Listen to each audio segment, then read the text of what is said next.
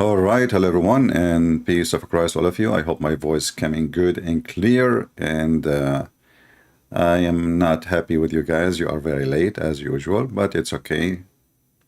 I forgive you. All right. I learned that we as Arab, we are the only people who come on time. As an example, Allah, He's an Arab God, and the Christian believed that Jesus was crucified and He was Son of God. Allah, He came on time, just 600 years after, to tell them, hey, it was not Jesus, it was someone else. Perfect timing. I mean, He is so early. And then I said to myself, if Allah can be late 600 years, I can be at least, late for 600 minutes. I mean, what a big deal. Remember, time does not matter to Allah, yet His tree is growing. Anyway, today we have a topic which is very, very nice. Mimi Hijab and Lili Dawah, they open channels just to bash other Muslims. Just those people, anyone don't agree with them, they try to smear him.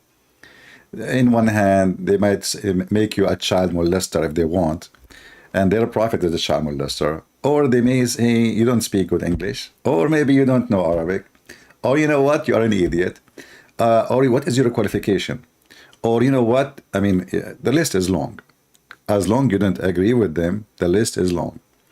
If you agree with them, you are perfectly fine. A bunch of scumbags. So I found this video very interesting and matched perfectly with the late Allah. And I will open my Skype, by the way, if there is any Muslim would like to join us. And please, Muslim men, no Muslim girls. I mean, if Muslims consider Muslim women half a brain, why in the world, I would discuss with somebody except to be half a brain? Because if you say, you are a female and you are a Muslim, then that means you agreed that you are half a brain person. So why in the world I want to talk to you? We do not need, embarrassment for you as a half a brain person. Let us go to what Lili Dawah and Mimi Hijab, they are saying about a guy, his name is Shamsi. Shamsi is a guy who lost his teeth. He's an idiot, I have to agree. He is funny and stupid. He's funny in the way of stupidity, But, I mean, if I made a video about Shamsi, and I show people how stupid he is, you can say, okay, well, this is a Christian prince. What do you expect him to say about the Abduls? I mean, Christian prince cannot find one Abdul is smart. But those are Muslims who they open channels just to bash each other. Backstabbing, dogs biting, dogs fight, gossip, rumors, and false accusation to each other too. They are willing to do anything to put you down, to smear you, to paint you in the color they want. So here, Mimi Hijab and Lili Dawah decide to smear, or let us say, to color Shamsi. And the title of the video is Shamsi Aid LGBTQ over Muslims. What is the title is? Shamsi Aid. Shamsi is a Moroccan boy. He's trying to grow a beard, but it's not a growing. I noticed like he have a difficulty to grow it. Shamsi aid LGBTQ over Muslims. And I wonder how that can happen. You see, your prophet himself, he aid LGBTQ, and he himself was a member of it. If you have my book, Sex and Allah, you will find that all the familia of Muhammad, they were LGBTQ, with no exception. And we can find the reference from your books. In fact, we cannot find one verse in the Quran, one verse, punishing any serious punishment for anyone is a member in LGBTQ in the Quran. Not even one verse. There's only one verse in the Quran saying, "Adhuhuma," which means hurt them. You open the interpretation, you will see it says, beat them with sandals. And you know, if somebody is a gay and you beat him with sandal, he might get excited, you know. What kind of a punishment this punishment is? So this is the Quran, and this is Mimi Hijab, and this is Dawah bashing their brother Shamsi. And Shamsi, by the way, he don't hesitate to bash them too. Everybody bash everybody, because this is a bash religion. Allah himself, he have verses bashing people. As an example, when the uncle of Muhammad, actually Allah, he made a chapter about the uncle of Muhammad.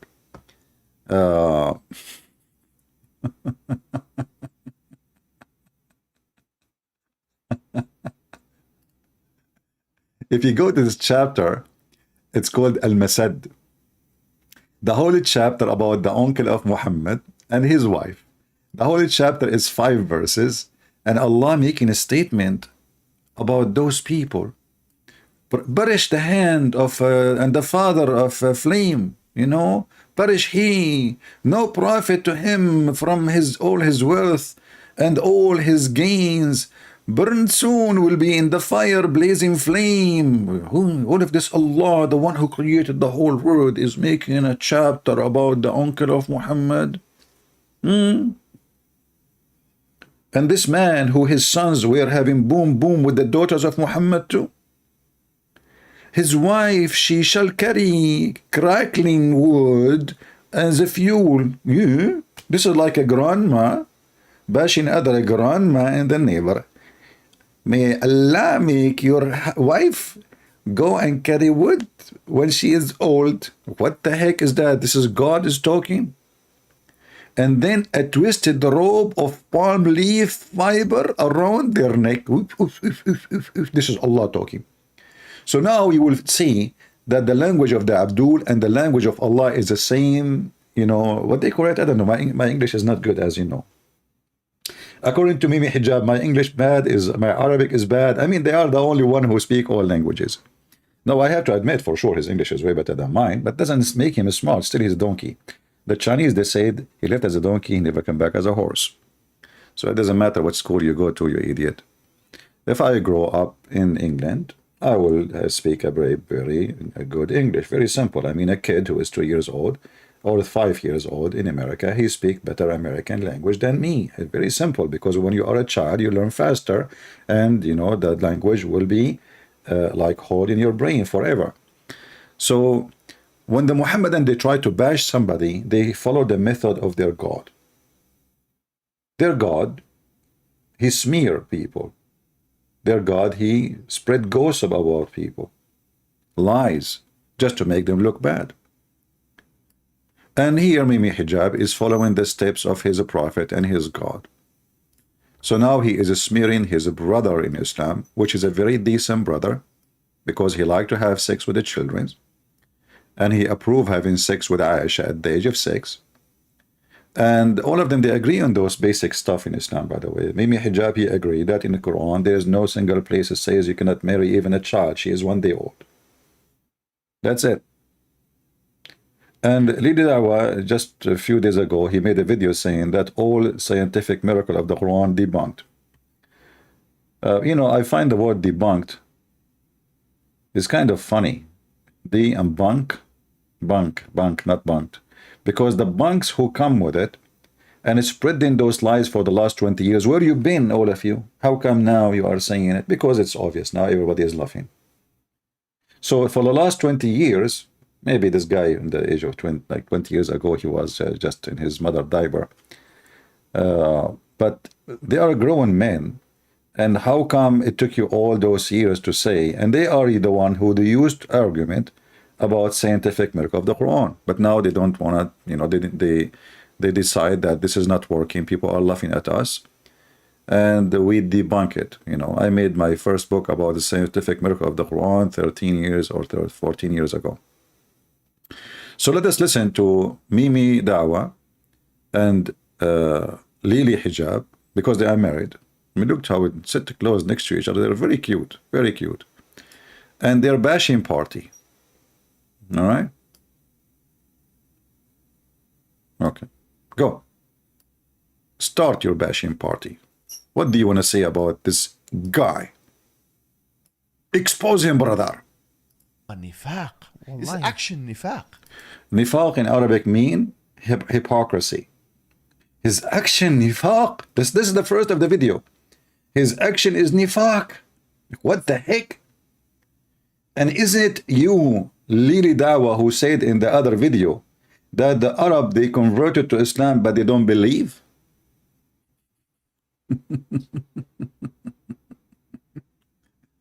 So, which means it's approved in Islam to be a munafiq, to be a hypocrite. He may be staying in Islam for the right reasons. How? One of the reasons I accepted Islam was the scientific miracles. I'll be honest with you. And now we know that this whole scientific miracles was absolute nonsense. Not total. Not total. But guess what? Allah led me to Islam. One of the reasons was because of the scientific miracle. The funny is he is born of a Muslim family and Allah led him to Islam. Okay. And guess what? Did I leave Islam when this whole scientific miracle thing got debunked? So it sounds like you know about it long time ago. That's obviously it's not something new. No, I stayed because Are you sure? What is the proof that you stayed as a Muslim? Do you clean your anus with the 3 rocks like the Prophet? Do you shake your penis 3 times after you pee?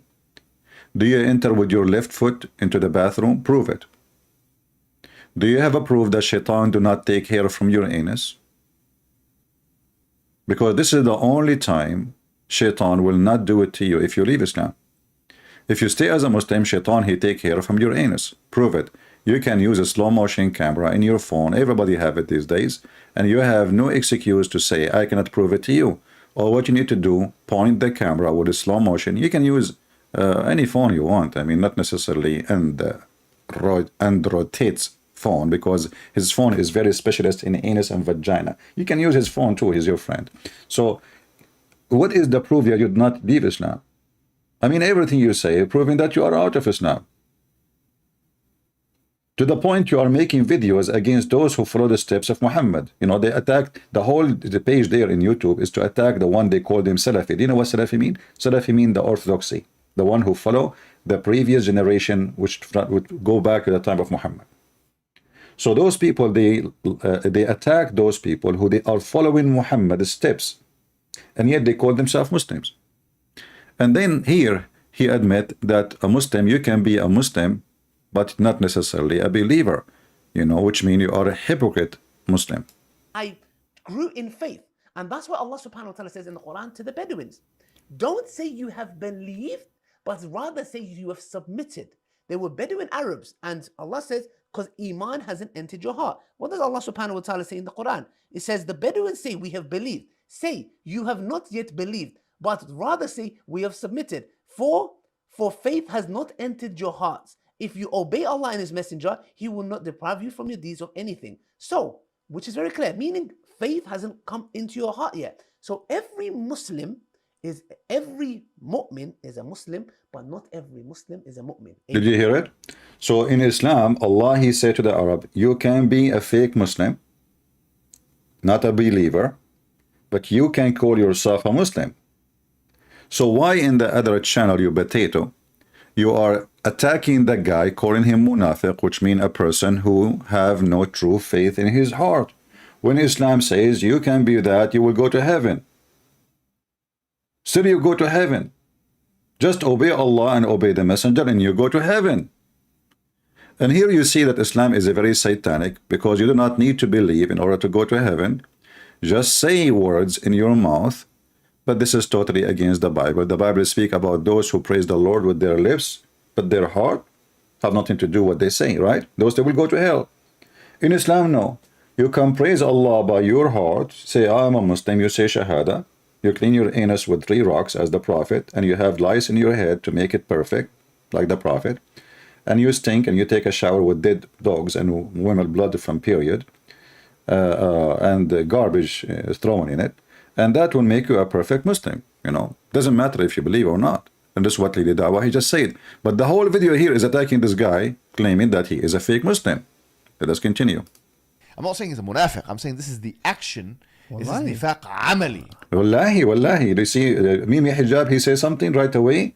the bashing party started. Lily Dawah, she said, Wallahi, Wallahi, he is Wallahi, Wallahi. Yeah, really? That's serious, brother. Wallahi. Increase the volume of Lily Dawah. Hold on. Well, I cannot make his voice a voice of a man. You need to... okay, you know what? Lily Dawah, he sells something. No, Mimi Hijab, he sells something when he starts his video. I think Negla seed. Maybe if we buy some Negla seed and give it to Lily Dawah, her voice will become a voice of a male. And what I can do, I mean, his voice is, you know, hello. It's Allah, he made his voice this way. It's not my fault. Okay, continue. 100%. عملي. This is what the disbelievers do. This is what the munafiqeen do. So listen, he said, this is what the disbelievers do. But the disbelievers, they don't do hypocrisy as the Muslims. Why? As an example, who is a disbeliever? Christian, a Jew, an atheist, a Hindu, Buddhist. But you will find that only in Islam you can practice something called taqiyya. What taqiyya is you lying to people, saying to them something oppose what you believe in. And that can be found in chapter 3, verse number 28. In fact, in this video, you will see that Mimi Hijab and Lily Dawah saying, we should practice taqiyya. Listen carefully. They will say that. You're trying to get him locked up by sending him back there or getting him locked up here. Exactly. Let me tell you something. Look, Lily Dawah is getting upset. I never saw a woman before being upset like that. Scary. They were mighty with the disbelievers and they were ruhama, compassionate towards each other. Yes. How are these guys opposite then? Opposite. The Muslim, they should be aggressive against non-believers and merciful to each other. But those people, they go to speaker corner, they say the Prophet was nice to the kuffar. You see how the hypocrisy work? How many videos you made speaking about the Prophet, he forgive, and the Prophet was nice to non-Muslims, and he forgive. But now you are saying, you are quoting the Quran saying that Muslims, they should be aggressive with non-Muslims and merciful with each other. Which, by the way, contradicts the Quran too, because the Quran says Muslims can kill Muslims. Yeah, if there's two groups of Muslims, they disagree, try to fix it. If not, the one who do aggression, fight it. So now Muslims, each one accuse the other one. They are the one who started the aggression, and they kill each other until now. Continue. Big question mark on you. 100%. Big question mark on you. Big question mark on you. Like look, big question mark on you. That's it. He put a question mark on you, Shamsi. Shamsi. Shamsi, are you there? Do you hear him? He put a question mark on you. That's it. He put the mark of the beast on you. This is a big question mark on you. Big question mark on. Yes. Of course, it's a big question. Yeah. Yep. Yeah, brother. Yeah. People are very important. Yeah. People that will be led astray by a group of individuals who have become sectarian to the point of actually throwing their own brothers under the bus. Look who is talking about sectarian. Look who is talking about being sectarian. They live in England. They receive money from the government of England. Imagine, they receive money from the government of England. I saw the post of Shamsi asking them what they did with the money they receive from England government. Imagine the stupid English government of England. They give those people money. They pay them money. And what? Because they are helping the Muslim youth. Really? Okay. So they are talking about being sectarian, and they carry a passport, have a cross in it. And we have a citizenship, have a cross in it. And they be allegiance to the king, the Queen of England at that time, and now the pervert king of England. What his name? Charles, the idiot. Who is the one is a sectarian? Do you dress like the Muslim? No. Do you act like the Muslim? No. When Mimi Hijab, he decided to stand for the Muslims, he went in the front of the Chinese embassy and he took off his shirt. Is that an act of a Muslim, or this is an act of LGBTQ community? I mean, what was the point of you taking off your t-shirt in front of a lot of people? Be honest with me. Are you a fan of Sadhguru?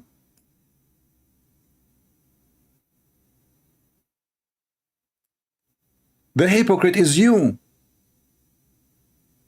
Few months after your president, the president of Egypt, he went to Saudi Arabia and all Muslim leaders and kissed the ass, literally, and even they lick it, of the Chinese president. How come you don't make a video against the government of Egypt as long you are a man? You are the man, not sectarian. And the funny is, in their channel, they have videos about Salafi, who they say we should not speak against our rulers in public. So how come you don't dare to speak against your ruler, Mimi Hijab? Huh? You forgot the Muslim Chinese, they are supposedly in jail, and the Chinese government, they are raping them, making communist baby from them.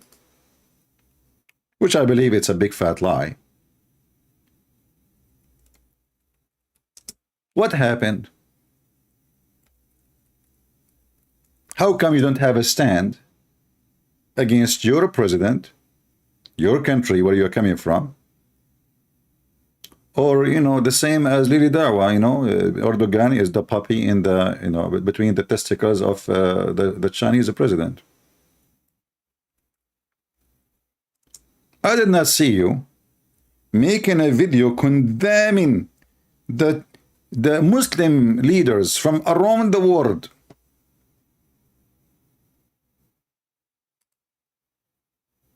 Hugging and kissing and licking the Chinese president. Why? Who is the sectarian? How come you went mute? Why you did not do striptease in the front of the Egyptian embassy? I mean, I'm sure the Egyptian government, they will appreciate your nipples. The nipples, boy. I'm really disappointed of you. I thought you will make a big noise. And the funny is, in this same channel, they are accusing the Salafi who say we should not speak against a Muslim ruler in public. Okay, that means you support speaking against a Muslim ruler if he is doing bad. Is inviting the Chinese president and kissing their ass and sign a lot of deal with the Chinese is a good action, Mimi Hijab? You forgot your striptease t-shirt? Let me search for it in the... I will type Mimi Hijab naked. Mohammed Hijab naked. Here we go. Take a beer. This guy, he think he have muscles. This is nothing but beef. What you did after you saw the Muslim leaders meeting each other. So who is the hypocrite? Who is the coward? And actually, I want every Muslim to ask him, Christian Prince, he challenged you to make videos against the King of Saudi Arabia, who invited the Chinese and all Muslim leaders to come to Saudi Arabia and they kiss his ass. They did exactly what they did with the Trump. How come Mimi Hijab did not make a video about it? Because he don't dare. He don't. You know, those potatoes, they dare to speak about somebody, will not send them in jail. If you will send them in jail, or maybe you and your family will disappear, like what they do in the Middle East, they are rabbits. They don't dare to talk about it. It's okay. Our Egyptian president is very good now. Yes, he met with the brother with the Chinese president because, you know, it's better for Muslims, better. They will find it cute, but a second ago, he get naked and he show himself, you know.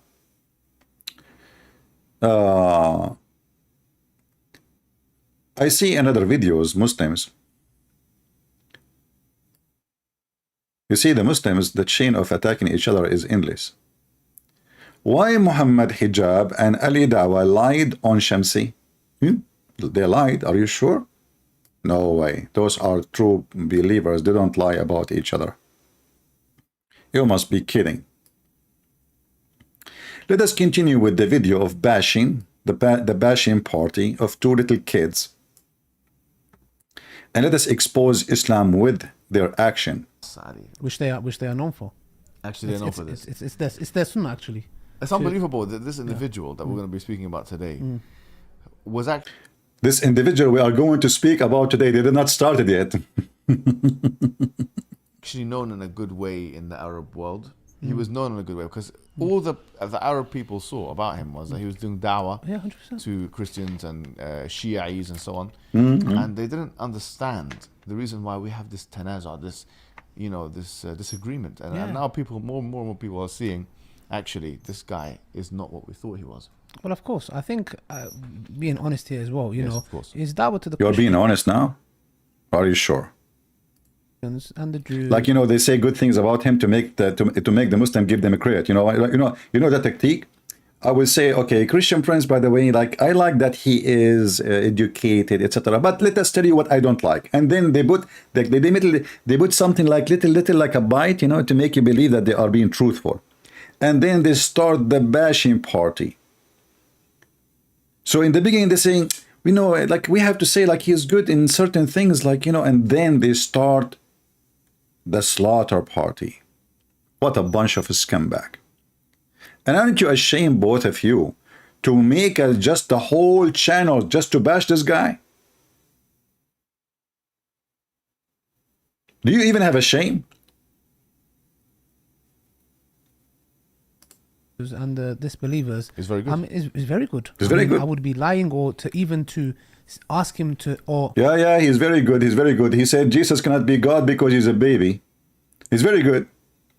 But you stupid Muslims, you forgot that the baby Jesus, he spoke in the cradle. Can your baby Muhammad speak in the cradle? Can his God make him speak in the cradle?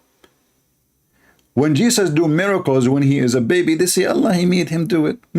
When they want, it's Allah. When they want, it's not Jesus. So they remember that Jesus was a baby, but they don't remember that Jesus, he spoke in the cradle way better than Muhammad. When he had 40 years old, an angel came to him and he squeezed him. Still Muhammad do not know what's happening. He went to his wife. He says, what's wrong with me, Khadija? Obviously, he's mentally ill. Nobody was squeezing him. I mean, why in the world the angel will squeeze a man 3 times? Looked like the angel Jibreel was confused about what is ketchup and what is mayonnaise. So he have a bunch of Muhammad in front of him and he starts squeezing. Which one is the mayonnaise?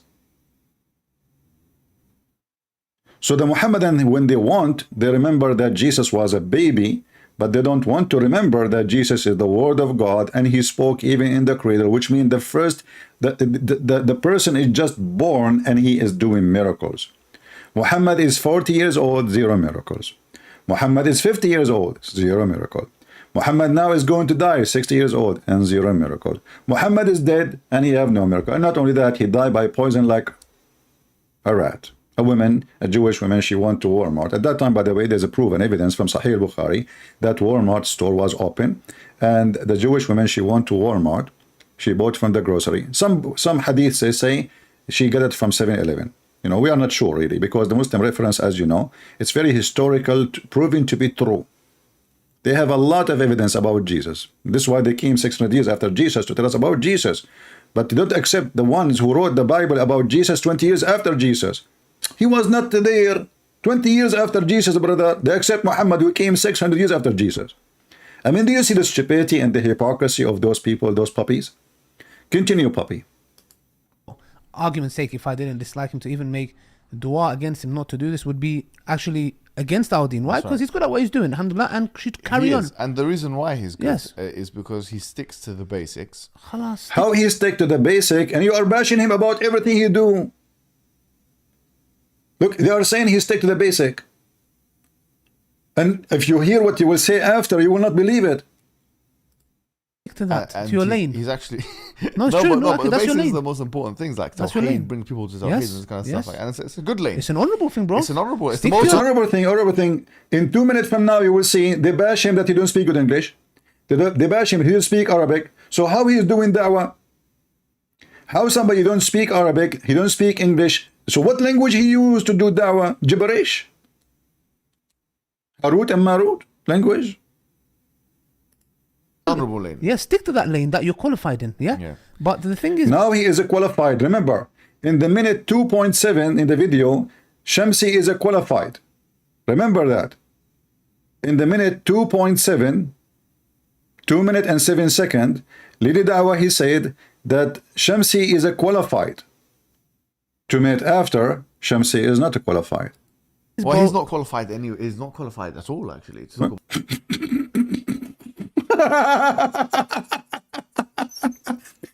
Lili Dawah, he just said Shamsi is a qualified. Mimi Hijab, right away, he want to fix it. No, he's not a qualified, actually. He's not qualified. Look at the look at the faces. The guy, he just said that he is a qualified. We have two monkeys coming from the jungle of Amazon. One, he gave certificate of qualifications to Shamsi. The other one, he just jumped. He said, actually, no, he's not a qualified. Listen carefully again. And it's a good lane. it's an honourable thing, bro. It's an honourable. It's the most He's honorable. He is a good thing, okay, and continue. honourable lane. Yeah, stick to that lane that you're qualified in. Yeah. Right? That lane qualified him. You heard it? This is not my words. Mimi, bite him. But the thing is, Well, bro, he's not qualified anyway. He's not qualified at all, actually. To talk about. No? Imagine he is an individual that talks about tabdiya. yes. I mean, tabdiya. Yes, is yes. to- You talk about tabdiya. You know what? I want to ask you, Muslims, do you understand even what this guy is saying supposedly? I mean, how this video is in Arabic? Is it in Arabic or in English? But I will tell you what they are using those words. They are assuming that the one who's listening is the one who is a Muslim and he knew a few Arabic words. So now we can bash, so the Christian, they will not understand. So they're accusing the guy of fabrication, adding stuff is not there. Okay, continue. to get someone Yeah, out bro. of Ahlul Sunnah wal Jama'ah. Yeah, okay, there's people that follow him that Yes. say to me that he is wrong for doing that towards myself and many people. Yeah, Yeah, of course, yes. and these are people. Look. A second ago, they were saying he's a good guy, he stuck the basic, etc. And now the bashing part is started. There's many people, they told me about what he do. What he do, tell us. People that kind of like are okay with him. So Our the- problem yeah. with him is not that he's doing da'wah. Of course Our not, problem bro. with him is that Yes. he is now effectively harming the Muslims. And this example here that we're going to speak about today Yes. is a shocking example, isn't it? Really? Guys, it's a shocking example. He's harming the Muslim. How? Yeah, well, it is, and I've said this to you before. We had a phone conversation. Yes. Sometimes I talk a lot about taking the akal over the knuckle. I repeat the statement a lot because Taking aql over the knuckle. If you remember, when this potato, he made a video about Gog and Magog. He said the problem with people that they take the aql over the knuckle. What does that mean? You think instead of just accepting what is being said, what is it transported to you? If we play this video here, I want to pass the part he is selling. What? I mean, can you believe it that this guy is even selling cat foods? He claimed that he is a man of God who is spreading dawah. And in his channel, which is about Allah, he want to sell you halal cat food. Have you ever heard of a halal cat food? Is that a food for Muslim cats? We're gonna get straight into this video. There's a new brand on the scene called Alif. They make 100% halal raw cat food. They're a Halal raw cat food? Listen, Muslims. Lili Dawah is selling halal cat food?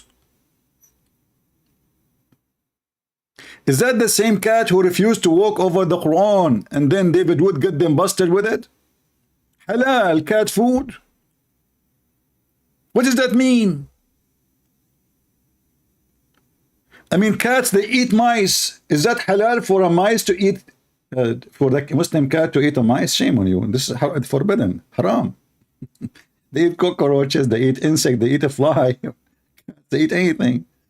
And this is stupid guy, he claimed that he is serving Allah, and he is, imagine guys, a Christian prince, he starts saying halal cat food in his channel, like before we start, in the beginning, you know, Mimi Hijab is saying negla seed, which is proving Muhammad to be a false prophet, because Muhammad, he said that negla seed can cure any disease. Well, hey, Mimi Hijab, can you show us your medical record?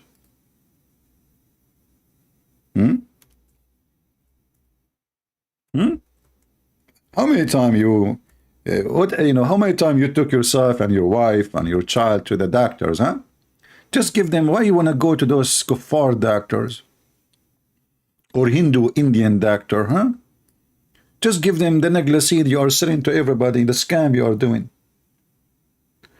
This is additional proof that Muhammad is a, is a mentally ill person. He heard somebody saying that, negla seed, the Arab before Islam, and not only, I mean everybody, there is all kind of seed is usually, usually used for many purposes, and they are useful. This is not something new. But when Muhammad, he captures something, this guy, he exaggerates with his lies. So suddenly the negla seed can cure, is like, he's not saying beneficial. No. Listen carefully. Muhammad, when he lie, his lie is so big, the same as the ass of leading Muhammad Dawah. Because leading Hijab and Muhammad Dawah, yeah, merging together. Negla seed is not the remedy. You see, this says here remedy. It says shifa'un min kulli da. Shifa mean cure. Cure. Here they are using remedy. You can say it's close, but it's not the same. Here you see the translation is a healing.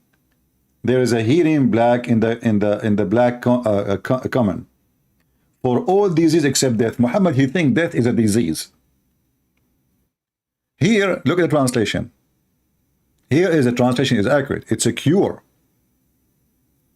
So the stupid Muhammad, Hijab, he sell a product promoted by the stupid Muhammad, the Prophet of Islam, and nothing but a scam.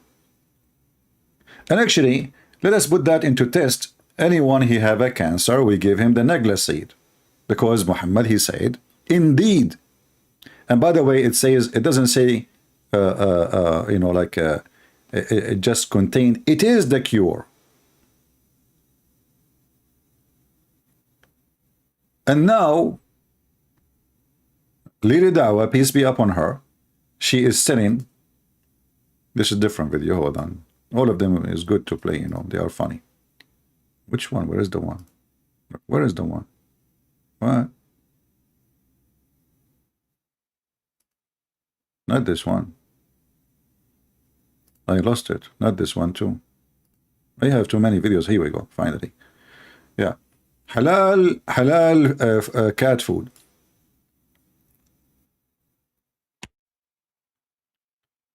Halal cat food. Okay, continue. Countless health benefits to this new raw diet. Check them out on Instagram. Diet for the cats. Diet. I mean, see this. Muslims, they are so. I mean, Muslims are dying in Somalia. And he himself was asking Muslims to donate for children's and I don't know where in Yemen. And he himself is selling cat foods. Halal cat foods. Can you believe it?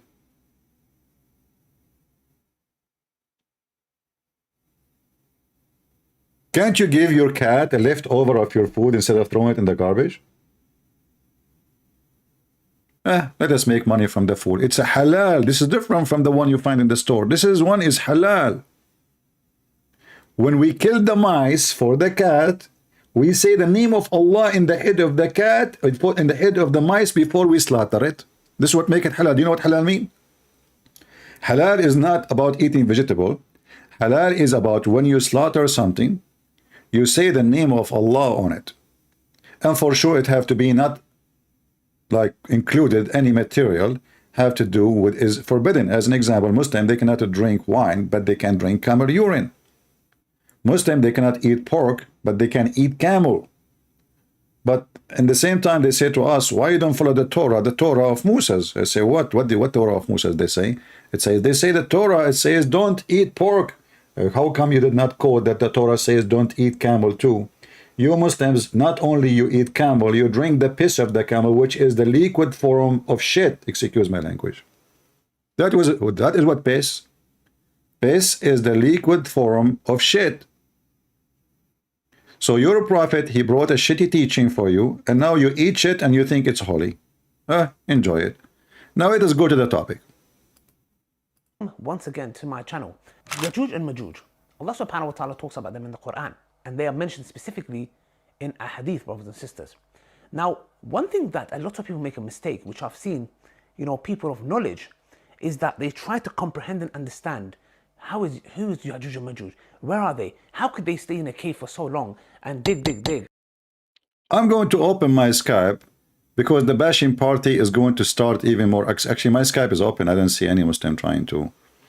Yeah, if you're a Muslim and you are dig, like what the heck with this dig? Dig, what does that mean?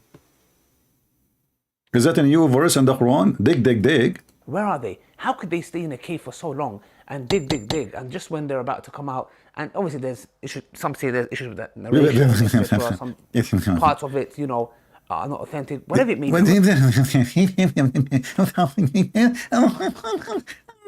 And I think now it's so clear. You know what? I have a suspicion about you. Are you sure you are not from the cat species? Because you are talking like a cat.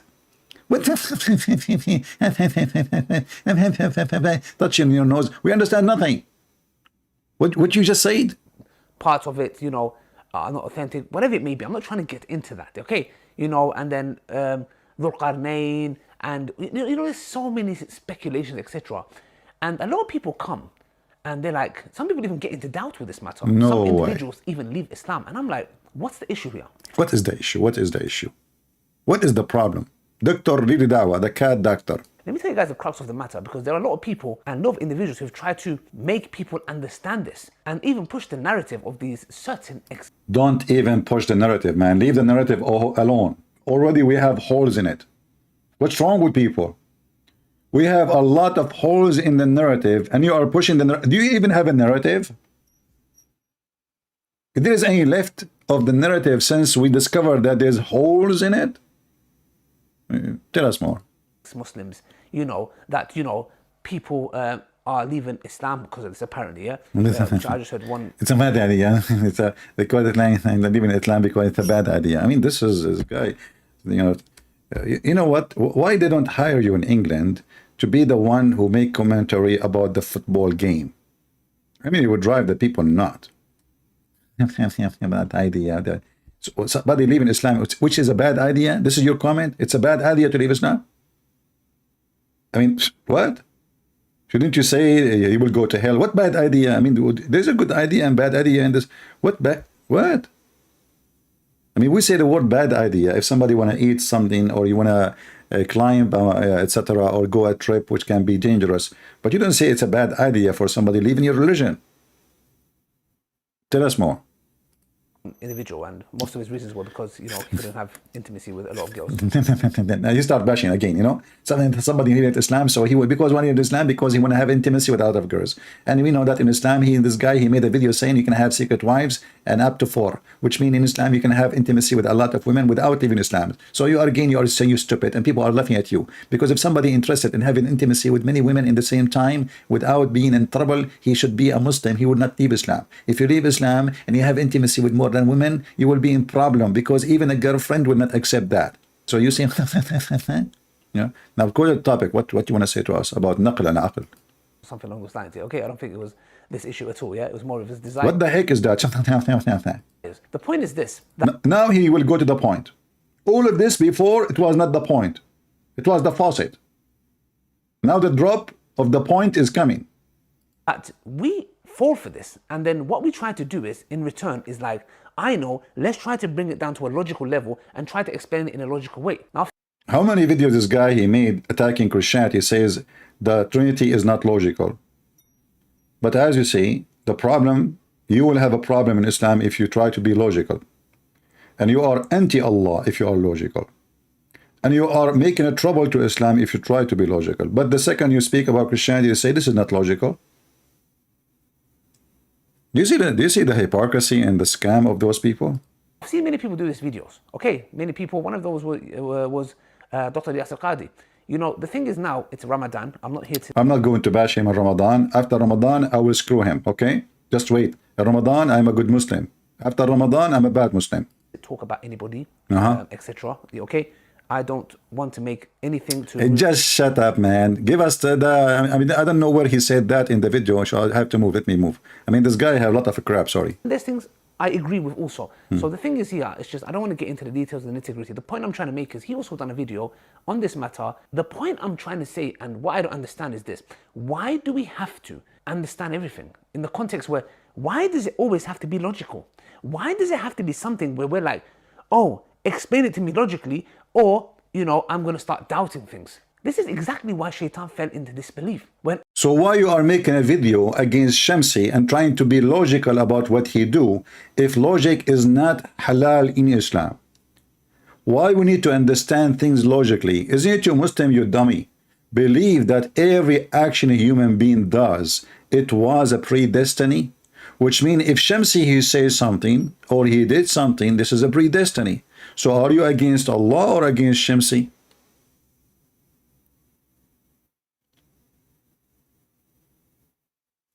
Everything a Muhammadan he do is a predestiny. Muslims, they don't believe that when you do an action or you say something, it was your choice. Even when Adam, he committed sin, it was not his choice. Even when you do fornication, it's not your choice. In fact, the Muslims, they have a hadith, and I don't know if the Dawah, he approved it or not. Let me know, the Dawah, because you're expert with the vagina since you became a friend to Andrew Tits. The hadith says, "Maktubun ala kulli farjin ismu nakihihi." It's written on the every vagina the name of the one who if it. And in the authentic hadith, it says that Allah, he wrote the very fixed portion of adultery which a man have to indulge in. Which mean any fornication, and not only about fornication, but there's a story here about fornication. Any fornication you do, according to Muslims, it was a predestiny. It's not your choice. It's not you go flirt with a woman, she's married like Muhammad, or you go to your daughter-in-law like Muhammad. No, no, this is destiny. Destiny, destiny. It's not your fault. You see a married woman, you like her, she have nice, you know, nice stuff, you know, like, you know, FM station, you know, 5G, you know. I mean, 5G is better than 3G. All of us, we knew that, you know. Like maybe she have 7 boobs, not 2. You know, 7 boobs better than 2. So you see a woman, you like her, and you flirt with her, and you fornicate with her. It's not your fault. It's Allah who wrote the destiny. That's why the hadith says, it's written in every vagina the name of the one who will if it. A Muslim woman, she called the sheikh, she asked him, she said, I'm getting older, and I'm afraid I'm not going to get married. He said to her, daughter, my sister in Allah, don't worry. It's written in every woman's vagina the name of the persons who will if it, or the names of the ones who will if it. Doesn't matter how many. I am sure this woman, after she heard this, she went and she grabbed her phone and she started zooming in her vagina to try to find out the names. Because as you see, even destiny is written on the vagina. And this is remind me, by the way, do you remember the video in Pakistan where Muslims writing the names of Muhammad over their penises?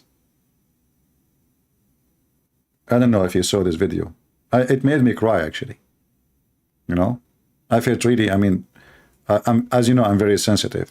I'm very sensitive for many things. Many things can make me cry. One of them is onion.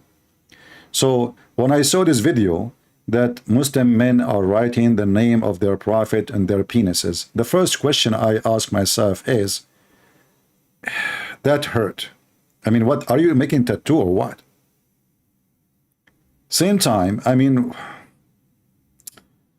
why you write it there? You know, I don't know. Let me see. What the name of the video? Anyone remember? Pakistani. You know, in Arabic we don't say Pakistan. Like in English you say Pakistan. In Arabic we say Pakistan. We don't have P in Arabic. Pakistani cleric crying for writing. I mean, the search engine is long. This is like a name of a story. Name of the prophet. On private part. Let's see. If AI,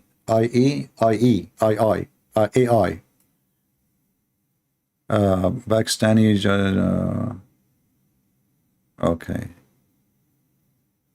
What the name of the video? Anyone remember? Anyone remember the video? Because if we will play it, you will feel too. You will sympathize. I mean, my English is really horrible. With the prophet. Anyway, if somebody remember the name of the video, let me know. It's exists in the what his name, brother Adam Seeker. Okay, hold on. Let me search for Adam Seeker page. Hold on. Adam Seeker.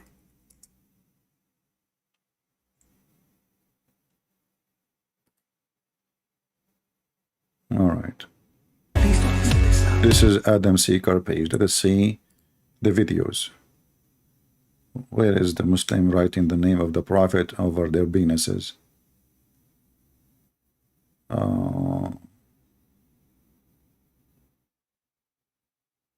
Wait. It should be here somewhere. I'm looking in the penis section. Sorry. I was mistakenly, you know, because Islam, you know, everything is organized. I was looking in the wrong section. Okay, Venus section. Where the heck is that? You know, I mean, there's tons of stories about Venus. You know, you can find it. Oh man, this is not 2 years ago. What is this? Maybe it's in the life. Hold on. Let us search in the life Venus section. Here we go. We found it. I think so. Yeah, here we go. We found it.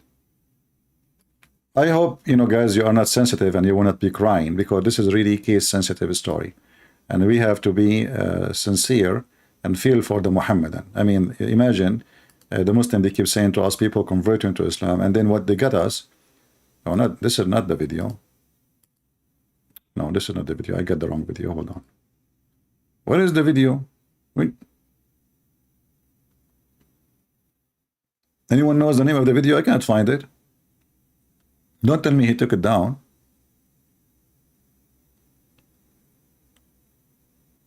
I cannot find it.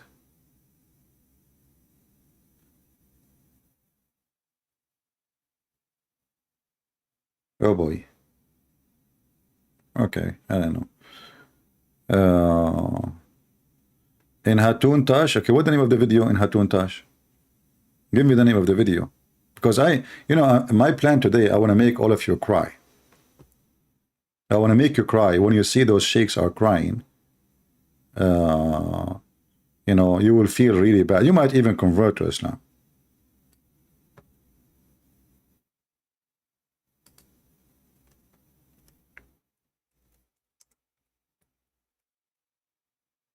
Muslim sheikh tears on TV. Okay, hold on. If I search for that, I will find videos about Christian Prince, not about anyone else. Okay, Muslim sheikh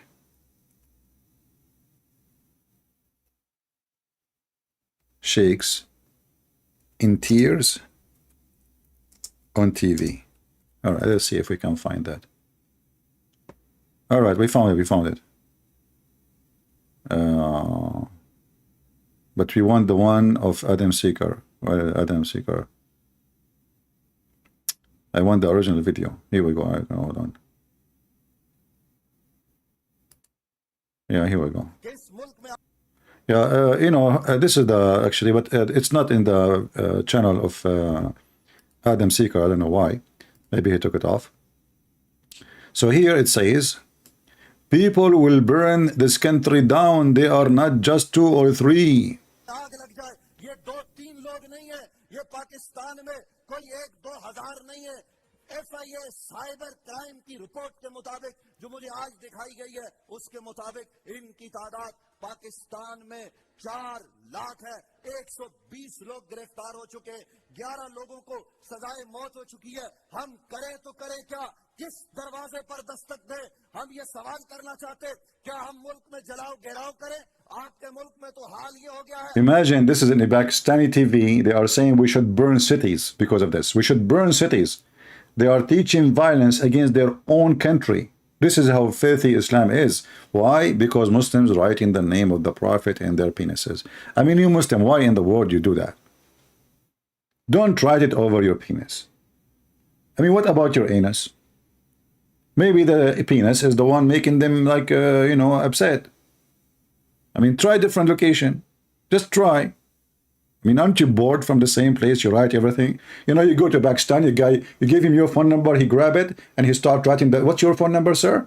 Why you are writing the phone number of the guy over the penis? Is that like a tradition in Pakistan, brother? No.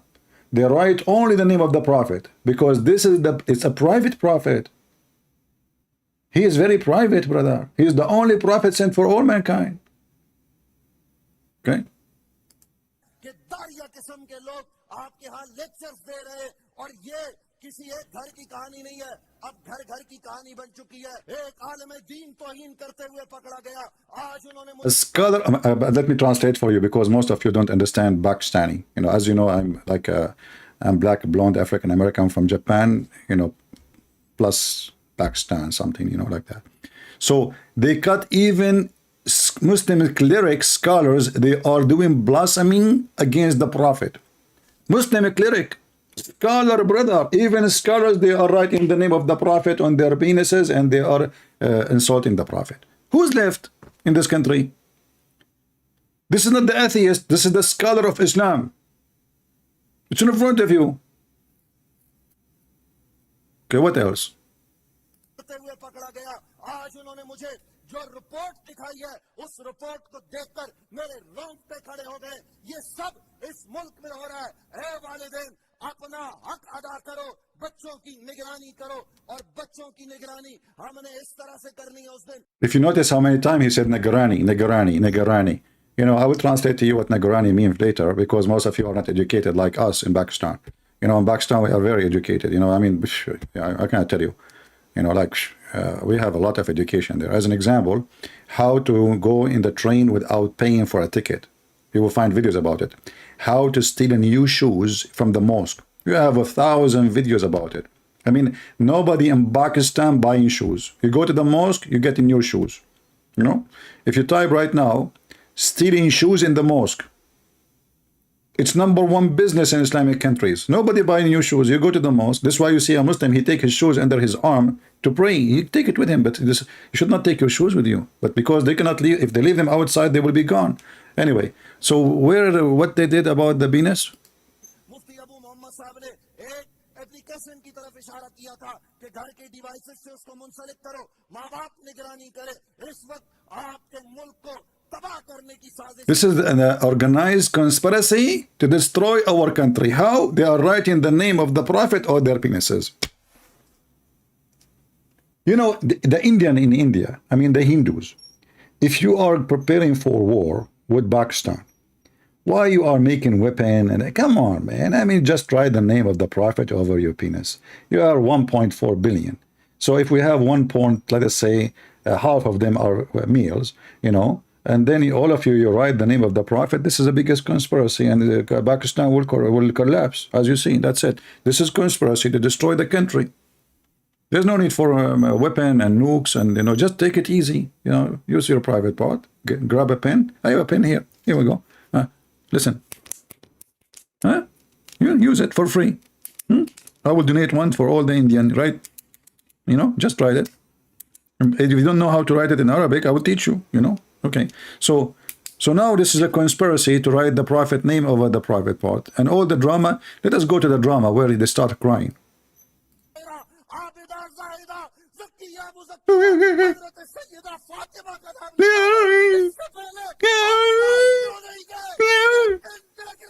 No way. Man, you will lose the baby in your belly. What are you doing? इस वक्त ये कहा जा रहा है कि हम 7 अप्रैल को पाकिस्तान में तहफ्फुज़ नामूस रिसालत का दिन मनाने जा रहे हैं। मोहतरम फैसल कुरैशी साहब, उलमा आगाही फराम करे। ए वालिदैन, रब्बे काबा का वास्ता, कुरान का वास्ता, उठो और किरदार अदा करो और अपने बच्चों को, अपने मुल्क को और इस्लाम को बचाओ।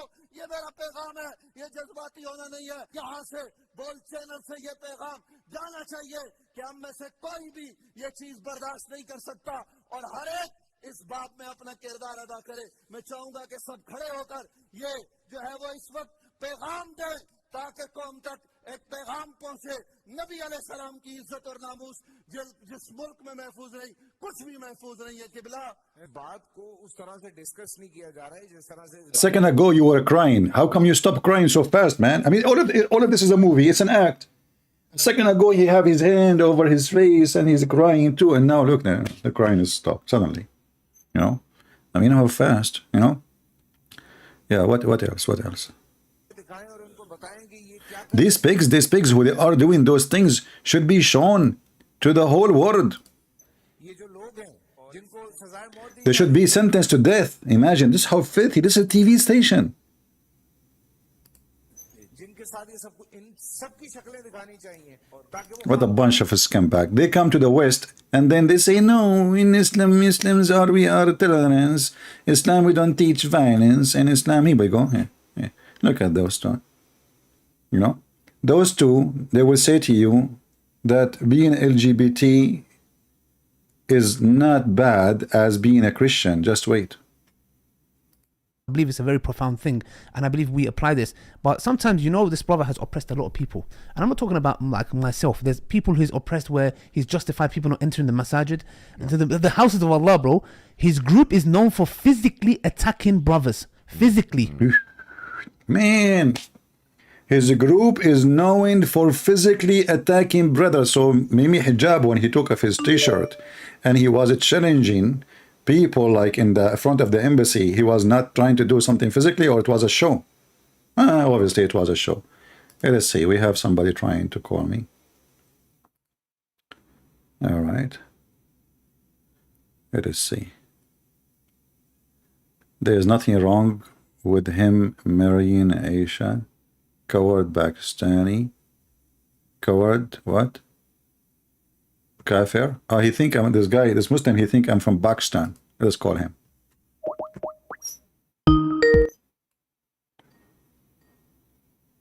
I hate the ring of Skype. That's why I have to mute it. Hello? Hello? Something wrong with Mohammed Hijab. Why you aren't changing your voice? Yeah, not very. Why you are changing your voice? How do you? What? If Akira what?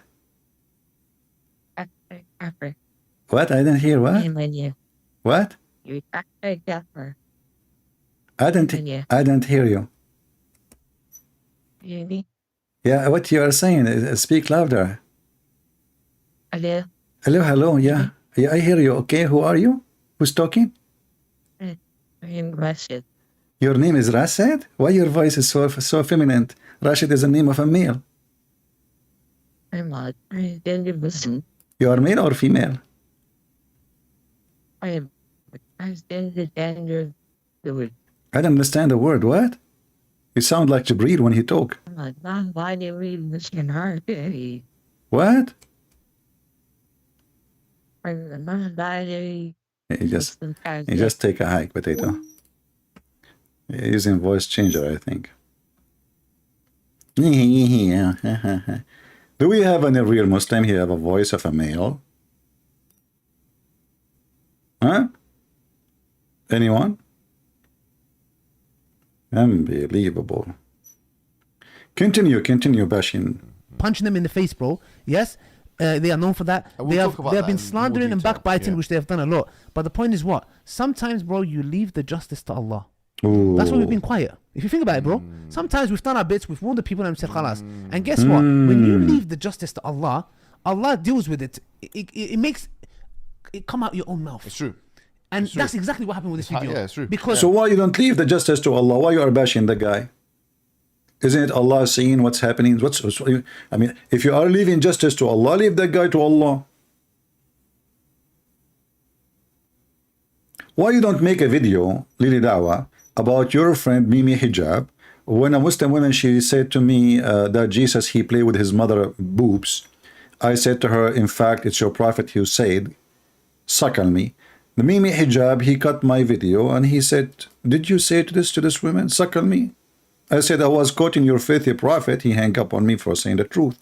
But this is Mimi Hijab. He go around and he was asking a Muslim sheikh, making fun of Allah prophet teaching and command from Allah, because this was a verse from the Quran, to give Muslim women, she should give her tits to any stranger before she can sit with him. And Mimi Hijab was going around in Twitter making fun of the Muslim sheikhs who they are teaching that a Muslim woman, yes, she should do that, for this is what the Prophet said. And we have tons of evidence about it. So why you don't make a video about Mimi Hijab making fun of your Prophet teaching? Do you see the hypocrisy? Let us say this guy Shamsi is an idiot, like the rest of them. But how come you sit next to Mimi Hijab who make fun of Islam? Somebody, he said, this is a weak hadith. That is one more funny thing about Islam, proving Islam to be false. Because if a Muslim, he says, this is weak hadith, that means Islam is a weak religion. That means no Islamic source can be trusted. That means Muslims are a bunch of liars, because those books written by Muslims, printed by Muslims, published by Muslims, sold by Muslims, translated by Muslims. And all of this is for a fake story. That's even more funny. However, we have references. This is not a weak hadith. This is very authentic.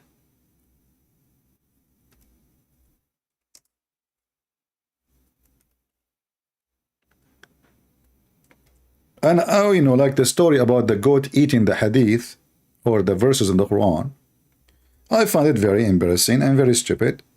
I don't think it's really what happened. I think the one who ate those verses, it was the Muslims, not the goat. I mean, the Muslim, they say, hold on, wrong typo. Okay.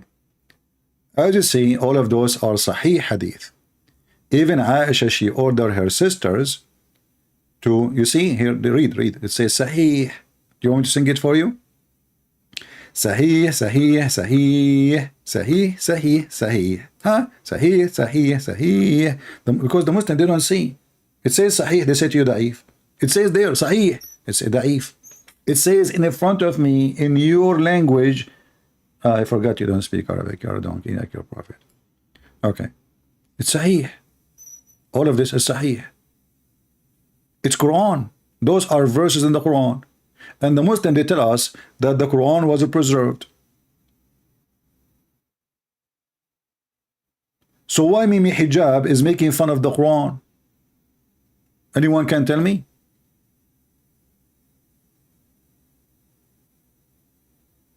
You tell me. All those references are authentic reference. That this was in the Quran. 10 times suckling. 10 times. A Muslim woman, she have to suckle an adult man who have a beard. In fact, if this verse stay in the Quran, I don't mind to convert to Islam when I am hungry or thirsty.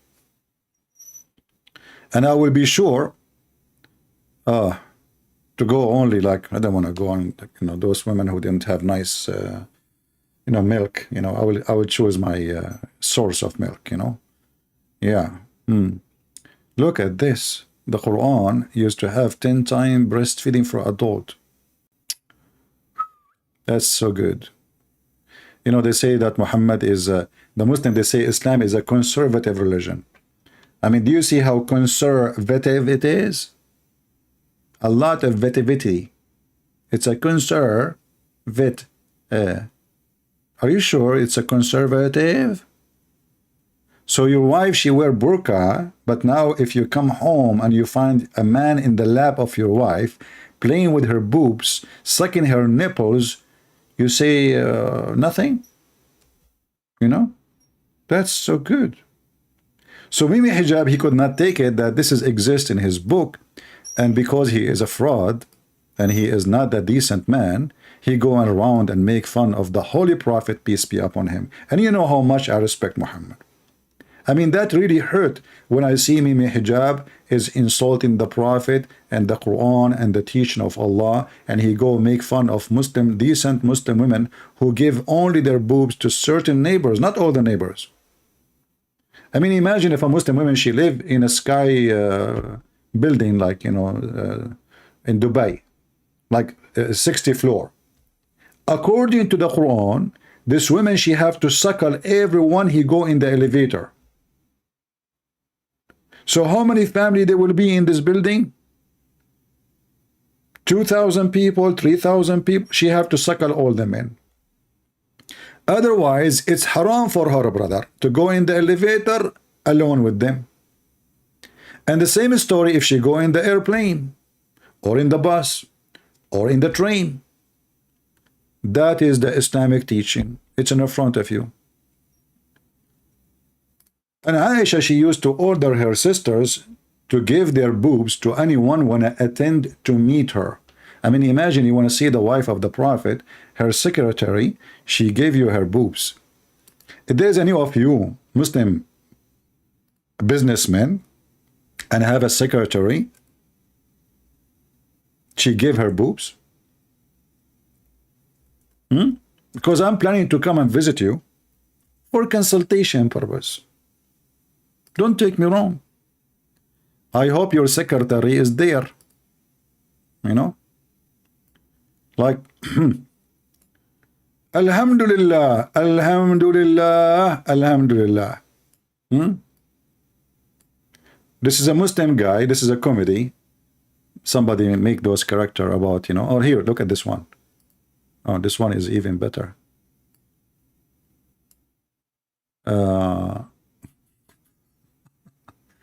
This woman, she caught the Muslim guy with this woman. And he is saying to her, the woman in yellow is the wife. The woman in the burqa behind him. She's asking, who is this woman you are with? He said, don't take me wrong. She suckled me, so now she is my mother. This is a guy, he came home, he found a guy in the lap of his wife. He said, the wife, she said to him, don't misunderstood. We are doing breastfeeding for adult, okay? I mean, halal, brother, halal, halal, halal, halal. Yeah, there's some pictures we cannot show. Anyway, just let it go, man. Let it go. Let it go. Prophet of Allah. Let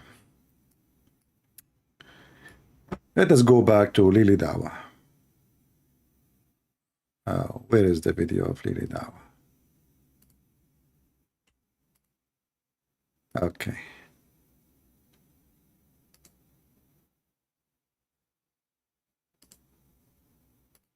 His own tongue You're right. testified That's right. literally about who he really was. And the speaking whole of truth. Arab world saw what we was telling people. We don't have a personal problem with the brother. Yes, He has right. a problem with every single person. Everyone's an Absolutely. innovator. Everyone. You know what's very interesting? Yes. Last week he was warning against Ustad Abu Taymiyyah. Really? Look No how he got way. humiliated. Allah Akbar. Look, Allah last week, Akbar. what did Ustad Abu Taymiyyah do? What did he Nothing. do, man? But is he a backbiter No, and I'll tell you slanderer what like he's you? done. He's starting to become more and more successful online, man. Yes. That's what he's done. Yeah, that's what it is. You know, and he's warning against them, man. If Yeah, there's of anyone course. that should be warned, is I've never seen Abu Taymiyyah slander someone, talk ill of people like you do and your group does. But anyway, Look, they are saying that he is speaking ill of somebody else. And that make him bad. When he have like this guy, he have 100 videos speaking ill of Muslims. I mean, do you see the stupidity and the hypocrisy of those people? So they are saying he is bad because he's speaking ill of Muslims. But what are you doing now? I mean, the whole conversation is just to bash one guy. And you are saying that he is bad because he speaks ill of people. But isn't this what you are doing? What is the name of this guy, the blonde guy, Mimi Hijab? He have a page for him in Facebook. He have like 100 videos just to bash the guy.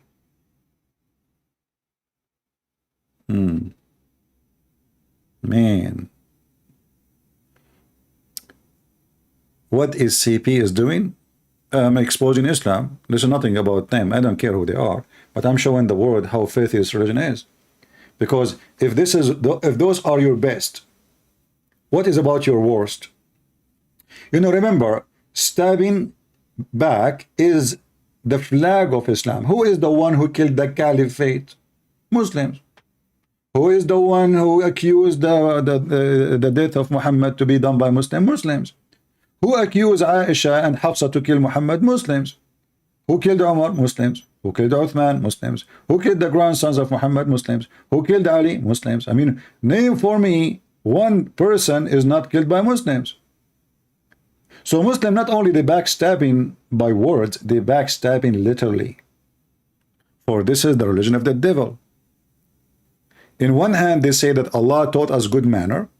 And the other hand, they slander each other non-stop. And if they could, they will hurt you physically.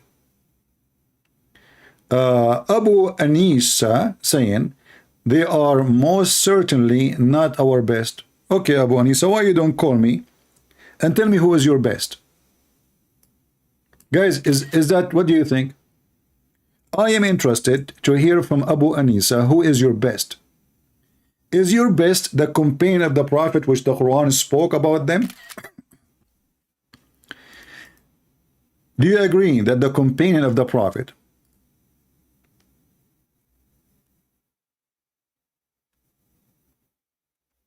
are the best?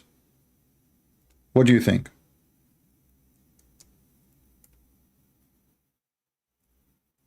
Any Muslim would like to call us?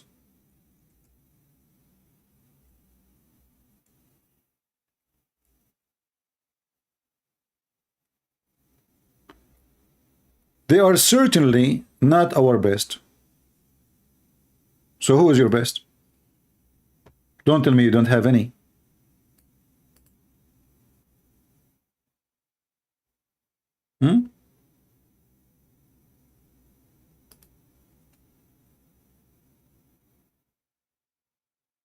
Isn't it Umar who burned the house of Fatima? And he even burned her and caused her to die? Isn't it Umar who broke the door of Fatima? Isn't it you Muslim Sunni and the Sahaba, the Muslim Sunni, they attack Ali? Isn't it Aisha, she took an army of 10 men to kill Ali? Is Aisha one of your best or of your worst? Just let me know. Taking 10,000 people to kill the one who is married to the fake daughter of Muhammad. Muhammad, he claimed that Fatima, the Muslim, they claim that Fatima is the daughter of Muhammad. But all of us, we know that Muhammad, he cannot have babies. Who is the best of you? What about Muhammad? Is he the best of you? He went to his own house, his own son's house, when the husband is not there, and he flirted with the wife, and later he took his wife from his son. Is that the best of you? Don't tell me Muhammad is not the best of you. Isn't it your Prophet Muhammad who made Khadija's father drunk? And then after he got drunk, Khadija and Muhammad, they took off his clothing and they changed it with nice clothing which he used to wear for occasions. When he woke up, he said, why I'm wearing those clothes? Khadija, she said to him, you forgot yesterday you married me to Muhammad when you were drunk. Is that the best of you? You make the man, you and your girlfriend Khadija, remember she is not married to him yet. You make a conspiracy against the father of Khadija. You make him drunk. And then you take off his clothing. And when he wake up, you lie to him and you say, yesterday you married me to him. This is Muhammad. This is Khadija. This is Aisha. This is Umar. Isn't it the Muslim they accuse Muhammad that he stolen underwear? Are they the best of you? You know, when the Muhammadan, they accuse Muhammad that he is a thief and he stole an underwear, and by the way, they were fighting over a theft. You know, the gang, like in the Middle East, they say they did not see them when they stole. They saw them when they are fighting over the theft. And this is what happened to Muhammad and his gang. And then Allah, he made a verse to prove to us that Muhammad is not the one who stole the underwear, but the fact, this verse obviously proved that Muhammad is the one who stole it. Because if Allah is all-knowing, shouldn't Allah tell us who took it? Until now, this panty is missing, and there's no proof that Muhammad is not the one who took it. In fact, this verse proved that he is the one who took it. Because if it is somebody else, Allah should say who took it. Can't Allah say who took the panty? And what kind of God he made a verse about a missing panty? He make a verse about a missing panty. What he will do if it was a bra? He will make a book.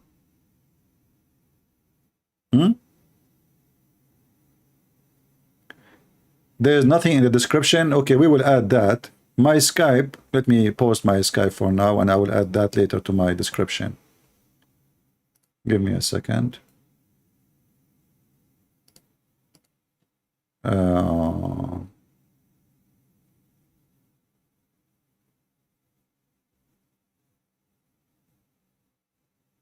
Let us see. All right. This is my Skype. I will post it, and later I will add this in the default of the description.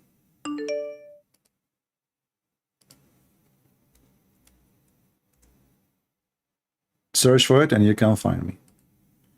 Let us see a Muslim trying to call us. Let us call him.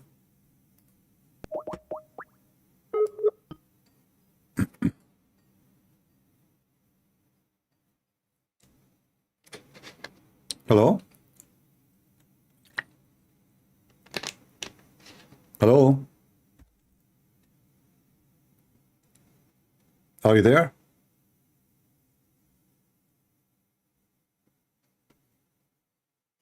What? Hello? I don't know. He was making a funny noise. Okay. Sound like he's a kid. If we have any real Muslim, please feel free, join us, and we will be happy to hear you. So as you see, this is a religion, everybody bashing everybody, and there's no decency in this religion. Muhammad himself, he was bashed by his followers, his companions. His companions kill each other. They slaughter each other literally. They accuse of each other of theft and lying and killing. There is a guy, his name Khalid ibn al-Walid. He killed a man. He cooked his head. He cooked his head. In the same night, he raped his wife. And this man is a Muslim.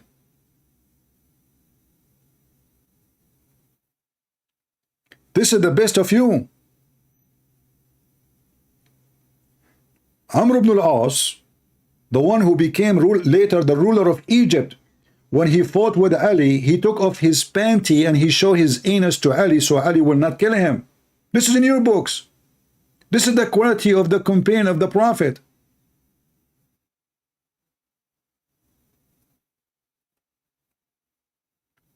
A sheikh will call you and you will run and hide. Okay, I'm waiting for that to happen. This guy is calling again. Let us call him one more time. If he's a kid, we will block him.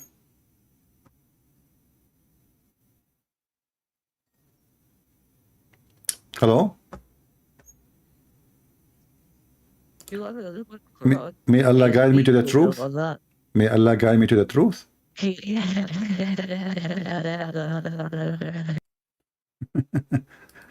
Not a kid. All right. Let me block him. Do we have any brave Muslim would like to call us? Let us go back to the bashing party. Lady Dawah, bashing, great brother in Islam. His name is Shamsi. Shamsi, peace be upon him, who lost his teeth and says he is receiving good money these days. He fix it. Brother, where is the video? I'm getting... Oh boy. Here we go. The last one. So what happened? What happened, Hijab? What happened? Tell us more about what's happened, drama. You know? Can you tell us, please, what's happening? Go ahead.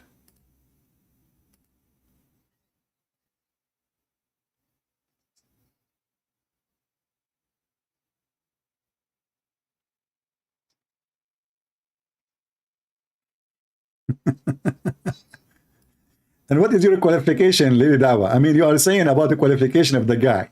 What is your degrees in Islam, both of you? Can somebody tell me who is those guys? They are talking about the qualification of other Muslim, but I would like to see your degrees of a qualification. Mimi Hijab, you graduated from England, English Kuffar University. They taught you about Islam? What you learn? What is your qualification, you and your girlfriend?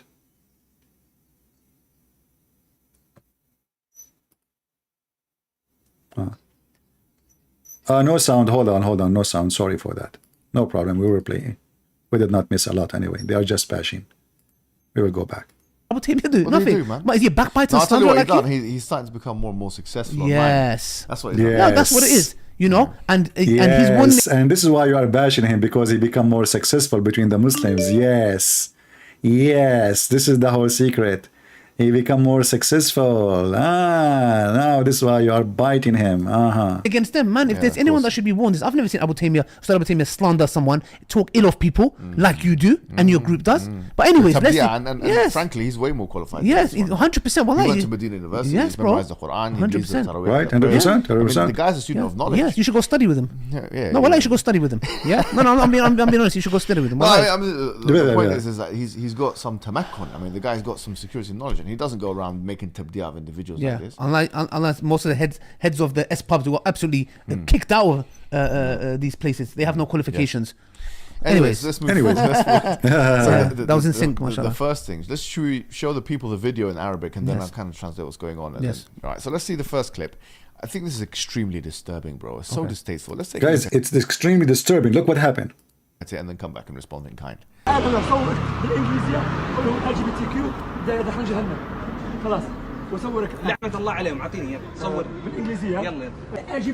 Shamsi is asking other Muslim who is a refugee.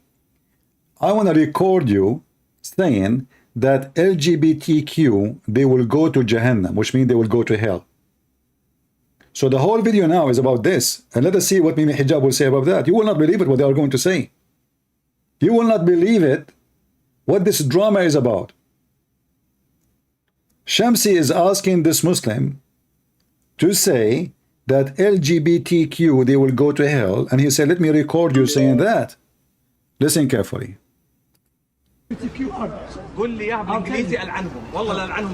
Bro, so let me explain what's going on here. So he is basically trying to corner this man and incriminate him.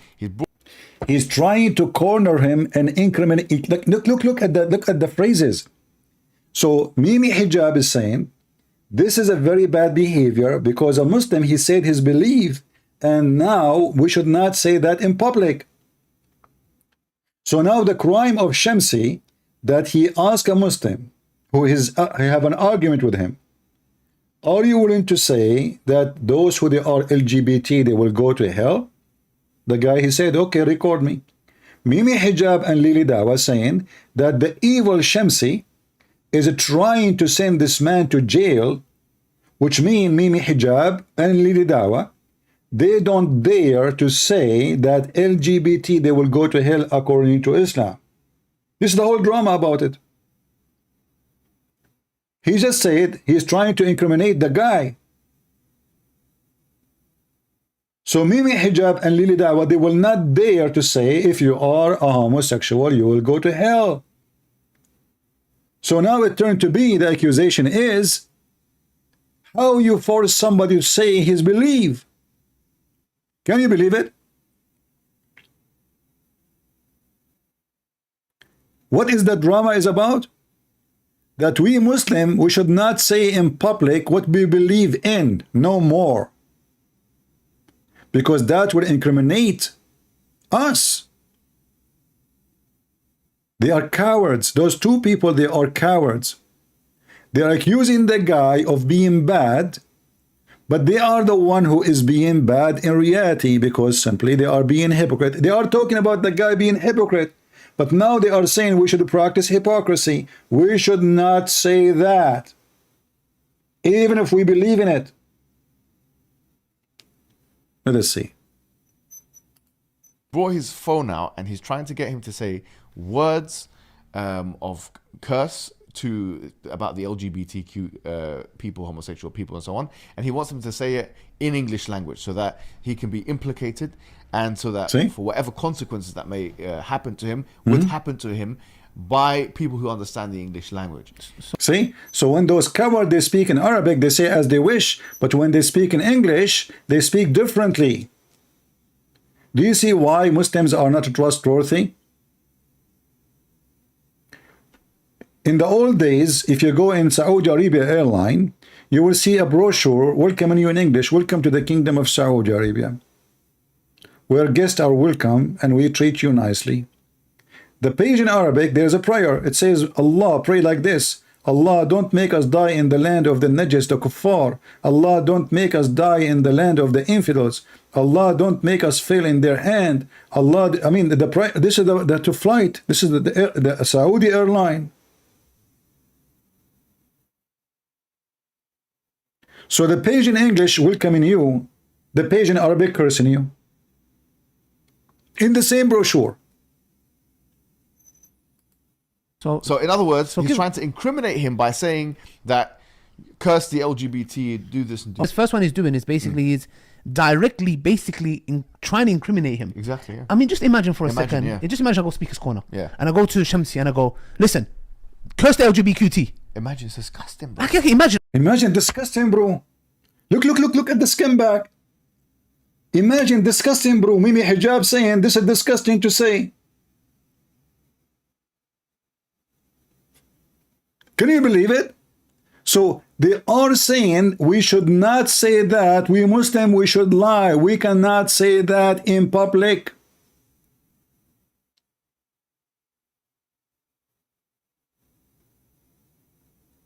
And they are bashing the guy for he said what he believed. And they are accusing him that he is trying to incriminate other Muslim for saying that. Which means neither Shamsi, neither Mimi, neither Lady Dawah dare to say those words. Because they are potatoes. Because they are cowards. Because Islam is fake. So you will not say what you believe just because you're afraid somebody will take you to court? What kind of a believer you are? Oh, I forgot to tell you, we Muslims are allowed to lie. It's called taqiyya.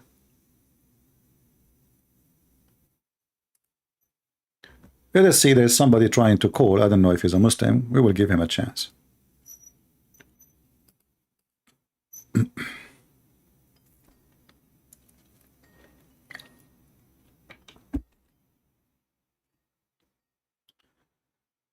I hope he will answer.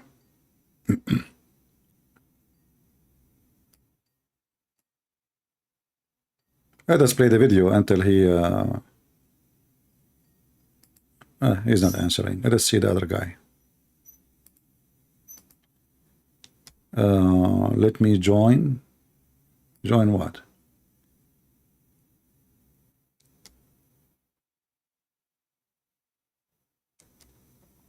Yeah, there's somebody, he is saying he is 54 years old. I showed him the way to Jesus and he had some questions. My friend, this is not our topic now. If we are done, I will take your call, not for this now. Let us continue with this Abdul.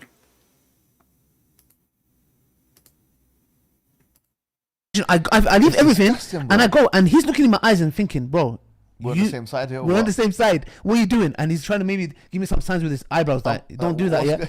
Do you see the Muslim saying to him, don't do that, don't do that. We are on the same side. We are on the same side. Do you see the devil? Do you see the devil?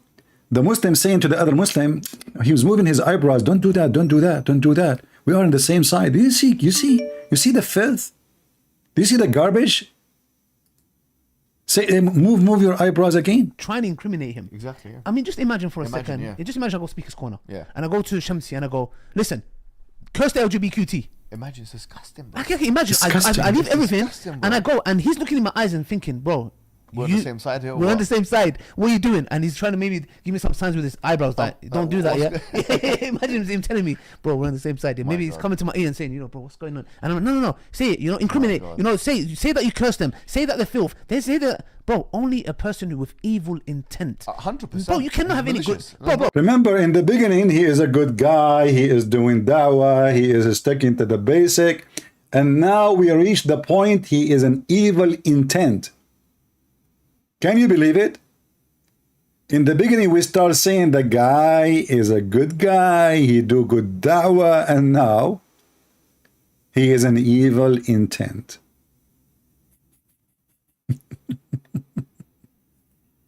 What else? No chance. You cannot No have chance. goodness in you. He's trying to throw a Muslim under the bus Impossible. on an issue which he agreed. Aren't you throwing... Okay, hold on, listen. He says he is trying to throw a Muslim under the bus in an issue which he agree about. So what's your problem? Do you agree about it? Why you don't say it if you agree about it? So now both of you agree about cursing the LGBT, but you don't dare to say it because you are the man who get naked in the front of the Chinese embassy, but you are afraid to say a word in front of the LGBT because maybe they will F you. Excuse me. Is that the reason?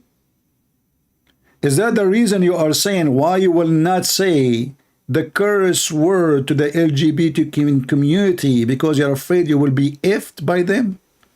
Maybe legally, not physically, and maybe physically, we do not know. Is that the reason you're afraid to say it?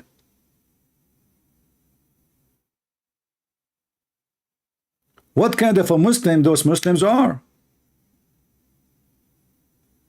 So you go in Egypt, you are a hero. In England, you are an LGBT supporter. So if we ask you now, is the LGBT community in Islam are cursed, you will not say yes, they are?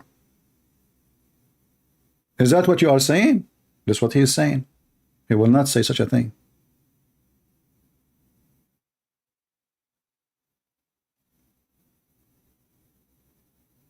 We just heard him saying that. Agrees with him on. Bro, furthermore, an issue which his own teacher, the one who can't speak Arabic or read the Quran, who's Abu Khadija, the one who... Listen. They are making fun of Abu Khadija. He don't speak Arabic.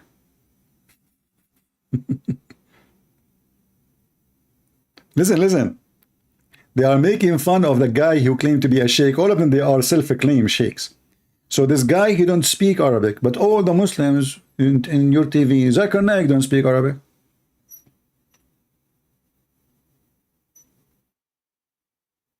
Hamza, he don't speak Arabic. All the potatoes who support you in speaker corner, they don't speak Arabic. Leader Dawah himself don't speak Arabic. I mean, the guy next to you who is teaching people supposedly what is Islam, he don't speak Arabic. I mean, do you see the stupidity? Now they start bashing another guy. Why? Because you don't speak Arabic. How you can teach Islam and you don't speak Arabic? But he forgot that the guy between him 5 centimeters next to him, the one who is wearing a blue shirt, he don't speak a single Arabic word.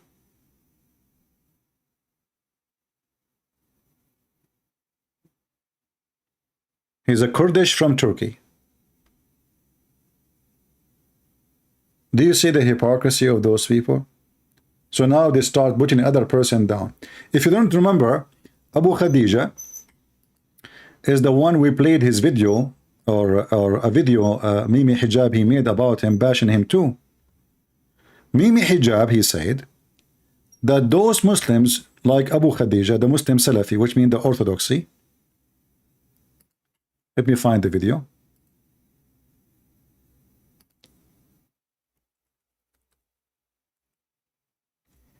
They marry women for 2 minutes.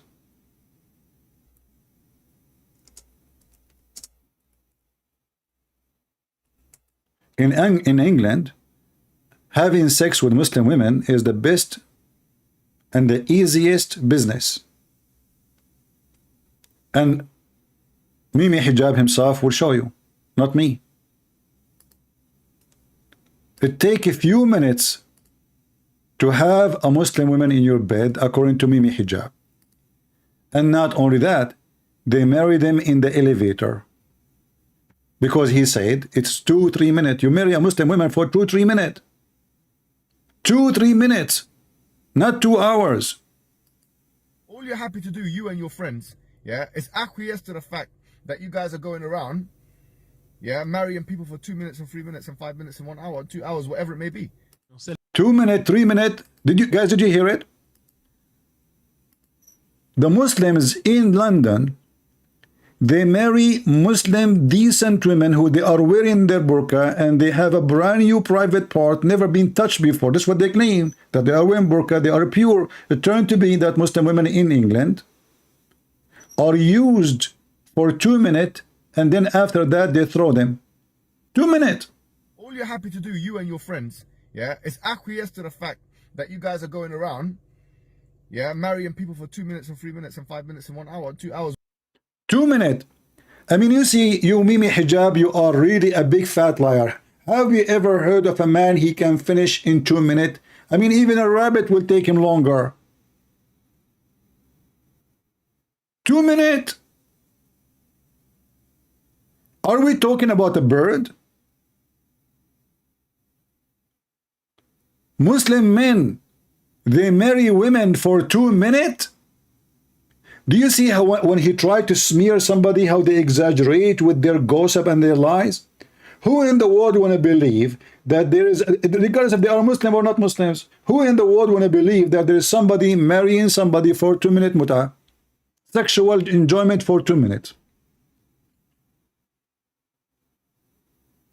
2 minutes.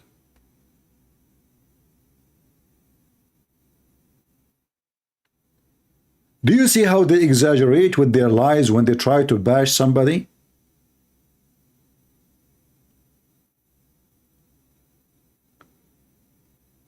They never stop bashing each other. I will not be surprised if in the future those people, they kill each other physically, literally. Hatred, this religion is full of hatred and anger. And all are fighting over what? Who is going to be famous in the community? Who is going to be in charge of money? Who is going to be in the front so he can be making the profit? They are following the prophet. What's wrong with nikah al-muta? Okay. I don't think you're a Muslim. I think you're a troll. Do we have any real Muslim here?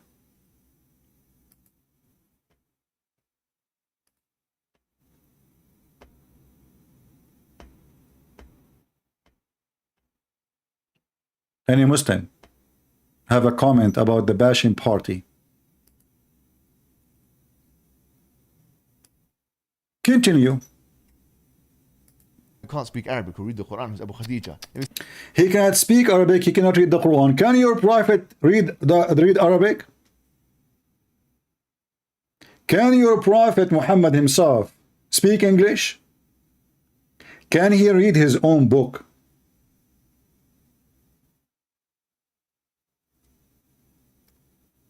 To try to put a person down in any way. I have to agree that if you don't know the language, I mean, how in the world, because Islam is based on Arabic. Islam is an Arab religion made for the Arab, for the benefit of the Arab, and the rest are potatoes, the best are puppies to control. The Arab are the gods of Islam. That's what it is. That's why, in order to be a Muslim, you have to speak to Allah in Arabic. You cannot speak to Allah in your Pakistani language. You can't pray to Allah in the language of Urdu. You have to pray in Arabic, for this is an Arab man-made religion for the benefit of the Arab to take control of everything.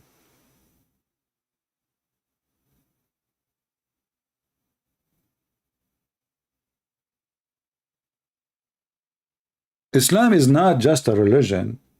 Islam is a hate crime against humanity, discriminate anyone is not an Arab, discriminate and favor, depend who you are. So if you are, as an example, Muhammad himself, he claimed that Allah, he favor certain families.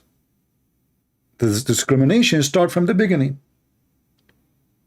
So Allah, he favor a family, and this is Muhammad's family, and that family is favored from the tribe, and that tribe is favored from the clan, and that clan favored from the etc. So all of it is about discrimination, discrimination, discrimination. And when the Quran says that you are the best nation for mankind, was speaking to the Arab, not to non-Muslim, non-Arab. And what the Quran says about being the best for mankind, the Muslim, they say, he is, you know, those Arab Muslims, they are the best for mankind, for the benefit of mankind. What is the benefit of mankind? When you hear the word benefit, you will believe it. It says for the benefit.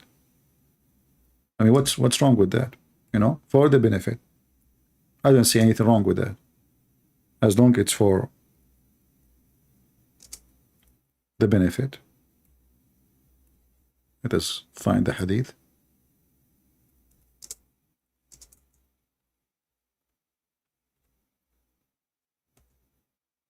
Read it.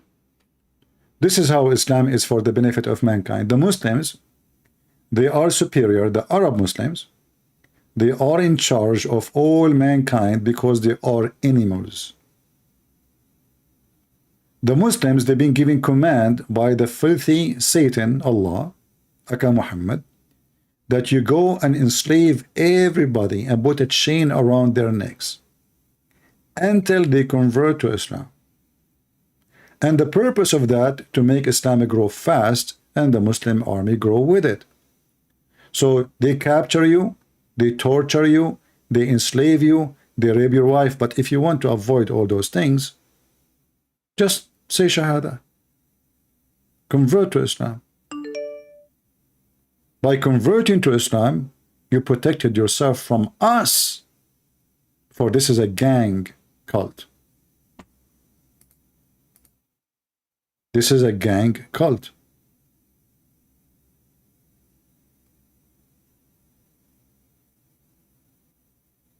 I see many people trying to call me. I do not know why. You have to be a Muslim to call me. Don't text me and call me if you are not a Muslim. If you have a question, post it in the chat, not in Skype. Otherwise, you force me to block you.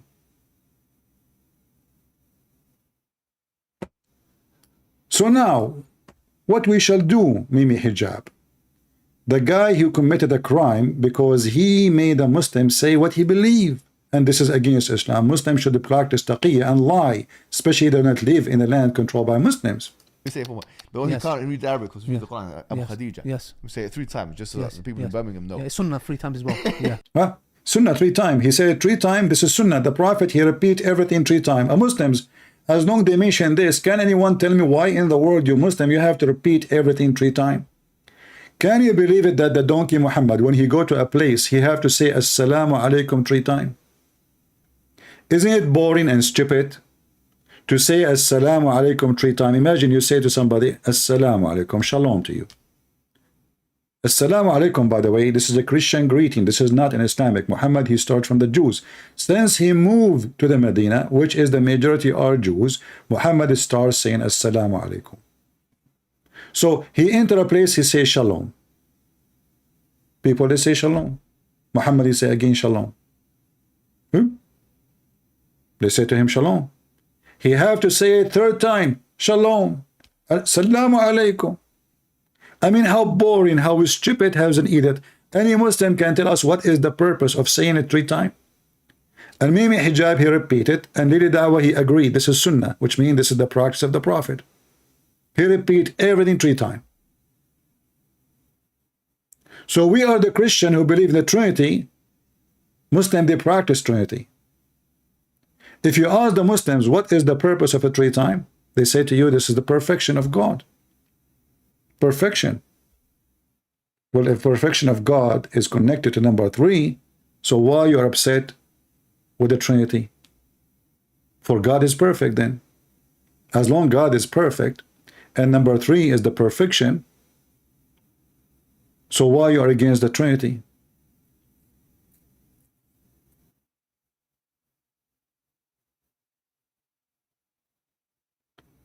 Every single act Muhammad he do or he say, he have to repeat it 3 times. Not only that, if a Muslim, if Muhammad Hijab, he divorced his wife 3 times, he cannot have her back unless she go and sleep with Lady Dawah, and then Lady Dawah divorce her, and then she come back to him. Why 3 times?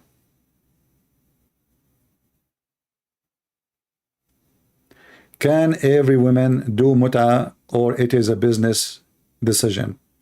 A woman who is not a virgin, she can do mut'ah by her command, which means by her decision. But if she is a virgin, her father have to agree. All right? Depend if he is virgin or not. Let us see this guy. I will give him one more time chance. If he don't answer, I will block him this time.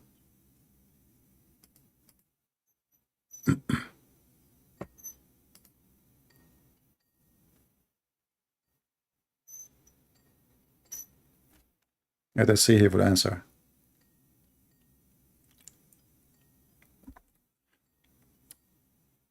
If you don't answer this time, I will block you.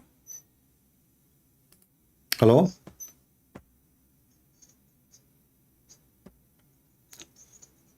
Hello? Who is talking? Abu Hubba.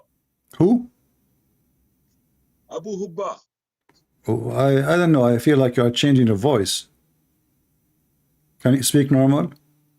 From Nigeria. Ah, Fakira from Nigeria. What do you think, Fakira? What do you think about those two Muslims bashing each other? What do you think? You know, don't know what you're talking about right now. Yeah, they are talking about Muslims. They are bad. You know, they are liars. Oh, everybody lies. Yeah. Does he want to run? I'm gonna whoop you again. And so CP. you lie. Run again, So you lie. CP. So you lie. You change your voice. You know, last time you Daddy, called me. yeah. Listen. So you can speak up. Listen. Let us show everybody who run. Last time you called me and you said to me that the shayateen is the one who is teaching magic. But the verse saying that the one who is teaching magic is the angels. So who is lying loud and public? Who is the one who said the F? Who is the one who said the F4 to his prophet? Me or you? Who is the one? Who is the one who described Allah as a big brother and Muhammad is a smaller brother? Okay. Listen. No, I don't talk to someone like you. You are a low class person. You are a scumbag. You are a scumbag. You are a scumbag. You are a scumbag. You have no time here. At least bring us a man. You are a person who say the F word to your prophet live on air in my presence. And not to mention you said the F word to my mother and etc. You are a scumbag. I am so disappointed that people of Nigeria are like you if this is the case. I hope not. You are the lowest ever I spoke to. And just to show the people how those people, they lie, they have no dignity. This person, he said he believed only in the Quran. When I asked him, what is the name of your prophet father? He gave me the name. What is the name of the prophet wife? He gave me the name. But this is not in the Quran. He said he don't accept hadith. I said, from where you get this? He said, from the books of history. But this is hadith. Scumbags. And the verse about Harut and Marut is so clear. Allah, he sent Harut and Marut to teach men. To teach men. The verse is so clear. That's why I'm not going to give you a chance to waste my time. But just to show people, thank you for reminding me how stupid and why the Quran is so stupid. And why the author of the Quran cannot be God. What kind of God he want to send 2 angels to teach magic? And the purpose is to make man and wife divorce. This potato he called and he says it is not the angels who they are doing that. Read with me. Harut and Marut, but neither of those 2 angels taught anyone such a thing.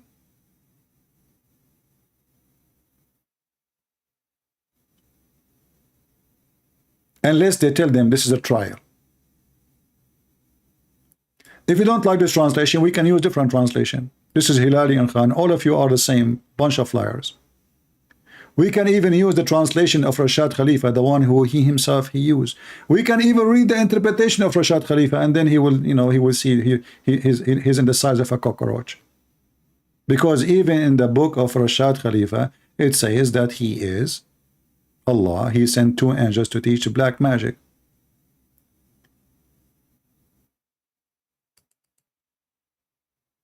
Oh, this is in French.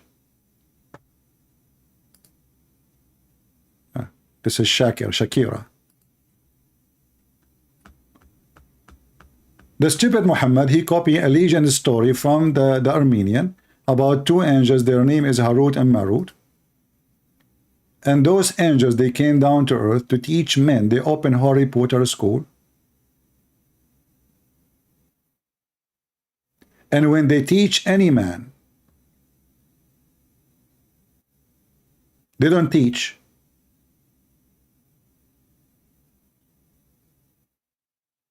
without disclaimer. And then he will say, well, it says there that the shayateen is the one who teach Muslims. No, it was the angels. The angels are the one who taught. Shayateen and people, they learn from the angels, as you see in front of you. Who is the one who taught the men and the shaitans? Harut and Marut. Yet these two, who? The angels, Harut and Marut. They taught no man until they had said, surely we are only a trial. So who is the one who taught the men and the shaitan? The angels of Allah. And here the first question you ask yourself, what a stupid religion. Not only they believe in stupid silly magic, which does not exist,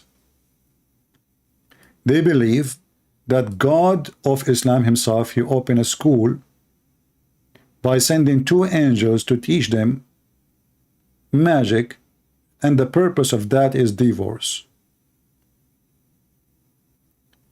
And you can imagine here the evil of the God of Islam. Why you want to do that? How that is a trial? Trial to whom? What about the one who will get divorced if magic is true?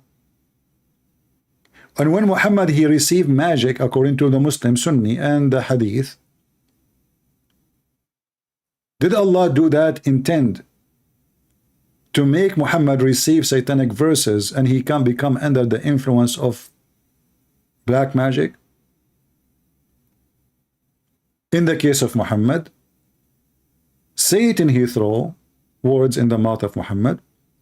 In the case of Muhammad, a man, his name is Lubayd ibn al-Asam, he took some hair from the anus of the Prophet and he controlled him by black magic. So the Prophet, his penis cannot stand up no more.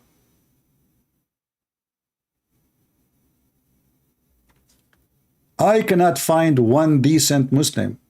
And we can open the interpretation for this verse. He will say to you, I don't accept interpretation. Right away you will notice that they are liars. Because if Islam is a religion, then the interpretation should be the same for everybody. Especially all of them, they are Muslim Sunni. We're not talking about Shia. You see, those bashing videos we are showing you, those are Muslim Sunni. All of them, they are Sunni. This is not Shia, Sunni, Ahmadiyya. No, no. Those are Sunni. All of them, they are Muslim Sunni. And as you see, the Muslim Sunni, they hate each other to death. And inside the Islamic Sunni cult, there's millions of religions. Each one of them, he give you different understanding, different interpretation, different answer. If you have the same God, you should have the same answer. If you have the same prophet, you should have the same prophecy. But they don't have the same books. In the case of those people, they have the same books, but each one of them, he give you different explanation for what is written in the clear Arabic words. Listen carefully to what is left in this video. Yes. That individual who's an imposter of a sheikh, an imposter of a student of knowledge, So you are an imposter of what? the fraud, Yes. Abu Khadija, he was done recently. I'm not sure if it came on the news even, right? Yes. Or some sites and stuff were showing that he was done because he's got some school that he's associated with. I Yes. think there's a primary school in Birmingham. Yes. And the authorities there said that his stuff was not in line with that kind of thing. More traditional values. Traditional values and so on. Etc. And they were attacking him because of his views towards LGBTQ and so on. Bro, imagine your own teacher got attacked by that, and now you're taking the same line of criticism and applying it on another Muslim because he's not from your sect. Bro, it cannot. The action This is cannot the be festive, action bro. of a nifaq. This is Wallahi. action nifaq. I'm not saying he's a munafiq. I'm saying this is the action. This is Wallahi. nifaq amali. Nifaq amali. This is what the disbelievers do. This is what the munafiqeen do. Yes. This is disgusting Yes. behavior, bro. This means to say that what? If it's a Muslim sister Yeah. who's not from your sect, would you Yes. let her get beaten up, Yeah, imprisoned? Yes, they would. They would. They would. Yes, they would. Wallahi, they would, bro. I mean, they Wallahi. could do it to this Let me guy. tell you something. If they had the power, they'll do that to us. 100%. 100% they'll do Bro, power. this is- 100%. If they have the power to put us in jail, they will put us in jail. 100%. And I am sure 100%. If you get the power to put me in jail and to put him in jail, he will do that. I mean, you see the hypocrisy? Do you see that? Do you see the scumbags? They are saying he wish, but don't you wish that to happen? Don't you? evil and malicious. Bro, I think. Ajib, man. Like the ayah in the He's trying to Quran. put the guy in prison or something, isn't Bro, the ayah in the Quran clearly says, does the ayah say Yeah. those who are harsh towards the believers and soft towards the he? disbelievers? أذلة على المؤمنين وعزة على Opposite, bro. الكافرين. Bro, the ayah is يجاهدون opposite, في bro. سبيل الله ولا So are you practicing this ayah now by bashing a Muslim brother? يلومون Bro, لومة these لائم. guys are opposite, bro. Yeah, I've seen the yeah. treatment they give disbelievers. Wallahi, Yes, as a yes, believer, I yes, get jealous. yes, Look, yes. Aki, look. Jealousy, look, I should tell you something, yeah? There's blame with the jealousy. Yes, subhanallah. And there is, Subhanallah. look, let me tell you something. Aki, wallahi, I look at them and I go, bro, I wish this I wish brother, it was us. I wish he was talking I to wish me you like had that. that brotherhood like that. Yeah, I wish. Look, once he called me a brother, I was so happy. I was, was like, happy bro, with this that, guy man. called me a brother. Allah He Akbar. acknowledged me as a Allahu brother. Akbar. What? Yeah, he said our brother Ali. I was like, la ilaha illallah. I said, Alhamdulillah. I saw light. I said, you know what? Alhamdulillah. There's a hope in this brother. Yeah. Subhanallah. As But your after to see believers, something like this, I yeah, Aki, we as your Guys off brothers key, man. The are guys off jealous, key. bro. I'm telling you straight. Yeah, I am jealous that these brothers don't treat me like a brother. Unbelievable. I'm jealous, bro. Oh, Bro, and this is good type of jealousy. You know why? Because you want it for yourself. You don't want to take it away. They should treat you as a sister. I understand anyone. what you're saying, Akhi, and this is upsetting. It's upsetting to everybody. Unbelievable. Because the thing is, in the Arab world, Akhi, that you should see the kind of backlash this guy's getting. Well, of course. People You know are why? shocked. Because, bro, People are shocked. bro, people in the Arab world come to me and say, brother, well, you know, what's the problem with you? Now and they know Shamsi?" the problem. You know what I say? I said, bro, Guys, people in the Arab world, they come to him. In the Arab world, he become the source for the Arab world. Nobody heard if you're in the Arab world. Are you serious? brother, if the problem is with just me and Shamsi has a problem with 500 people. Either all 500 people are wrong or he's He has wrong. a problem with them. He never, the guy's Bro, never, this everyone. is a madkhali jilt. This guy is basically the purest of the madkhali sect. Bro, Literally. you cannot. What can you expect from some? That's it. They gave him a new title. He's a Madkhali sect. Hey, Mimi Hijab, do you like to call me and tell me what is the Madkhali sect, so we can enter with you in it? That's it. He is a Madkhali sect. What is Madkhali sect? Can you tell us? You know, we are not informed. Somebody like that, bro. Wallahi, like you said, if you were in Libya, he'd take a shot at you. Yes. 100%. 100%, bro. This Your guy blood is Ikhwan halal. Muslimun or whatever, Yes. and we're not associated with that party. Yeah. But let's just say for a second, they'll shoot your head. Like the Khawarij did to Akhi, these the, individuals, bro, the way they think, Akhi, is so distorted, Perverted, bro. perverted. But it's not Perverted. So isn't it your prophet, if somebody don't agree with him, he shoot him in the head?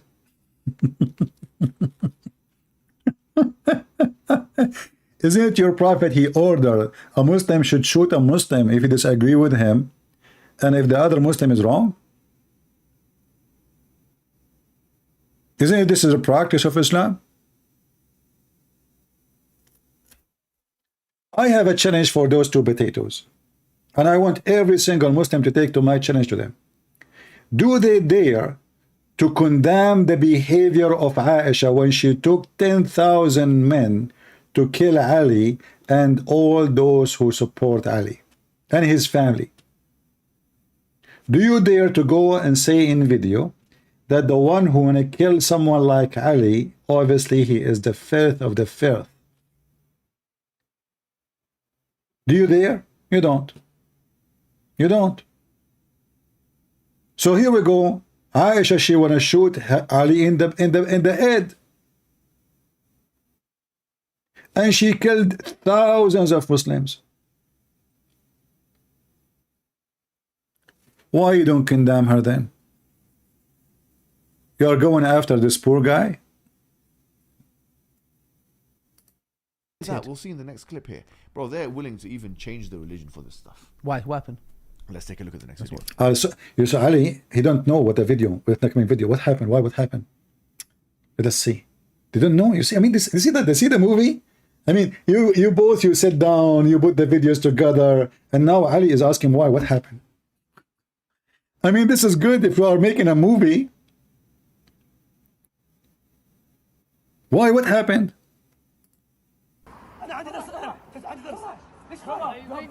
في صحيح مسلم الحديث مو محتاج فيه. تعال مش انا اجيك الدرس ليش يجيك انا؟ بعدين نتكلم. انا اجي درس اسمع اجي درسك وتقول لي لو زنى وشرب على التلفاز الحاكم ما نسوي له شيء. المثليه ولا الله له ولد؟ المثليه يدخلوا حلال يدخلوا حلال يدخلوا حلال من عند الله. هم يحللوا ان الله له ولد. يقول لي لا المثليه اعظم. Now they are talking about the Christians. Now they are talking about the Christian. Who is bad? The LGBTQ or the Christians? Listen carefully to the opinion of those and the opinion of Mimi Hijab. يا شمسي ايش فاهم الدين انت؟ ايش فاهم الدين؟ تكاد السماوات يتفطرن. لا تقفوا ما ليس لك به. لا تقفوا ليس لك لا تقفوا للمثليه. لعنة الله على المثليه. So let me explain what's going on in this video. Explain. In this video, he's effectively saying to him, look, the guy's asked the Saudi brother. Who is this Saudi brother? I don't know. I don't know him. Okay. I don't know him. What's he doing in the UK? I don't know. I have no idea. Like, I don't know exactly what's going on, right? Okay. I think he's sought asylum or he's got Ghani. I don't know exactly what he's doing. Okay. But this individual here, they're having this discussion, and he was talking about Abyssinia or Ethiopia or whatever, and the Najashi and whatever. And yeah, we know the Sahabis ran to... And I think he was trying to make the point that, you know, sometimes you can go to a non-believing person for safe haven, right? Of course. And so they came to this point of discussion where he's saying which one's worse, homosexuality or saying that Allah has a son. And this brother here, the Saudi, says, you know, the Quran says, تَكَادُ السَّمَوَاتُ يَتَفَطَّرْنَ. Yeah, you know, the heavens and the earth were going to be, the heavens were going to be cleft asunder and so on because of that. So how can you say which is worse? He says, which is worse? So Shamsi says, he says that actually... Why is he asking this? Because people don't understand the context. That this brother he's saying that because, look, and Najashi, for example, right? Yes. He's, from what I understand, and Najashi, he was a Christian who believed that Allah had a son. Yes. And yet, you know, the Muslims sought safe haven with him. So Shamsi is saying to him basically, why are you in this country that promotes LGBT? Yeah, which one is worse? But okay. That's what so and then from the discussion goes to... Which is worse? Yeah, which is worse. So he's saying, well, of course I have to come here. Shamsi is saying it's worse. It's إذا حللت, meaning istihlal happens. Yeah. And by the way, this Shamsi is meant to be, Arabic is meant to be his first language. He's fumbling all over the place. You would not assume at all this is his first language. Wow. People are saying in the comments, any Arab that's watched it is saying this guy doesn't know how to speak ولا عربي ولا إنجليزي. He cannot speak. So now he start bashing him in the language he speaks. This guy is born, I mean, he is in some South Africa, so their Arabic is different from our Arabic. And now Mimi Hijab, he start bashing his Arabic. And his English is bad. And this is what will disqualify him. But now the question is, who is worse? You see, they said that if you curse the LGBT, that will incriminate you and will take you to jail. We should not ask a Muslim to say that because we are in the same side. So we are evildoers who hide what we believe because we don't dare to say it. And now they are saying, well, now they are arguing about who is worse, the LGBT or the Christian who say that Allah have a son. By the way, we don't believe in Allah. Your God doesn't mean anything to us. However, we will go with you. Which one is worse for you, Mimi Hijab and Lili Dawah? The LGBT or the Christians? Speak English or cannot speak Arabic. And this is not just to put him down, but just to let him know his level. Yeah. The man, if you're going to make tabdi' of individuals and take the huquq, the haqq of the individual away. Ignorance, bro. You have no mu'ahalat. You have no ahliyah. Yeah. You have no qualification, number one. You cannot speak English properly, number two. Number three, you cannot even speak Arabic properly, akhi. Yeah. You cannot even speak Arabic. You're making problem when you read the Mus'haf. You're at that level. People. Hey, Mimi Hijab, do you like to make a video about Sheikh Uthman who do not know how to say two Arabic words, yet he claimed to be Sheikh? Isn't it all your Sheikh don't know Arabic? Continue, continue.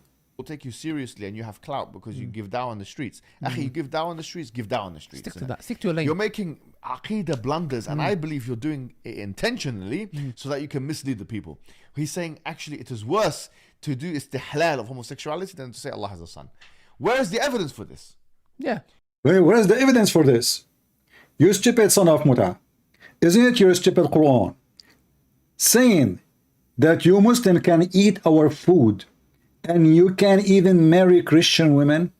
So how saying that Allah have a son is worse than being a gay or homosexual, yet you have no problem that you have kids from a woman, she worship God which is not your God?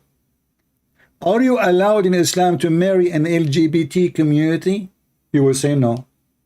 So who is the worst?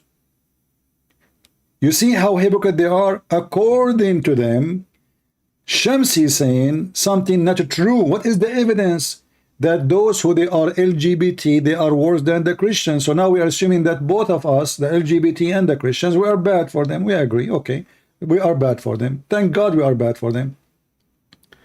But we cannot even forget that Islam is the most evil intent cult teaching hate against everybody, but yet they don't dare to mention it. He just mentioned that we should not say anything against LGBT. And now they are saying who's worse.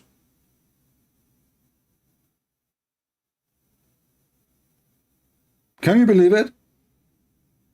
And what is the evidence that LGBT are better than Christians according to Mimi Hijab? Can you give us the evidence? They quote a verse, the guy in the video, he quote a verse from the chapter of 19, verse number 90. But the Quran itself, you stupid, says that you can marry Christian women. The Quran says that a Christian will go to heaven. Isn't it the Quran says that those who they are Jews and those who they are Christians and those who they are Sabian, they will go to heaven and have no fear? So how the LGBT, is the LGBT community, they will go to heaven in Islam? Yes. Just to make it clear, in Islam, if you are an LGBT, you go to heaven. And I challenge live on air any Muslim to say I am lying.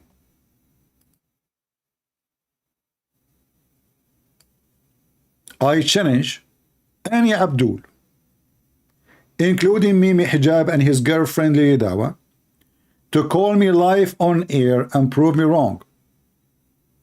LGBT in Islam, they will go to heaven. In Christianity, you cannot. If you are a gambler, fornicator, drunken person, even if you are a person who keep drinking and are drunk, all those, they will not go to heaven. You see, we are not like the Muslims who don't dare to say their belief. We here, we say what our Bible say. Liars, fornicators, thieves, criminals, LGBT, whatever you want, whoever don't obey the teaching of the Lord, he will not go to heaven, period. In Islam, no. In Islam, there's only one sin, if we can call it a sin,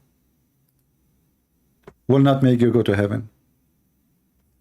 Let us see, we have Abdul maybe trying to call me.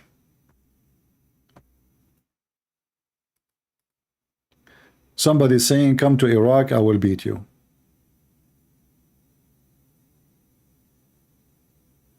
He will beat me like a dog.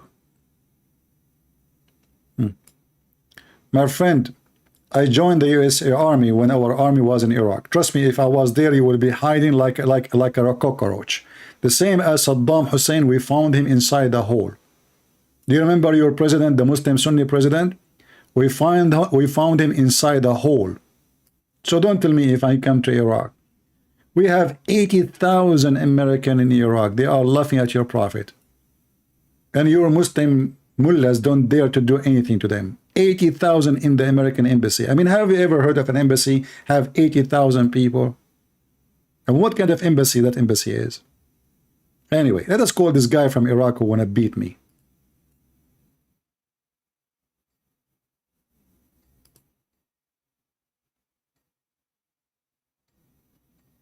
We are calling him.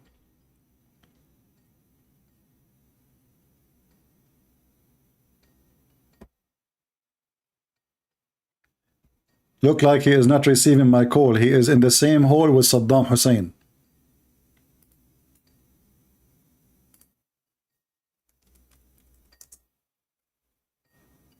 Answer, answer.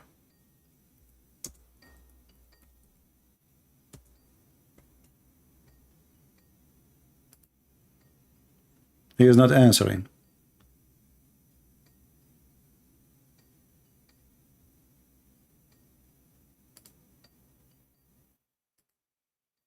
All right, coward. This is your Saddam Hussein hole, just to remind you. He was hiding himself like a rat. Your Muslim hero.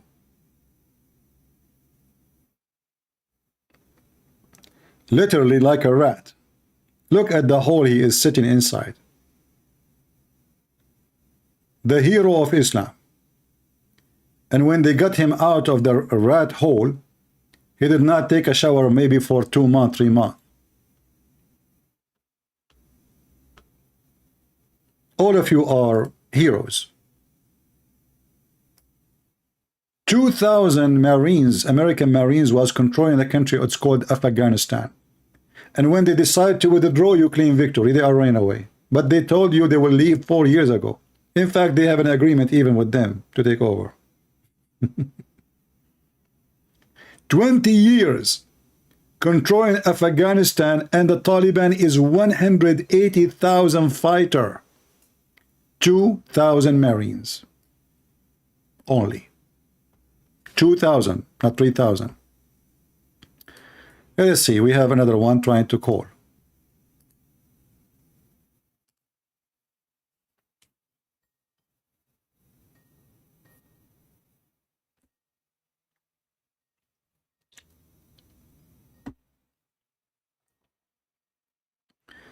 Let us hope he will answer.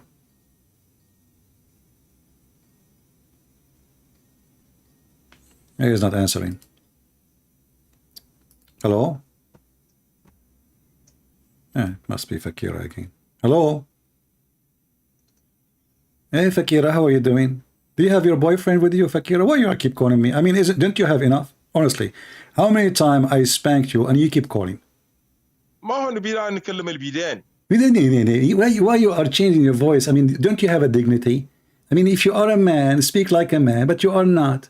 You don't speak Arabic, you do not know Arabic, and you are a Nigerian, and you change your voice sometime to be a female, sometime to be a transgender, sometime, I don't know. Listen.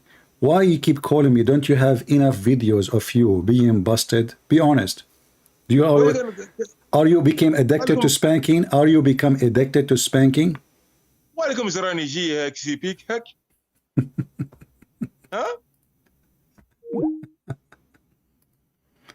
Oh boy.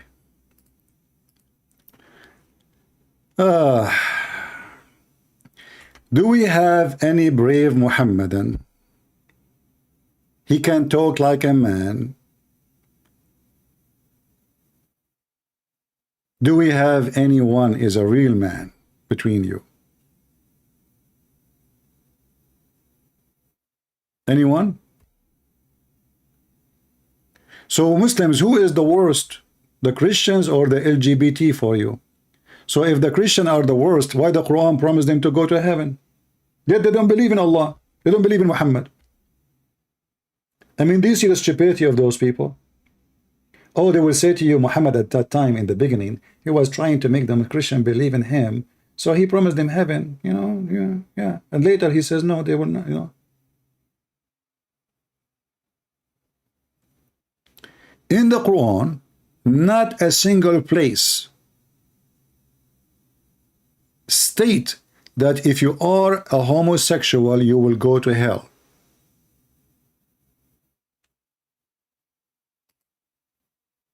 Who is a Muslim when I challenge me?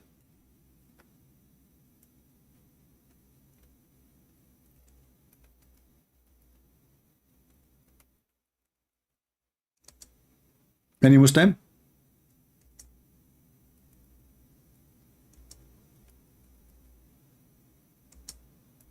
Any Muhammadan?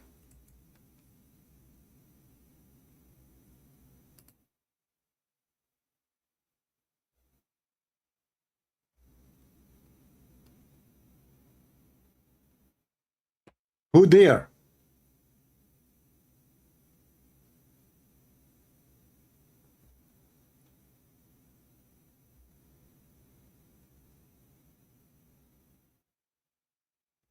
Any Muslim?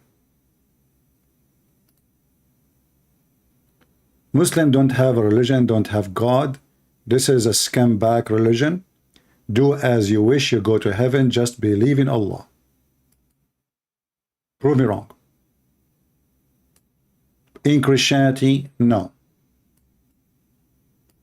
Because you cannot be a believer in Jesus and you do an opposite act of the teaching of Jesus. In Islam, no. In Islam, you can be anything. As long as you believe in Muhammad and Allah, you are very fine. This is 1 Corinthians saying to us who do not belong to heaven, and the list is long. Clear and simple. Clear and simple. And that telling us that all of you Muslims will go to hell. Because you are not righteous. You teach having sex with kids. You teach hatred. You teach lying. The man can lie to his wife, even the wife, she lied to her husband. This is a religion of liars. You allow things against the 10 Commandments from the beginning. As an example, you can wish a woman she is not yours. And this is what Muhammad he did. You do worship images of someone he is not even in your God. You kiss black stones. You bow down in front of them and you claim that touching them erase your sin. You are greedy. You go to war only for the sake of the booty, not for the sake of your religion. You are drunkards. The Quran says that the Muslims in the time of Muhammad, they used to be drunk all day long to the point when they pray, they fade apart. And when the Arab and the Christian, they start making fun of them, Muhammad, he says, avoid alcohol. He did never say it's forbidden. Never. Ijtanibu. Ijtanibu, avoid it. There's a huge difference between it's forbidden and avoid. In fact, the Quran make it so clear that alcohol is a miracle of Allah. If you remember once, there's an idiot, his name is Monkey, he used to call himself Monkey Box something, Nader Ahmed. Nader Ahmed, he go around, and he have, you know, like this guy, he's the same as Muhammad, you know, Muhammad, he say something, he keep repeating it. He keep repeating it. Nader Ahmed, he called David Wood. He called all whatever names you want. And he said to them the same thing he said to me. That those who drink alcohol, actually I will make you hear some of it. I want from you more. I will make you hear some of it just to show you how stupid this religion is. And as usual, in order to make a Muslim answer you about something he mentioned, he is the one who chosen the topic, you have to repeat the question 1,000 or 1,000,000 times. And the funny is, you will see some Christians saying to me, Christian Prince, you have to be more patient with Muslims. Let us see what they say about alcohol. After we agreed that your prophet have sex with the goat. Actually, he's here. Hold on. Yeah, let us call him. Let us skip the beginning. And right away, you know, Christian Prince, you are running away from me. Hey, Nader Ahmed, how are you? Hello. Well, hello, CP. How have you been doing? After all these years, we finally... This is very good. I get a chance to meet you. How have you been doing? Thank you. I'm very fine. So what do you want to say to us? Go ahead. Yeah, so, we've been having these wonderful debates on the Bible, Quran, and modern science. Mostly Quran and modern science. So he was having debate. He's talking about who? Speaking to David Wood and Apostate Prophet and all the list of those names. With them, you can play games. With me, you're a potato, and see what happened to him. There, he was doing good. If you watch his, his video with David Wood, I mean, he was able to go around any corner. Here, in 2 minutes, he been cooked and smoked. Quran and science. Absolutely, we've been having these discussions and debates, and I have said Christian has been running away from this debate series because he knows that the Quran is in complete harmony with modern science, and there's give us one. Let's not waste time, me and you. So for some reason your voice is cutting. Well, give me one. Give me one miracle. Okay, listen, you have to. Why were you running away from me, from this debate? People say, no, see, don't make excuses. We are here. Let's see who is running. Give me a miracle. Let us laugh. Well, here's what I would like to do. This guy is the same as Fakira. He been spanked, and my fingerprint is all over his bum for the last century. And he go around and he say, Christian Prince is running away from me. The fact is, he is so stupid to talk to him. I don't want to talk to him, he's so stupid. I find him so silly. I mean, there's no point. And I have my reason to see that he is stupid. I mean, look how many times I will ask the same question.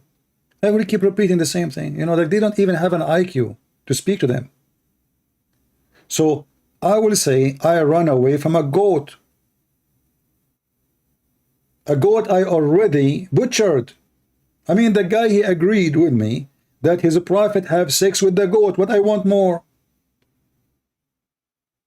I finished this guy a long time ago, and he keep going around saying, Christian Prince, you don't want that. And I am live on Skype each time. You can call me anytime. How am I running away from you, you stupid liar?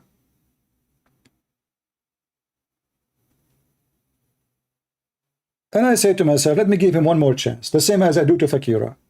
Maybe now he got smarter after 10 years. I left him for 10 years. I did not talk to him. 10 years since the last time he slaughtered his prophet. After 10 years, he come to me with this. I will skip the beginning, and I will go where he start the topic, because he will waste like 15 minutes just to talk about nothing, as usual. Okay.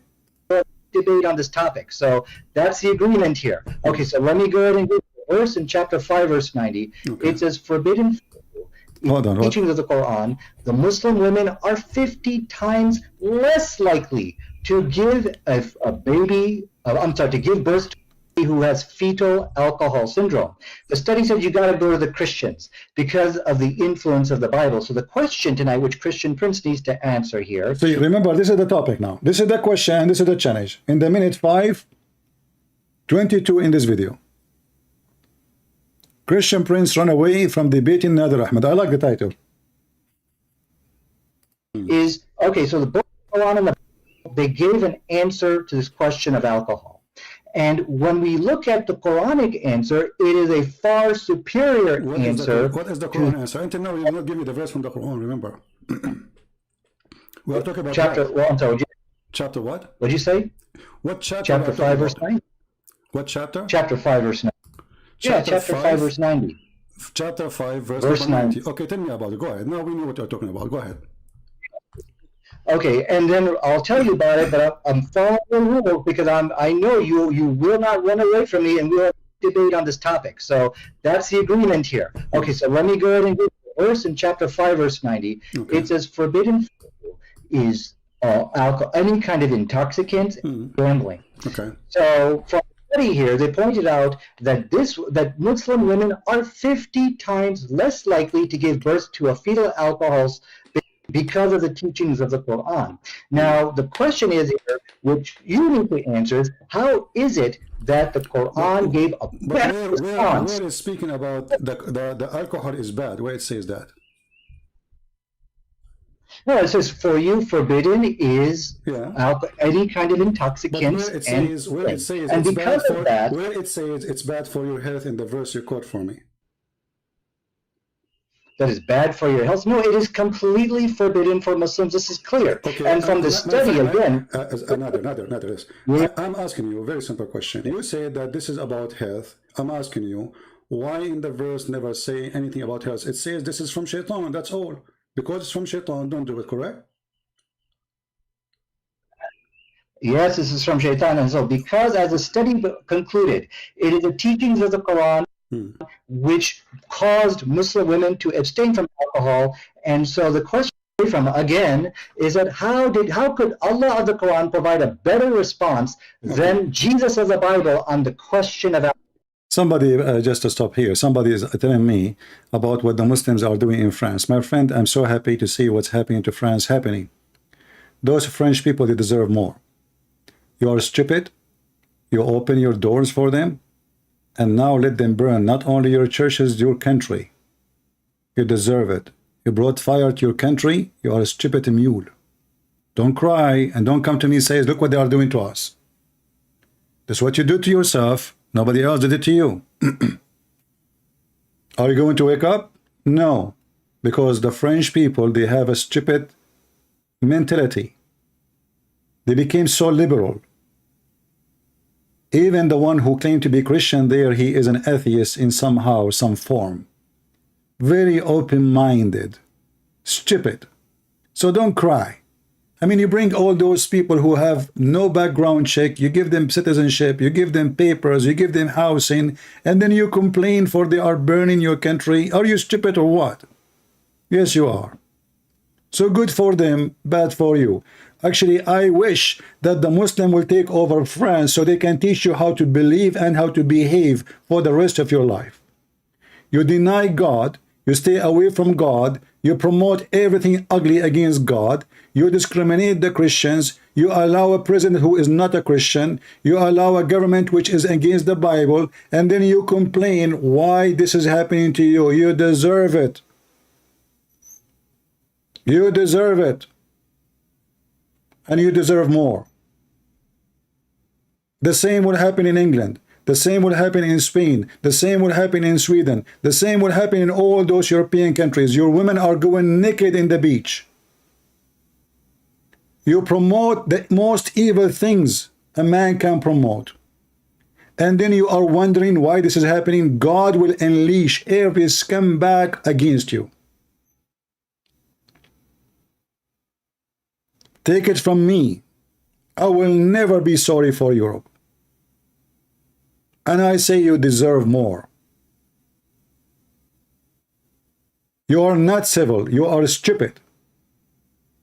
Civility have nothing to do with your stupidity. So don't come to me and say, look what they are doing in Europe. They are not doing anything. It's you who did it to yourself. You don't even have an army to stop them. You don't dare to say what's happening. Even when they burned the church of Notre Dame, you did not dare to say that the one who burned it was a terrorist. Until now, the police did not release the report who burned the church. Because you have a coward president, you have a coward police, you have a coward army, and you have a coward citizen. And all of you become politically correct. Nobody dare to say what's going on. Nobody dare to say. All of you are a bunch of an idiot. For me, I will tell you my honest opinion. I'm happy to see what's happening in France. Because if you don't see how stupid you are, before it's too late, you will never see. But are you going to see how stupid you are now? No. Even if they burn half of the country. You will not. Because until now you are politically correct. Until now you are foolishly correct. Until now you don't dare to say the truth. Until now they don't dare to say the one who is doing this is certain group, certain people, certain religion. They just keep saying immigrant. But it's not true. Is the Christian immigrant burning cars? No. Is the Arab Christian immigrant burning the cars? No. Why they don't dare to say? Because they are cowards. Me, myself, actually, I watch France official government TV station in Arabic. They are encouraging people to go in the street and burn cars. You believe it? This is the government TV station in Arabic. All those who work there, they are Moroccan, Algeria, etc. And they are igniting the fire more and more. And they are condemning the government. And they are asking people to go in the street. This is the truth. So don't cry. I believe that every nation will eat from each kitchen.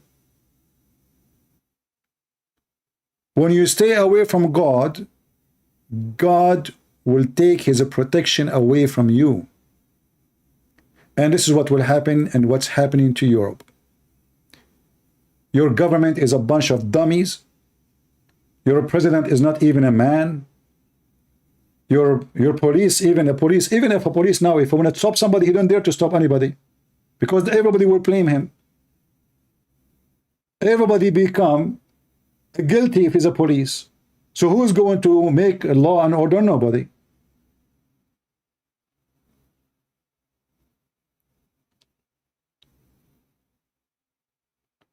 Even in America, when a person, he commit a crime, and then the police, they use excessive, let us say, force. He died.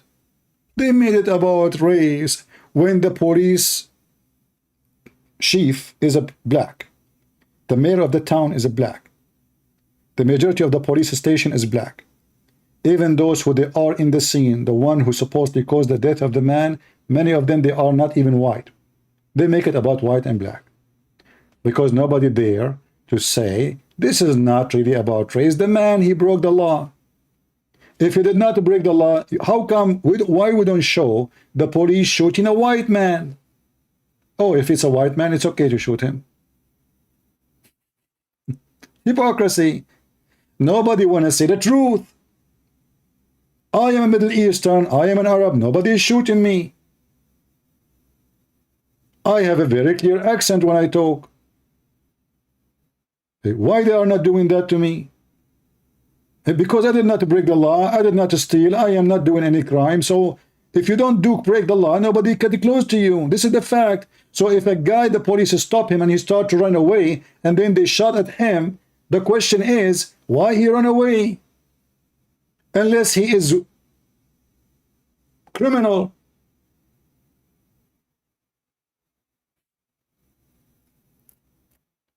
Always the hypocrite, they try to make it either about hatred, religious, etc. But the truth is, if this guy was an Arab or a Christian Arab or a French, how many times the police in France, they shot at somebody ran away? How come if it is one of those, we cannot shoot at them? So you can shoot at somebody, he is a French citizen, but we cannot shoot at you if you are an immigrant from Morocco?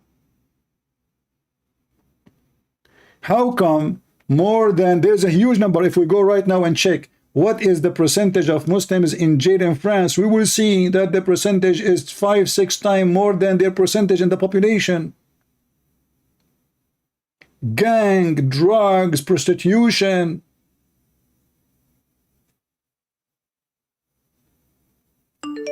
This is the truth. أنت كذاب. لماذا لم توافق قط على أن النبي محمد في جزيرة قبرص كان في جزيرة قبرص. A guy is saying to me, you're a liar. Why you don't agree that Prophet Muhammad was in Cyprus? Yeah, my friend, your prophet was in Cyprus and he speaks Greek too. I remember the chapter of Calamera. Do you remember it? Do you remember the chapter of Calamera?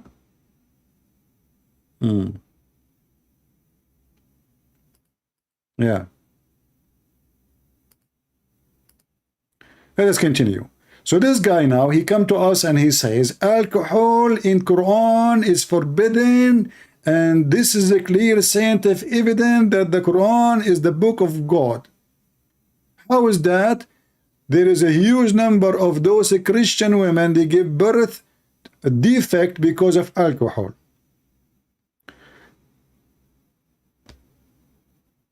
I say the only birth defect I see is somebody believe in Islam, because you have to be a person who have mental issue. In fact, Muslim countries have the major birth defect for very simple reason. They marry their cousins. This is literally real. Muslims, they marry their cousins.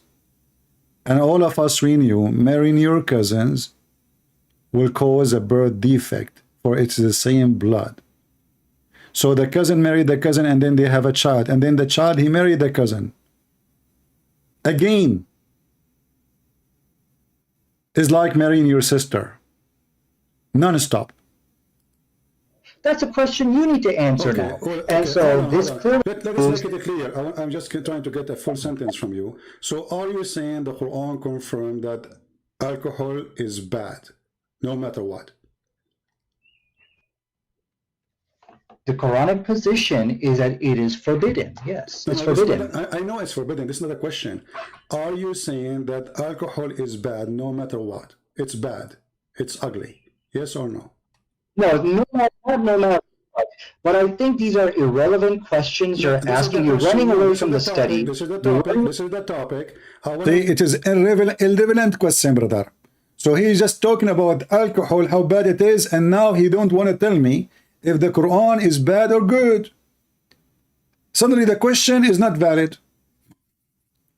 The whole argument is about the alcohol is bad. And I'm asking him, can you say to me, is alcohol is bad or good? He didn't want to answer. You know why? Because those Muslims, they knew that when you talk to Christian Prince, you have to be careful. Never say yes, never say no. If you say no, you're in trouble. If you say yes, you're in trouble. So what is the solution? Don't say yes, don't say. Even they have an article about how to debate the Christian Prince. Even if he said to you, your prophet was a wonderful man, don't say yes, because there is a trap behind it. And don't say no, because there's a trap behind it. So a Muslim, he called me, he starts saying to me, so what are you trying to say? Abdul, just answer me. Is it good or bad? What are you trying to imply? Like, Abdul, my question, is it good or bad? He will not answer. And I have to repeat the question 1,000 times. I don't know if alcohol is bad or it is not bad. Is it bad or not? I mean, what's wrong with you? So you are saying to me, Quran is forbidden alcohol. Okay, forbidden because of what? Because it's good or because it's bad? Yeah. What? You don't understand the question here, so I need you to take some time. This is my question. You don't understand your question. You need to take some time. This is my question. This is my question, not yours. The Quran forbid alcohol. Is it because it is bad or because it's good? You're saying, okay, so you're saying alcohol is forbidden in the Quran. Is it because it's bad or good? Why you are in trouble? Very simple question. How many times I need to repeat? Listen carefully. The Quran forbid alcohol. That's wonderful. Does the Quran forbid the alcohol because it is bad or because it's good? So the reasons why the Quran forbade, there's actually a reason in the Quran. They said there's some good bad outweighs the good. Why you don't give me the answer? And so the issue here. Why you are making a speech? I mean, the answer is very simple. Allah forbid alcohol because it's bad, or Allah forbid the alcohol because it's good. Which one? Choose one.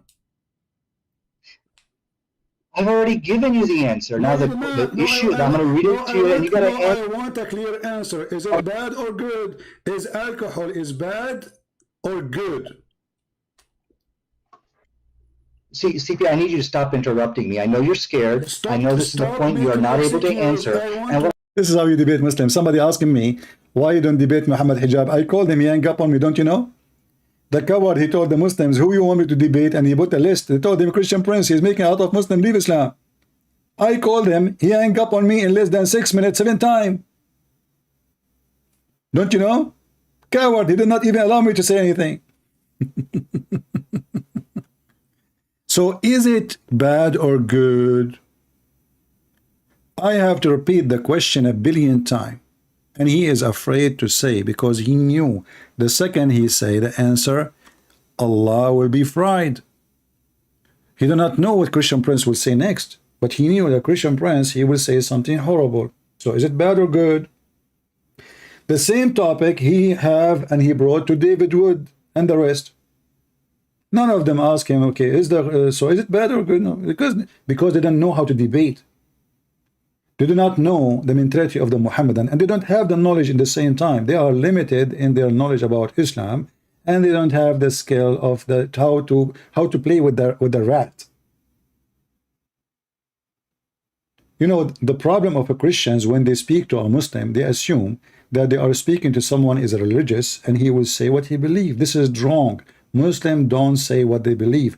Muslims, they say what make Islam look good, even if it's not Islamic and have nothing to do with Islam. So when you debate a Muslim, you cannot debate a Muslim, because you cannot debate a liar. So what we do, we bust them. We don't debate them. A debate can happen only between two decent people. I tell you what I believe, you tell me what you believe. Muslims don't do that. We just heard Mimi Hijab and Lily Dawah complaining and accusing another Muslim being evil because he made other Muslims saying his belief that he cursed the LGBT.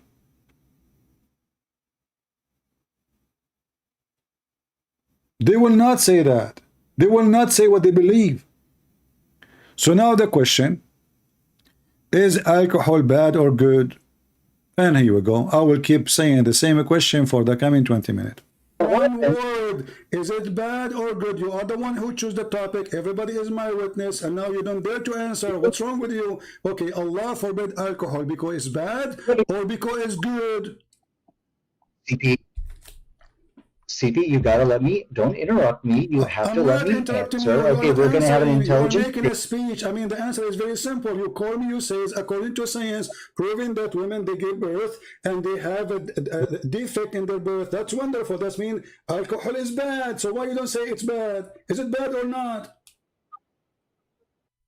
You know, the issue, the Quranic position on alcohol is that there is some good in it. My friend, aren't you the one who mentioned to me? Is it you who mentioned to me in the beginning saying that science proved that most of women who give a defect birth, the reason for defect birth, and you mentioned the word Christian specifically, the reason for that, the highest percentage is because of alcohol. So is alcohol is bad or good? Okay, you see, he is going mute, he's going silence, he's thinking what I should say. He tried to avoid it first time, second time, third time, first time, seventh time, but Christian Prince, he keep insisting. This is something they don't face with others. With others, you can avoid the question by just ignoring it. With the Christian Prince, no, he hold you from your tail until you say the answer. He did his best to ignore the question, but Christian Prince, he will not let go. Never let go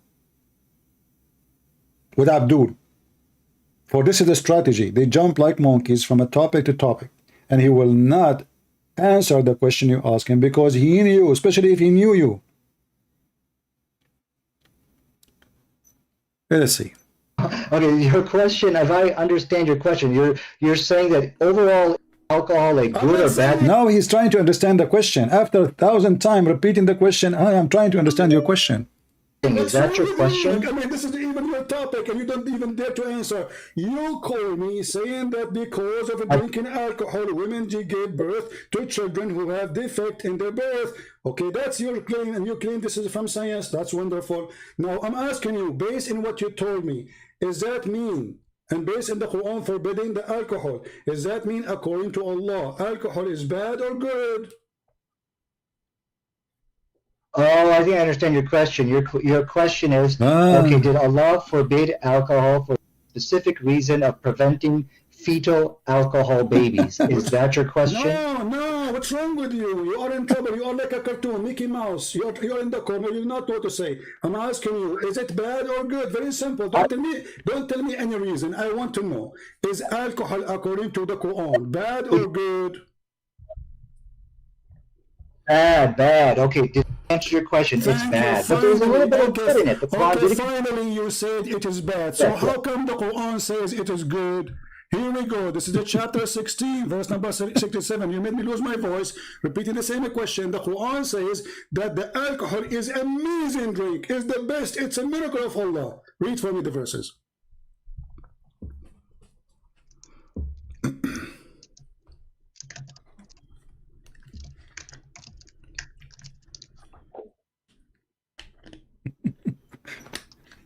Anyway, you can watch the rest of the video.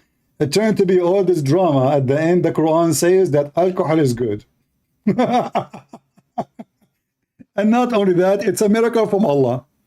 And this guy, he go and he take the same topic to David Wood, to everybody, every Christian he speak to. He says to him that scientific study says that alcohol cause defect in birth for women. How come the Quran forbid it and the Bible did not? Hello, you know. And now we found that the Quran actually claiming that even alcohol is made by Allah. It's a miracle for those who have wisdom. It's in front of you. The one who have wisdom. It's a sign from Allah. So when you see somebody is drunk, it's a sign from Allah. It's a miracle. Even alcohol, you see, in the Bible we have Jesus making a real miracle. He made the water wine. Okay, we can say this is a sign of God, right? But here, the God of Islam, even he claimed that when people get drunk, they are the wise one, and they should appreciate the miracle of Allah, which is alcohol. Abdul, Bamboo, I have no time for kids. Your prophet was in Cyprus. Okay, do you have reference for your prophet was in Cyprus so we can put him in the screen so we can laugh? Give me the reference. Stop repeating the same thing. Your prophet was in Cyprus. No problem. Your prophet, he won in Cyprus. Where is the reference? Go ahead, show us so we can laugh at you. Potato. Mental illness, you know, they have mental illness. Let us see, we have somebody trying to call us. Let us hope it's a real Muslim, not another fakira.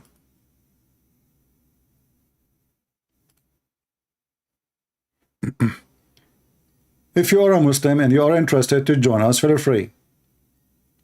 Just call me in Skype.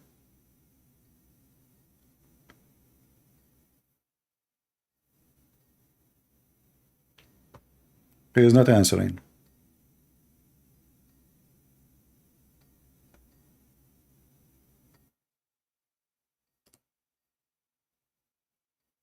All right, let's hang up on him. He is not answering.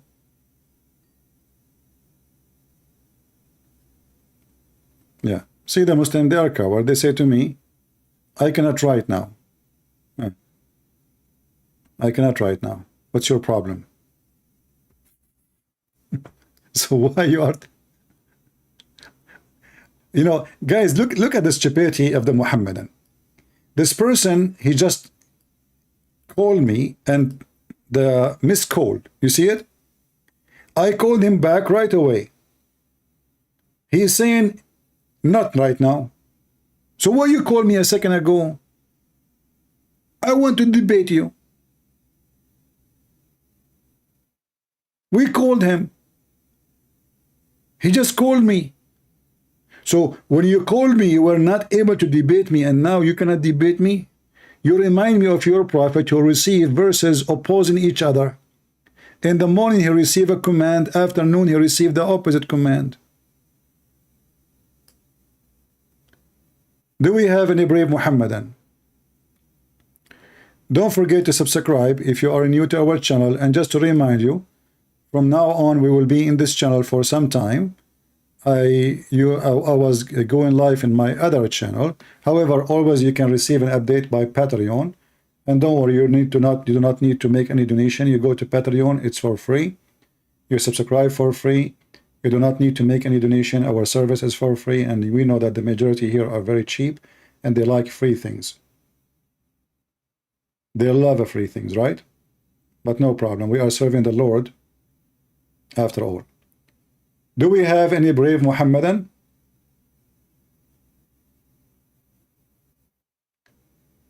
So it turned to be that all the drama of the Muslims about forbidding alcohol, Allah himself was praising alcohol and saying there's a good provision from it. And it is being a miracle. In fact, you see, in Arabic, it says rizqan hasanan, and it used the word sakaran, which mean being drunk. He did not say just alcohol. He said the good thing about it, it make you drunk and you make good money from it. Good provision.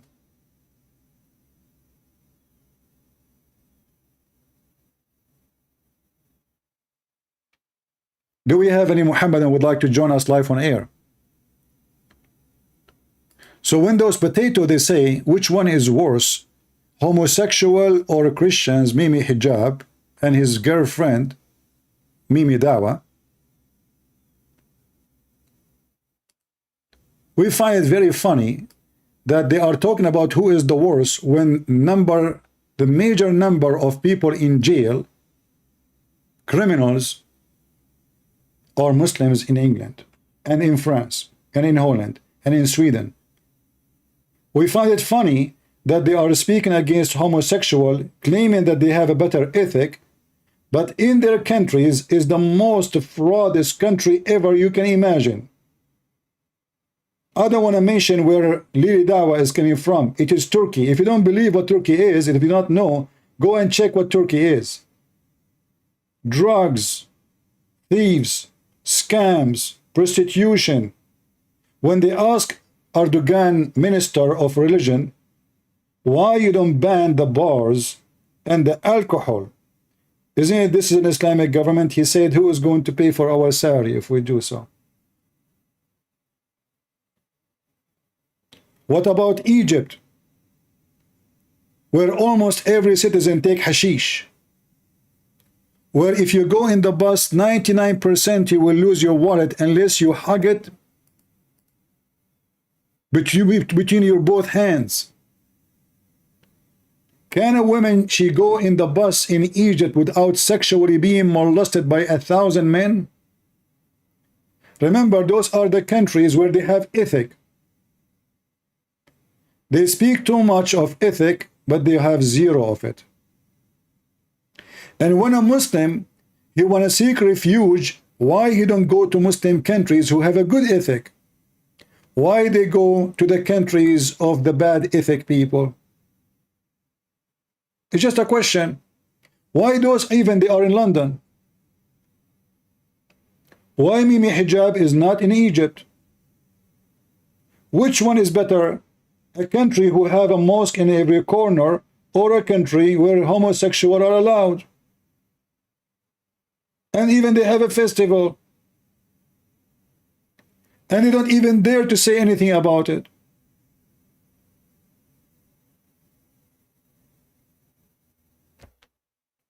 What's happening in Lebanon? They deserve it too. Christian in Lebanon, they sold their land.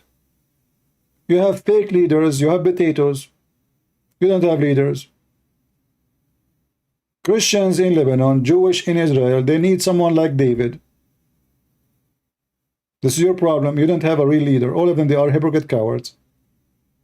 All are politically correct. Even your patriarch there, he is a scumbag like the rest. You don't dare to say the problem is Islam. They don't dare to say it. Cowards.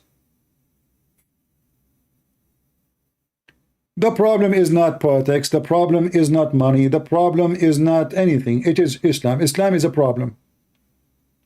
Bring Islam to any country, the country is going to collapse. It doesn't, even if it's heaven. Name for me one country Islam came to it and become a better country. The only countries can be successful if Islam just a name, like in Dubai as an example. Islam is just a name. It's just a pure name. There's not, when I say pure, I mean I don't mean Islam is a pure. I mean it's just a title. In reality, nothing in Dubai have to do anything with Islam. There's nothing Islamic there except the mosque. This is the truth.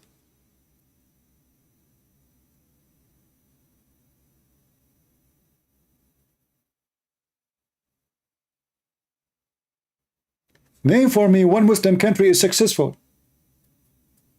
Even the successful country, when they build something, they have to hire somebody who is not a Muslim. In fact, in case you do not know, me as an Arab Christian, I can get visa to work in Dubai or in Bahrain or in Saudi Arabia way more easier than a Muslim. Anyone knows why? Did you ask yourself why? Why Arab Christians are welcome to work in those countries, but they don't want Muslims? They don't welcome Muslims. You will find in those countries that the number of those who they are not Muslims working in Saudi Arabia or Emirates or Bahrain is 5, 6, 7 times more than the Muslims. Why? Because you bring a Muslim, right away he start taking over. Even in a Muslim country, he think he owned the country. You bring a Pakistani guy to Dubai, second day he will say he will question the ruler what he's doing. Second day. A Christian, he don't get involved. It's not my business, not my country.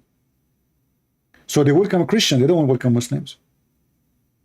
Even Muslims don't welcome Muslims.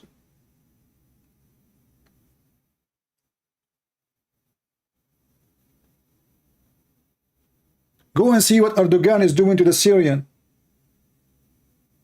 They want to kick them out, they want to ship them to Europe, they want to kick them anywhere, but they don't want to have them no more.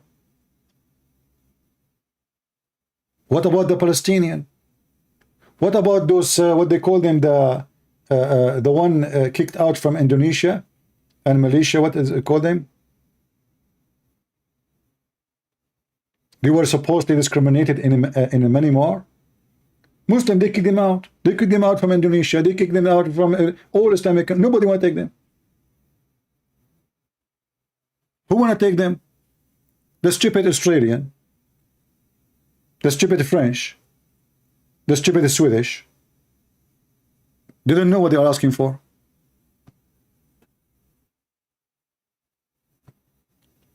I remember I'm an immigrant. So I'm not speaking against immigrant, but I'm speaking about reality, that you don't bring everybody. You need to check. If a Muslim guy, he is a Qadhi, let him come. If he have a degree, educated, a nice person, you know, if you bring him if you want. You don't open your door for everybody. Criminals, wanted, child molester, criminal, drug dealers. Just let everybody jump in the ship, and then if you kick them out, they make you look so demonic. Yeah, the Rohingya, yeah. Go and see the Indonesian, they kick them out. They throw them in the ocean. Malaysia is a country ruled by Muslims. They kick them out too. But if the French kick them out, you will see the drama.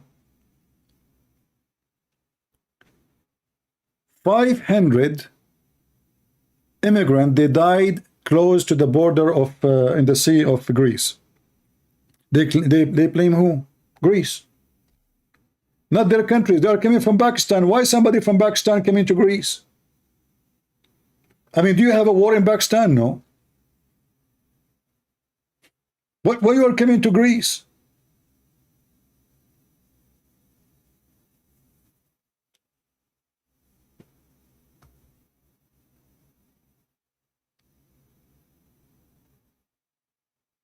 Do we have any Mohammedan?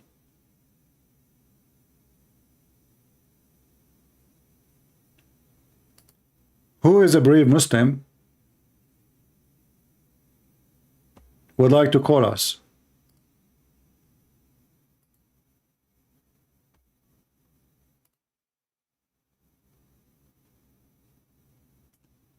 Anyone?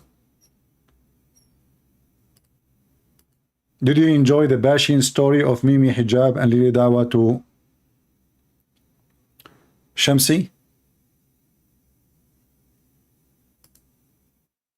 Muhammad Hijab, he have a page for every single Muslim who don't agree with him, full of videos to bash them.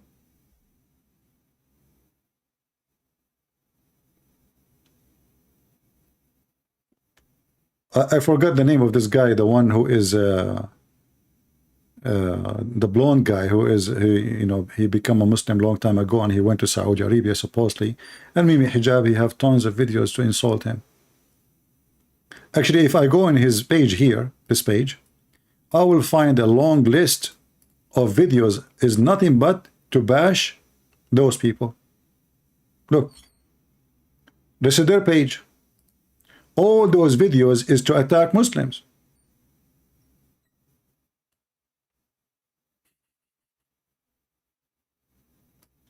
No.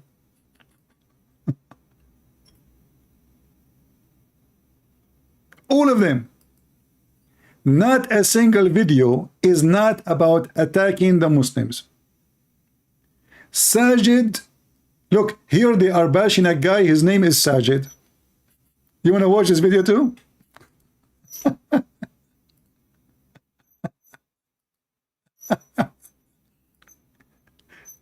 Anyone who don't agree with them, they smear him.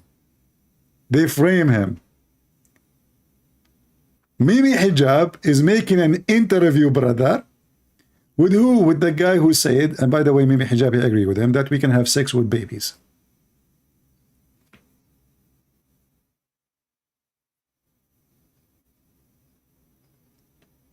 In the beginning, they say you are good. After 2 minutes, they give you a finger.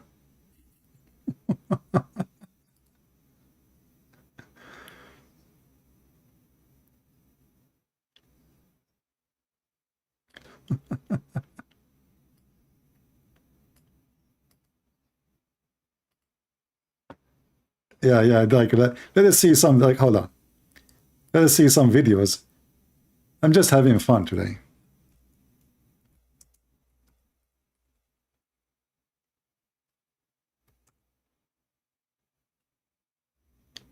Let us laugh together.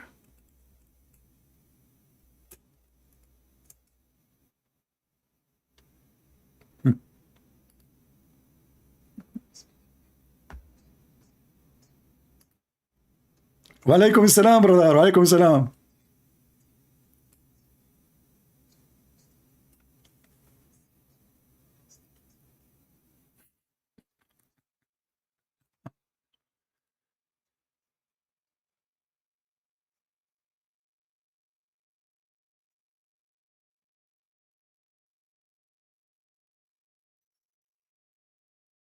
No sound? Hold on, sorry. I think the genie, he did that. The genie, okay, no problem. Hijab responds. Now, this video was not posted to Mohammed Hijab's main YouTube channel, but rather it was posted on a YouTube channel called SP Files, which has 161 videos, and it says that this channel will unveil the extremism of Salafi publications and its affiliates. So here we have an entire channel filled with videos from both Mohammed Hijab and Ali Dawah, where they are refuting Muslims. They are making videos against other Muslims. In fact, that is the entire purpose of this channel. But before moving on, let's talk a little bit about Salafi publications. For those of you who aren't familiar with the history, Salafi publications is a group that rose to prominence a few decades ago, where they took advantage of the fact that many people in the West lack knowledge of Islam. By and large, we do not have access to true scholars of Islam. We don't know the Arabic language. Yet as Muslims, we depend heavily on scholars to tell us what's haram, what's halal, to teach us the Quran and Sunnah. So what the brothers at Salafi Publications did is they became the intermediaries between the lay Muslim in the West and the scholars of the Muslim world. This gave them great power and responsibility. And as Muslims, we must speak the truth, whether it is for or against us. So we must admit that. See, this is true. The Muslim, they should say the truth always. It's not, Islam does not teach that you can lie to your wife and to your husband. No. Islam does not teach that you can lie even to your brother so you can fix problem. We have to say the truth always. Islam does not teach you that you can play taqiyya, to speak nice to the Christians, but in your heart you hate them. We must have been taught to say the truth even against ourselves. True.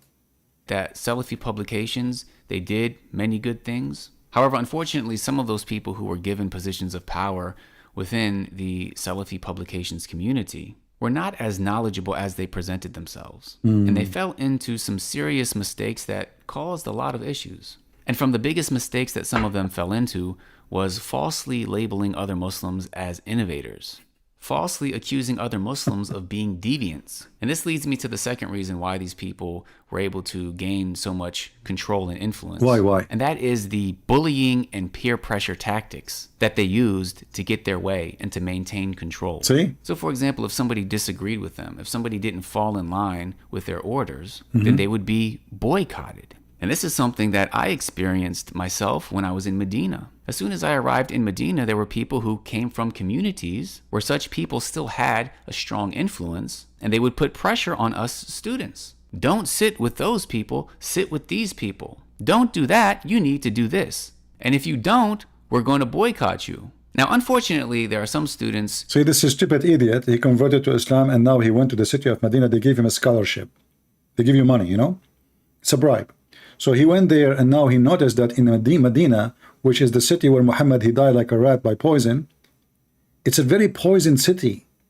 Don't talk to those, don't talk to this. Like in the TV, they show you people wearing white, and they are praying to Allah, and sound like a nice religion. I mean, you know, sound like everybody in harmony. But look what's going on. Everybody hate everybody. All of them, they belong to the same religion. And in the mosque, they pray next to each other. But don't talk to this guy. Don't sit with those guys.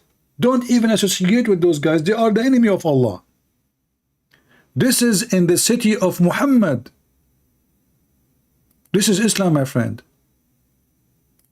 Don't do that, you need to do this. And if you don't, we're going to boycott you. Now, unfortunately, there are some students who buckled to the peer pressure. They stayed with that group. They would do anything that that group told them to do. And they would boycott anybody who didn't fall in line. However, thankfully, for those of us who did not succumb to the peer pressure, even though it was difficult not to, it's not fun being boycotted by these people. It's not fun not having them give you salams. However, many of us, after actually seeking knowledge and sitting with scholars and learning our religion, we were able to see for ourselves the issues within the Salafi publications community. Again, that's not to say that they didn't have any good with them. However, after seeking knowledge, we were no longer dependent upon them. In fact, many students studied more, became more knowledgeable than those who are still to this day in charge of the SPubs group. And therefore, they're not nearly as powerful or influential as they once were. But that brings me to Muhammad Hijab and Ali Dawah. Now that we know a bit of the history of SPubs, if we analyze these two individuals, then we'll find that the tactics that they use are ironically similar to the tactics that they criticize SPubs for. We mentioned that SPubs became popular initially due to our lack of scholarship in the West. So they were presented as knowledgeable figures who should be giving da'wah. And once they rose to prominence, they maintained that power, in many cases, through peer pressure and bullying. Now, if we look at Muhammad Hijab, how did he rise to prominence? He did so by presenting himself as an intellectual who should be giving da'wah in the West. And just as we said Salafi publications had some good with them, there's no doubt that Muhammad Hijab and Ali Dawah both have some good with them. Muhammad Hijab is a skilled debater. Listen. Both of them, in the beginning, they start saying good things about each other. And then they start giving each other a screwdriver. Did you notice the technique? Do you see the technique? And this technique working, why? Because they want to make themselves look like they are decent in front of Muslims. Like, you know, I'm not saying he is a pure bad. I'm going to screw him. I'm going to bash him for the coming 20, 30 minutes. But he's a good person, by the way. There's good on him. Yeah, I mean, he is, yeah, you know, and then he starts shooting. And this is exactly what Mimi Hijab said about him in the beginning. He starts saying he is a nice guy, he is, by the way, like you, and blah, blah, blah, and then screwdriver. After screwdriver. After screwdriver. So both, when supposedly he's talking about their tactique, but he is just doing exactly the same. He start bullying the guy. He will start bullying him. Actually, all what he said is just a bully. Even if it is something, or some of it is truth. But it's nothing different from what Mimi Hijabi does. Emanates confidence. He has a stellar vocabulary. His word. Yeah, he have a confidence. And he is so good in debate. We ask him, do Allah have a hand? Who says so? Allah he pray for, not to. He have a good skills in debate. Christian Prince, did you say suckle me to the Muslim women? Did you say that Muslims, they have AIDS? This is the skill of debate, you coward. The Muslim women, she said to Christian Prince, you are single because Christian women, they have AIDS. I said, I will not marry you. In fact, all of us, we knew number one, sex tourists in the world are Muslims. Every single one from the, especially from the oil countries, when he go abroad, he go for sex and drink and nightclubs and bars. And we know what they come back with. Yet they accuse you that you are the one who have AIDS. In fact, their prophet himself, maybe he was infected with sexual disease. Not maybe, actually, for sure. Why? How we know? If you know, if you read the hadith, you will see this.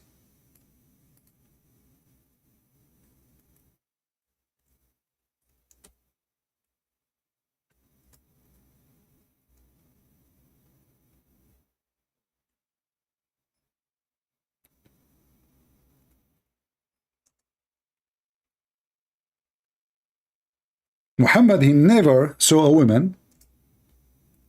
She don't have a yellow liquid in her vagina. Let us see.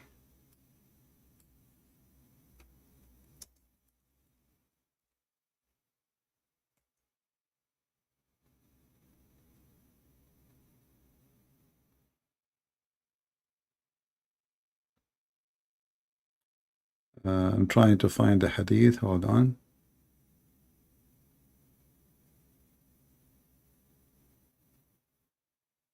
Let's see, where is the hadith? Here we go. Read it. The Messenger of Allah, he said, the water of the man is thick and white, and the woman water is thin and yellow. You can go right now and search why a woman she have a yellow water in her vagina. And you tell me. Just go check it out. So all the women Muhammad he slept with, they have a sexual disease, sexual infection, and I cannot, I cannot claim that the Muslim women they are the one who have it. Maybe Muhammad he gave it to them because they are sleeping with him. But this is saying to you that Muhammad he never slept with the women. She don't have a yellow sexual discharge. And you know what yellow mean? Yellow is yellow. Yellow is yellow.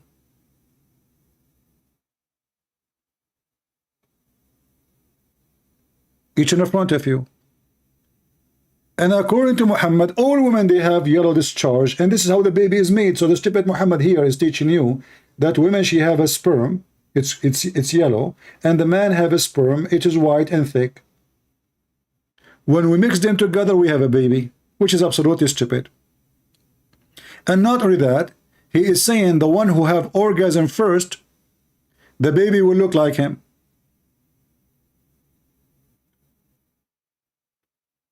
So now all of you, you know, who is the one have orgasm first? Your parents, your mother or your father.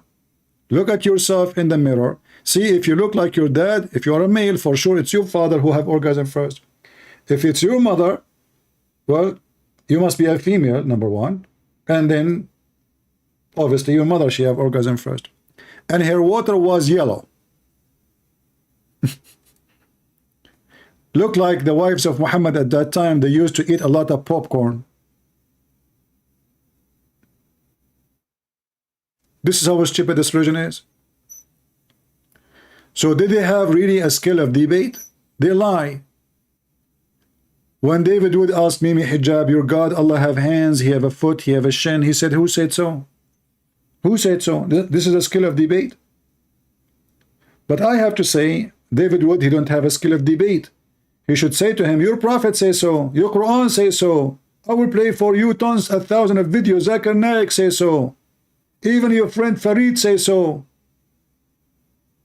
But because David Wood, he don't have the skills, he let it go. And people start laughing.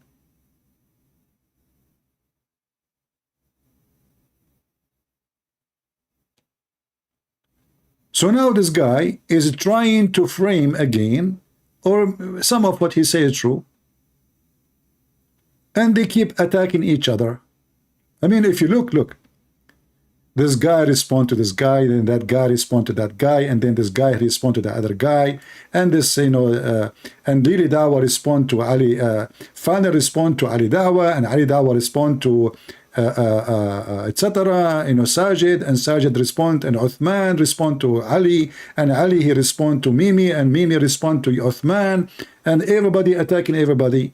And then every one of them, he claimed that he is the one who is serving Allah, not the rest. All of this because they are just seeking influence, seeking position and money. Actually, I believe this guy is way better than the rest of them. I can tell he's just a stupid being. He still believes really from his heart that Islam is a good religion. He is not evil like them. He's a victim more than like a deceiving person. He himself is deceived, and he believes in his deception that still Islam is good and there's good in it. And he's trying to understand why the Muslim, they do those things. Word choice and the way that he uses words, it will leave an audience impressed. Therefore, he had. So, isn't it the Quran says, by the way, he's talking about how you can be good in talking. See the skills of language. But let me show you. When a Muslim, he say to you that the Quran have a very good skills in talking, which is not true. If you speak Arabic, you would die laughing.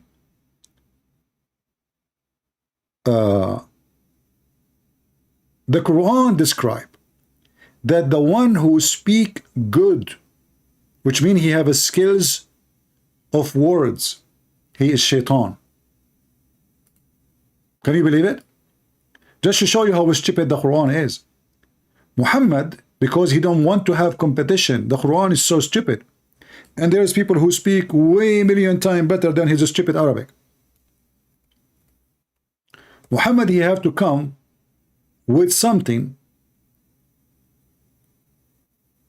to make people not to listen to them.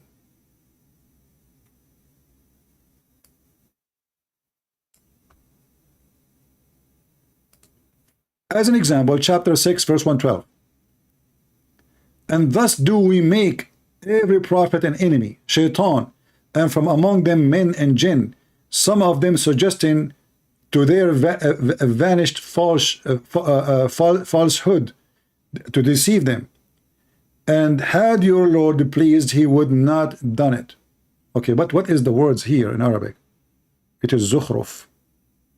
You see here, the translation is not right. The translation is false. They make a very strong language skills in talking. Let us change the translator.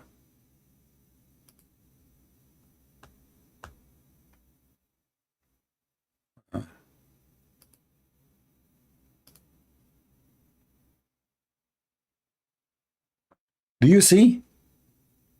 Inspiring one another would adorn the speech. So the Quran confirmed that the one who have a skills of language, he is shaitan. He can adorn his speech. He can make it so eloquent. And this is in the Quran. So how the Muslim, they say that the Quran is very eloquent when the Quran saying that the one who speak with eloquent language is shaitan. Are you with me?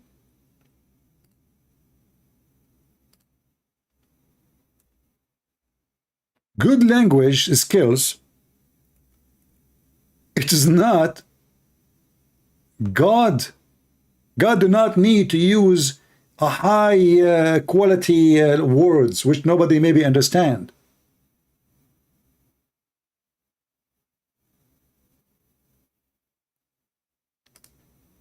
In fact, God, he should use words which is very simple, because the simple man is the major target, for the majority are not educated.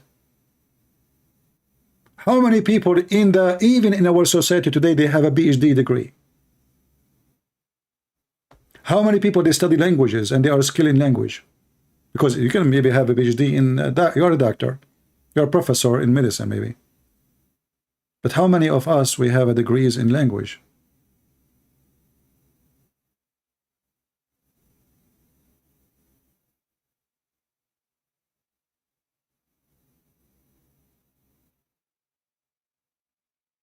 And the Quran witness that those who have skill of language, they are the devil. And they use their language skill to deceive people, to make them believe that they are really speaking with knowledge. And if this is the case, and if the Quran or the Muslim claim that the Quran have eloquent language which is absolutely far from the truth, then that should go to the Quran too. Because why Allah he want to use such a language? In fact, in the Quran there's a chapter, it's called the chapter of Az-Zukhruf, which is decorating the words. Az-Zukhruf is nothing but decorating words. Why God need to decorate words? If you look at the Quran, you will see even the Muslim, they decorate the frame of the Quran. You will not find a Muslim or a Quran without zukhruf, which means decoration. So not only the word have to be decorated, frame, drawing, arts, all around, and this is supposedly the book of God. Why I need to do it, all those things? Like the book I'm going to use to the goat X experiment is very decorated. Too bad it's a Quran. Colors, frames. Why? Because they don't want you to see how stupid the book is. They want you to focus in the art, which have nothing to do with God. So we put nice frames, and we put nice color and nice print and shiny pages, and we do Photoshop for images. The Quran, there's light coming on it. All of this to deceive you. God do not need those things. God do not depend in eloquent language. God, he's not the God of confusion. You see, eloquent needs somebody he understands those words.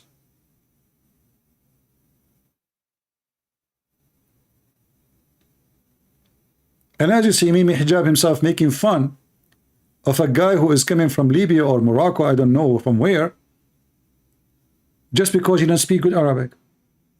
So how somebody he is from Pakistan will understand the Quran?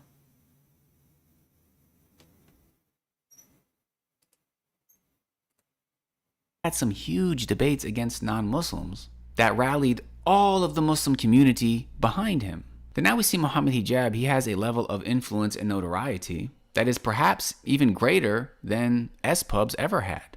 And the most prominent of Mohammed Hijab's students is no doubt Ali Dawah. Between the two of them, we're talking over 1 million subscribers on YouTube alone. But that leads to the second point. And here you see the stupid thing. If you have 1 million subscribers, but most of them, they come to see the bashing videos. They are not coming to learn anything. And when you say stupid things, that is even increase your number. As an example, we Christian watch their videos because we laugh. As an example, why I'm now watching your video? Because you are stupid. Why I'm playing the videos of Mimi Hijab or Lili Dawah? Because they are stupid. So high number does not mean intelligence. They became entertaining for us. This is your friend saying clearly that all the scientific miracles of the Quran are debunked. And it's a lie. I didn't want to do a dedicated video to this. I was here with the brothers filming for the podcast, and I thought while I'm sat here, I'll quickly touch up on this quickly because it's not really that important. So in the Andrew Tate video that I did, I mentioned that the scientific miracles in the Quran got debunked. And for some odd reason, funnily enough, like as if they thought that it was a slip of the tongue. I'll repeat it again, very carefully. The scientific miracles argument in the Quran got debunked. See, it's not a slip of a tongue. It was a slip of a penis. So he just gave a penis to his religion. So all the videos the Muslim they made about the scientific miracle of the Quran, it turned to be a slip, a joke, a lie. And the Muslim, they try to convert people to religion by lying to them about something have nothing to do with the religion. In fact, every single verse in the Quran, if we can call it a verse, it's a scientifically error, historical error. Like as an example, this guy, he keeps saying, how many of you watch the videos of Muslims saying how Prophet Muhammad, he say how the Quran called the Pharaoh, and he don't call in the other verse he say the king, brother? How come? How the Quran, this scientifically, brother, they discover now that in the time of a Prophet Joseph there was a Pharaoh and there is no king, brother. In the time of the Prophet Moses. But the reality is, if we go to the Quran, we will find that the stupid Muhammad, he thought that the Pharaoh is the name, is not a title. You see, this is why they didn't dare to come to me. Muhammad, because he is so stupid, he thought that the Pharaoh is a person, his name a Pharaoh. His name is Pharaoh. This is not a title. If we type the word Al, Al is not an Arabic word. Al is an Aramaic word.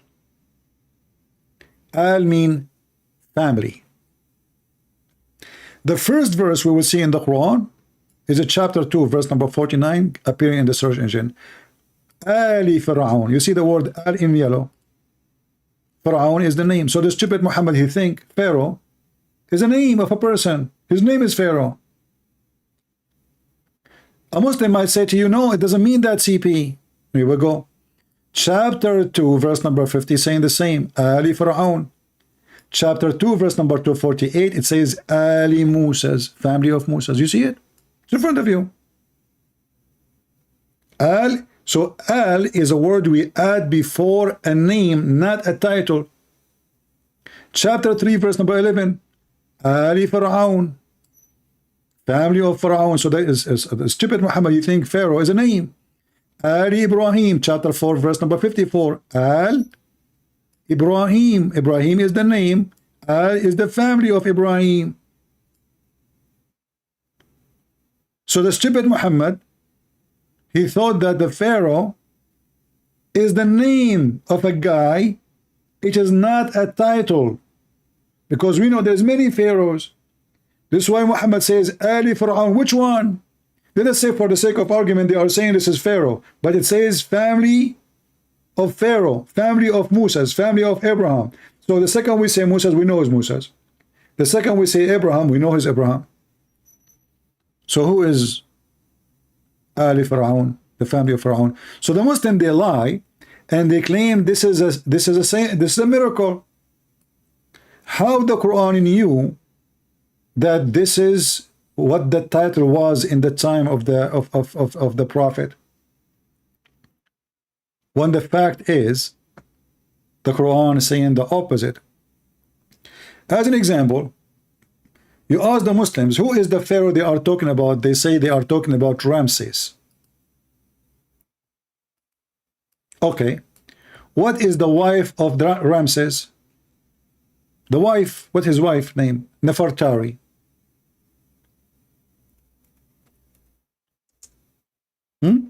Nefertari. You can search it right now. What is the name of the wife of the Pharaoh, the one we are talking about, the guy whose name is Pharaoh? Asiya.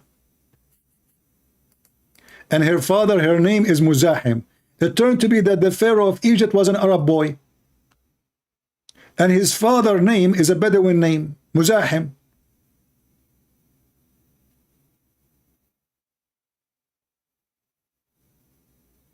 Can you believe it? So if Muhammad, he knew that Pharaoh is a title, how come he do not know that the Pharaoh we are talking about, his wife, her name is not what he claimed, and she is not an Arab?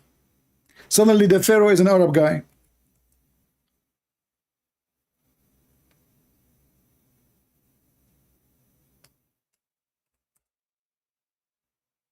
Let us see. Let me show you the hadith. Hold on, let me find it. So from Nefertari, which is every single history book agree, the name is Nefertari. Muhammad suddenly he changed the name.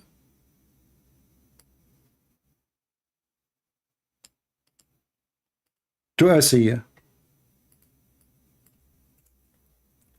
And this is a very authentic hadith. Al-Bukhari. See how the Muslim, they can fool you? They make up a lie and they surrounded you because you're an ignorant. You do not know. By the way, when I say ignorant, I'm not insulting you. I mean, all of us, we are ignorant about something. If you ask me to read a book in English, I will make maybe in the first page maybe a 20 mistake before I finish one page. That make me ignorant in some, in language. But doesn't mean if you are ignorant, you are bad, you are stupid. No. But if you want to discuss religion of somebody, we are here to help you, so they cannot fool you because they are using your ignorance so they can lie to you. This is why what we do here is very important. We are covering the side, of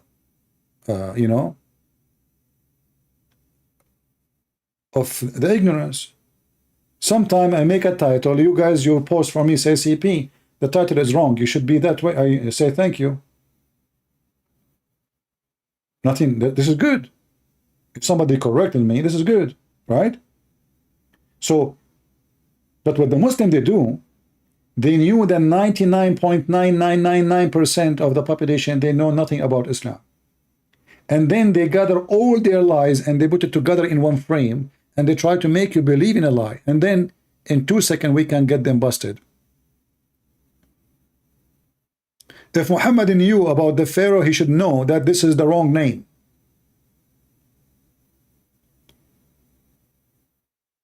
You do not need to believe in what I'm saying. Go right now and search the name of the Pharaoh wife. It is Nefertari. This is not from a Christian books. This is not from a Jewish books. This is history. Even the Egyptian museum agree.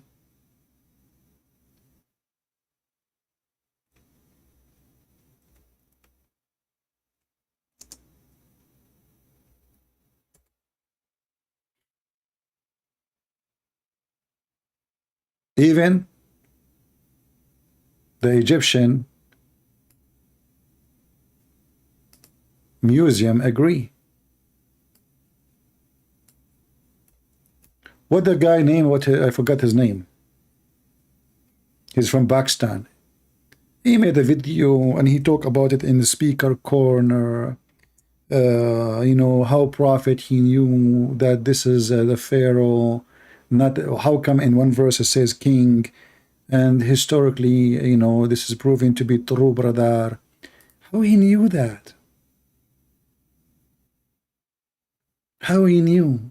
So look, Muslim, we want to ask you, how your prophet knew such a stupid information? This is your Egyptian website saying it clearly that the name of Ramses II wife is Nefertari. Do you see it? Nefertari. What is her name in your books according to your prophet from very authentic hadith? An Arabic name, and her father, his name is Muzahim. It turned to be that the Pharaoh wife, her father is a Bedouin guy from Arabian Peninsula. And she's an Arab too. And she eats falafel.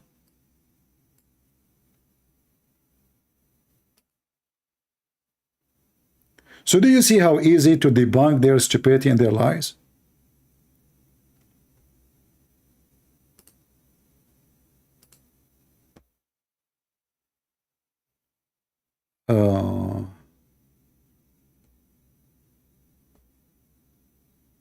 Okay.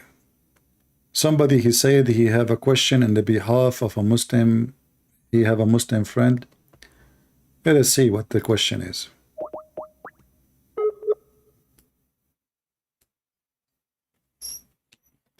Don't forget to subscribe, and remember, we are not in the previous channel we used yesterday. We are in the other channel, Christian Prince 1.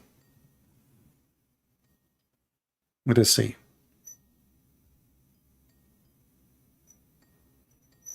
They don't even answer. I don't know. And people, they ask me for help and etc. And then when I try to call them, nobody answer. Okay, I have to hang up. I don't know what to do. Do we have any Muhammad and he have the courage to call me? Why you Muslims bully each other? You see, they are not saying like this guy, he do not know how to debate. No, no, they are really bashing each other horribly. It is a fraud. This is a religion of hatred. If Muslims, they claim that they are brothers to each other. So who killed Uthman? The brothers. Who killed Ali? The brothers. Who killed the grandsons of Muhammad? The brothers. Who killed Umar? The brother. Who took the hair from the beard of Uthman before they killed him? They torture him. They start taking his hair from his beard one by one. The brothers. Who is the one who took an army of 10,000 men to kill Ali and his family? Aisha. But the Muslims, they love each other, brother. So when they speak to you, they try to present for you false information about their religion. But the second you go and read the history of the garbage of the gang of Muhammad, you will see as soon Muhammad he died, they start biting each other, for they are all gang and criminals.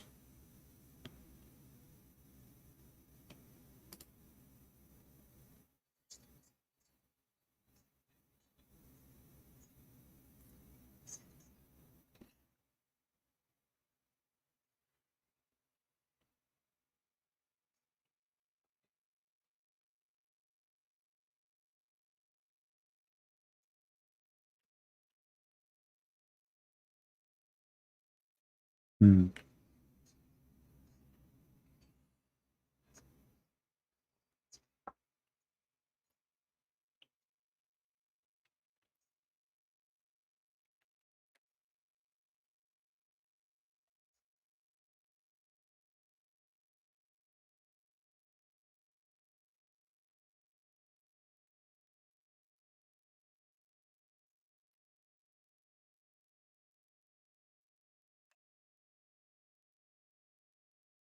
Look, look, look. Who's talking about the couch? He is laying down. I mean, he don't even want to sit down to talk, to record the video. Look, look at him. Look how he's sitting. He's sitting like a monkey, laying down in his back and bashing the other Muslim and talking about you are a freak of a what?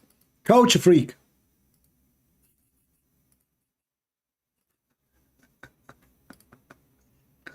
Oh, no sound. Hold on, hold on. Sorry. It's my fault again. I mute the microphone when I call Skype so the ring will not bother you. That's the whole story. Amongst the Muslims. However, I personally have never seen anyone from S-pubs verbally attack and threaten other Muslims the way that Mohammed Hijab has.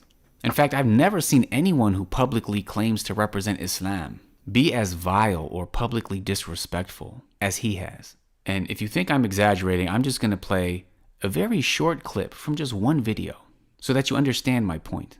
This is disgusting behavior from a freak. You are a freak, bro. Bro, everyone can see through you right now. You're a clout-chasing monster.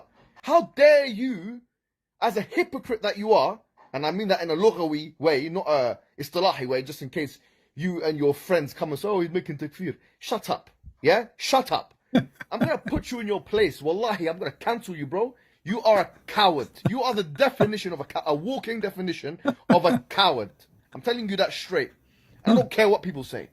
So now that you understand the tactics of presenting yourself as an authority and then severely bullying anybody who publicly disagrees with you, let's finally take a look at this video that Mohammed Hijab posted yesterday. And keep in mind, this is why more people don't call out Mohammed Hijab, because they don't want to have to deal with this sort of behavior. Just like people would fall in line. Except me, I call your prophet, I call, oh, I mean, who dare? Here we go. Do he dare to call me? I called him. Coward. He didn't even dare to speak to me for 6 minutes. He is a bully, but he cannot bully me. He tried to bully me. Did you say that? I said to him, I was quoting your filthy prophet. 7 Muslims were listening. I was quoting your filthy prophet in his channel. I don't sugarcoat. I don't sugarcoat. I was quoting your filthy prophet. He said, didn't hang up on him, this bastard. The bastard is your prophet and you, who was given birth by his mother to him 4 years of his father after his father's death. In your book it says that. Continue.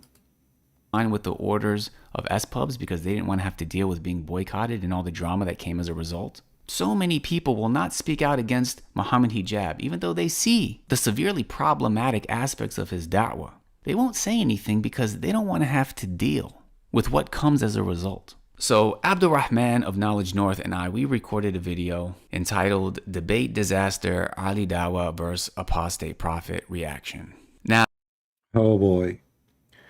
Debate disaster with opposite. If you cannot even win a debate against a opposite prophet, you will win it against who? Even apostate prophet, he wiped the floor of Ali Dawah. And by the way, if you go to Ali Dawah channel, they will claim that they are the one who wiped the floor of them, of apostate prophet. This reminds me when Muhammad Hijab, he made a video and he letting respond to apostate prophet. And then I made videos about it, and this what make Mimi Hijab look like a stupid idiot. And they try their best to censor me and to attack me and to bully me, but they could not. The video they made is priceless. They agree that the sun goes every day from the east to the west. Yes, yes, the prophet, he got you busted. Now, this debate that happened between Ali Dawah and AP was a clear manifestation of Muhammad Hijab's dawah. Ali Dawah is clearly Muhammad Hijab's student. He's clearly trying to... You don't dare to say his girlfriend? ...to imitate Muhammad Hijab. Now, not only was this debate truly embarrassing, but it has over 200,000 views. The fact that this disaster of a debate happened publicly in front of so many people meant that it needed to be addressed publicly. Not only that, but this isn't a one-time thing. This is a pattern of behavior. And not only that, maybe if Ali Dawah came out and him and his team apologized, they showed some sort of remorse, some sort of humility. You know what about we do this? Listen, instead of, you know, being like a widow who lost her husband and she don't know even who killed him, why you don't debate apostate prophet and do better? What do you think, guys? I mean, why you are bashing a Muslim? Okay, let us say he did a very bad debate. Okay, say he did a very bad, but why you are bashing the guy? What about you go and you challenge apostate prophet and you do better? You fix it. We don't fix it. Do you see how they are awkward and false people? Ali Dawah, he made a debate with opposite prophet. Opposite prophet, he wiped the floor with your prophet face. No problem. What about you? Call opposite prophet. Say to him, listen, Ali Dawah is a kid. I'm the man. Look at my beard. This is important from America. And look, I have many books behind me, yet I cannot read them. So why you don't call? I'm not going to ask you to debate me because, you know, you are no match. You will not even survive 1 minute. But I would like to see you challenging apostate prophet and you call him live on air and let us see if you can do better. The same topic. I don't know even what the debate they are talking about, Ali Dawah and opposite prophet. What about you do the same topic and let us see if you can do it. And by the way, if you want me to call you, just give me your Skype. All right? And for the benefit of your family, maybe you should buy insurance before I call you. I mean, your wife, she will get rich right away. You call me, I debate you, you have heart attack. Your wife, she will collect the insurance. Everybody is happy. But we have to make a deal. If your wife, she collect the insurance, you have to make some donation, man. I mean, come on. If it's not me, you will not get it. So who dare? The only Muslim they call me is a Muslim woman that I hang up on her yesterday or Fakira. That's it. Where's the Muslims? Where is the Mohammedan? One Muslim from Nigeria, he called the Arab donkeys and dogs. He forgot that his prophet is an Arab. And he do not know the Quran in Arabic, and yet he said he do not need to know Arabic. And the second you say to him, any translation you accept, he will say to you, any translation. The second you start reading a translation, he said, I don't accept it. And then we say to him, which one you accept? He said, the Rashad Khalifa. But we said Rashad Khalifa is a person who claimed to be a prophet, and he claimed that the Quran is corrupt. He took verse from the Quran. He said, yes, he took verses, it's not there. What the heck? He took verses, is not there? How you can take verses from books, they are not there? So he's saying he took verses out of the book which should not be there, which means he agreed this book is corrupted. I mean, I cannot find one Muslim intelligent to have an intelligent conversation with us. Embarrassment, then Abdul Rahman and I wouldn't have posted that video. But instead, Ali Dawah doubled down, tripled down, quadrupled down, tried to present himself as this victor, as if he did. You are jealous because his wife, she feed him life on air grape. Your wife, she cannot do that. This guy, he came home and he found a rag, prayer rag, brother, in the closet. And he want to show the people, and I'm talking about Sajid, he want to show the people that his wife, she prayed to Allah. So he take a video of the rag.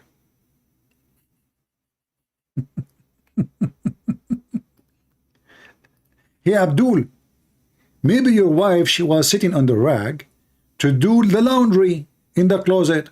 How you know she was praying? And let us say, for the sake of argument, she was praying. What a big deal. Why you need to publish this?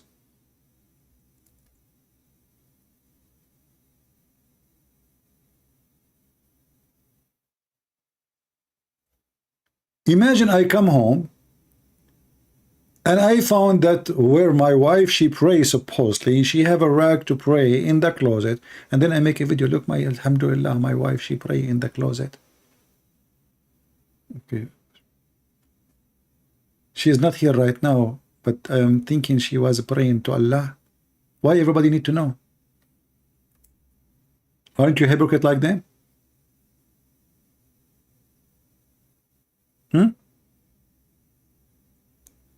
You know, when the Messiah, he said, when you pray, go to your closet, which means your private room, and don't pray like the hypocrite, who pray in every corner. Why? Because they want to show. And what do? You make a video about your wife rag. The wife rag is not even the wife praying, it is the rag of the wife. How you know what she was doing over the rag? I'm not going to say something she's not doing something bad, I don't know. But she might be doing laundry, she might be cleaning, or maybe she is praying. What a big deal. That means you are the same like them. You like to show off, you are a hypocrite. It's something praiseworthy. And his team, the people around him, were applauding him, talking about how glad they were that he humiliated his opponent. So therefore, Abdul Rahman and I, we posted the video. And if you listen to the video, then inshallah, you'll find that it is knowledge-based. But because we dared not fall in line with the orders of people like Mohammed Hijab and Ali Dawah, the bullying began. Ali Dawah immediately takes to Twitter and says, and as usual, the super Salafis, Sajid Lipham, backstabbing us again, LOL. That's why we free ourselves from them time and time again. Yeah, they free themselves from them time and time again, yet they employ the exact same tactics. Just like people within the S-Pubs camp would label others as innovators. Ali Dawah labels them super Salafis. Mohammed Hijab took to Twitter saying, Dawah Muslim YouTubers who spend more time attacking other Muslim YouTubers than even the enemies of Islam should be unfollowed. It doesn't take a psychoanalyst to realize what kind of emotions they are most probably motivated. But look, if Muhammad Hijab saying that we should not follow the one who attack Muslims, and he have channels just to attack Muslims. He have pages in Ramble, I think, I saw a page, and a page, long page of videos in Facebook, attacking everybody. Sheikh Uthman, this guy, I mean, everybody. He have a video for everybody putting him down. So listen, Muslims.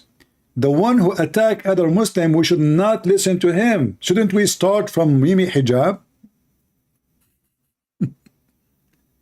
If we listen to his advice, shouldn't we start with him? Just to make it simple for you, the Muslims are very smart people. Their prophet once, he said to them, anyone write the hadith, he should erase it.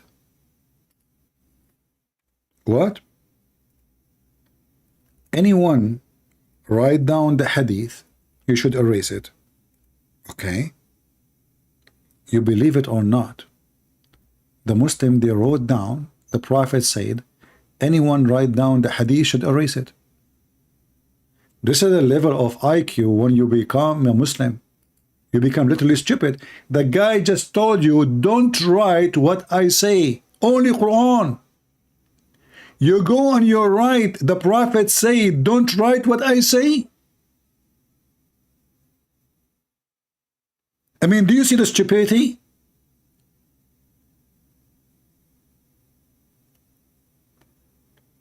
Don't write down anything I say except the Quran. And then the smart Muhammadan, they go, the Prophet, let us write, brother, write it. The Prophet said, don't write anything I say. He just told you don't do it.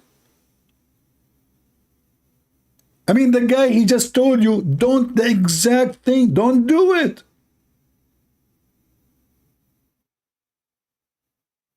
And because the Prophet said, don't write what I say, they have 1 million hadith.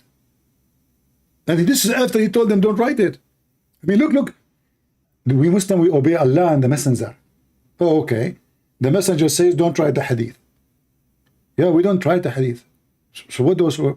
Oh, this is, we wrote that we should not write the hadith. We should not write the hadith. So now we have Bukhari, Sahih Muslim, At-Tirmidhi, millions of books, endless.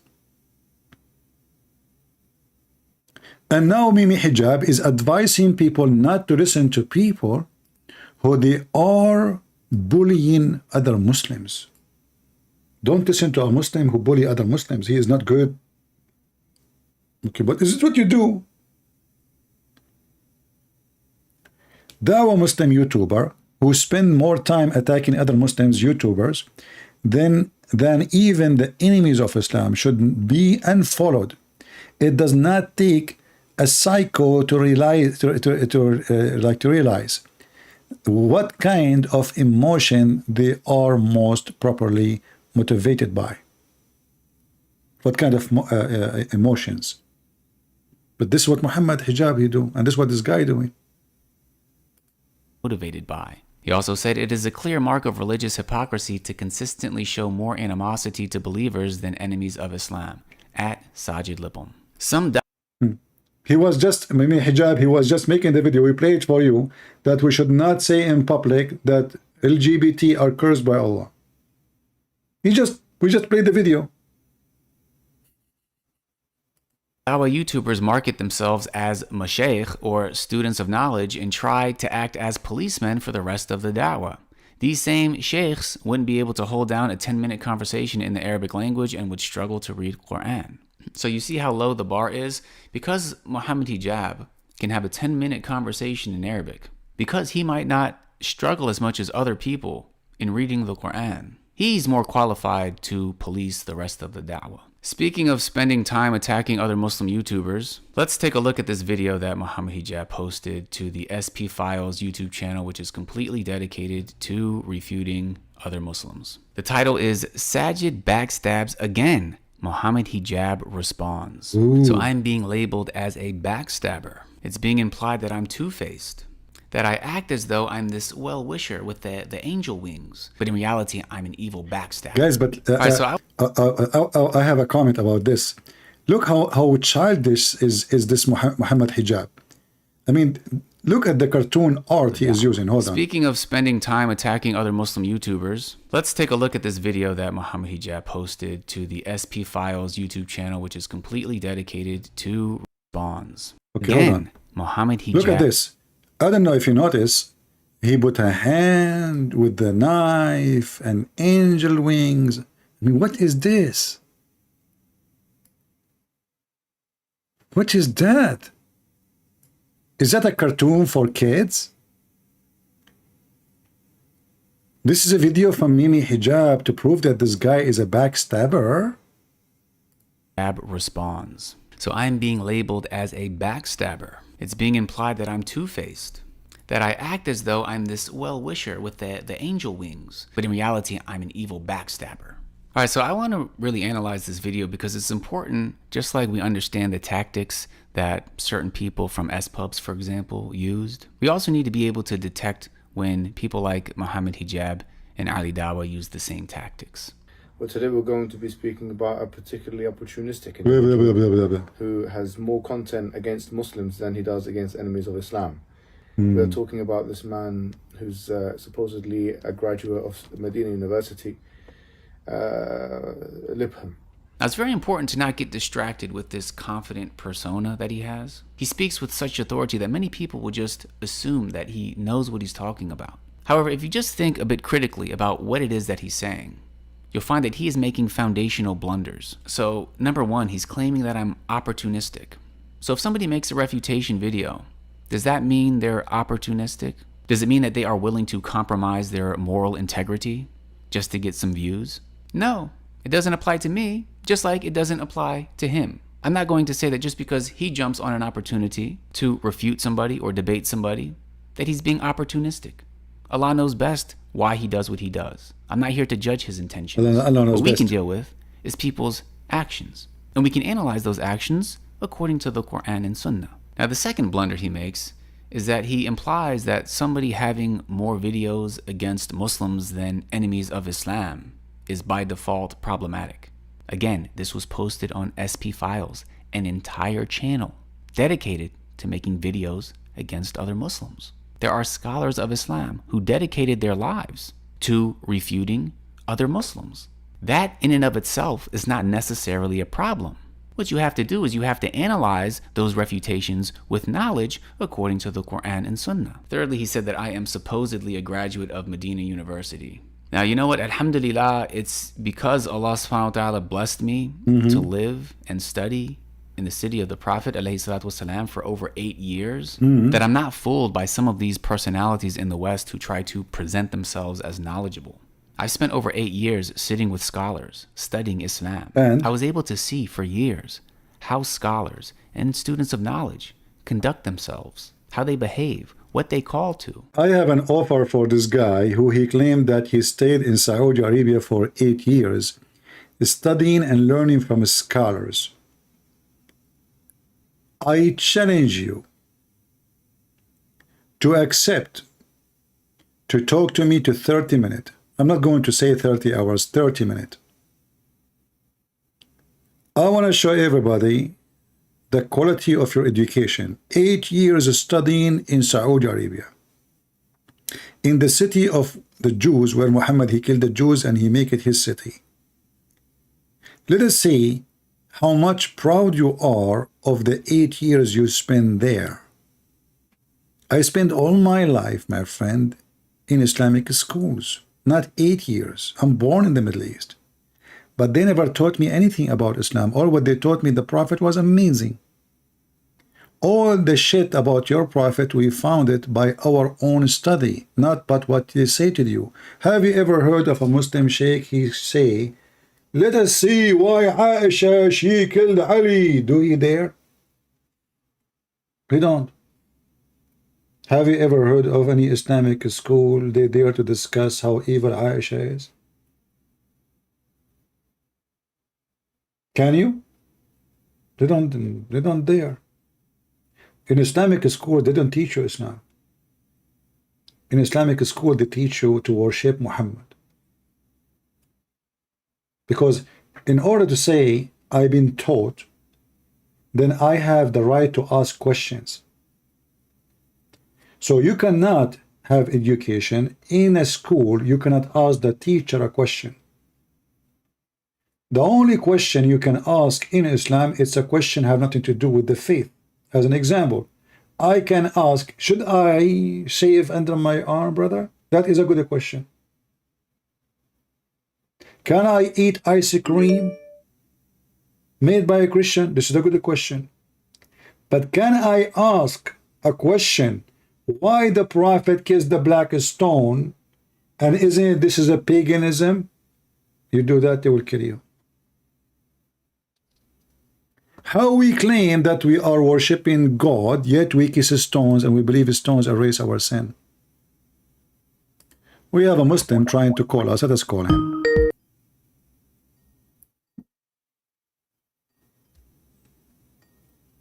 Let us hope it's going to work. Hello? Here we go. This is Fakira. She said the F word. Do you see why I mute the microphone? I mean, you son of muta. You son of muta. The first word you say to me is the F word. Shut up, shut up. Just a trashy piece of shit you are, like your prophet. Garbage. You will never speak here. You will never. I mean, the first thing he said is the F word. Very filthy, trashy. This guy, once he opened the camera for me, I don't know by mistake or not. And guys, the wall behind him is literally covered by shit. Literally. And I challenge him to say I'm lying. I moved the camera to witness the screen. He turned the camera off right away. And he told him, open the camera, show us the wall behind you. I mean, even a pig will not have such a wall. But this reminds me of his prophet. His prophet, after he do shit or he do masturbate, he dry his hands on the wall. Can you believe it?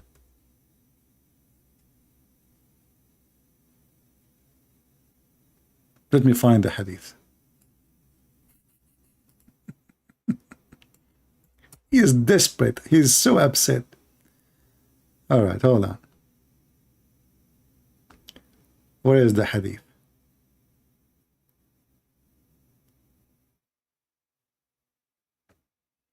Look at this hadith here. Muhammad, he is teaching people where to spit.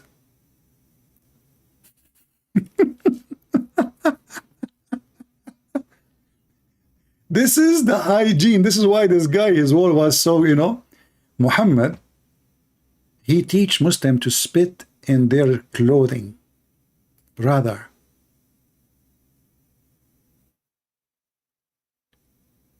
Not spit, actually. This is not spitting. You know, the snot. The snot. This is about the snot.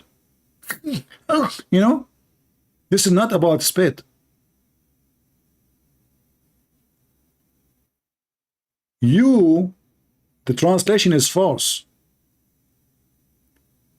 You throw your snot on your dress.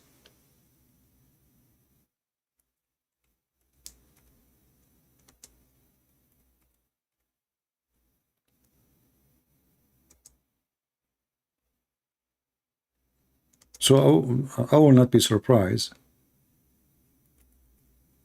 if Fakira, her wall was full of garbage. It's totally disgusting. I could not believe it, how disgusting the wall behind him.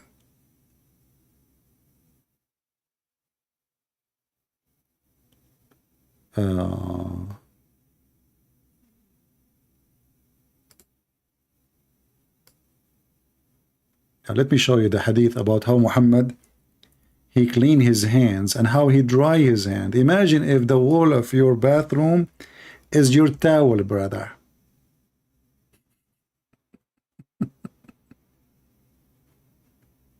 In the wall, the Muslim, they put to bracket earth. It is the wall, you idiot. It's a wall. The man, he clean his private part and he dry his hands on the wall or in the ground. Do you see it?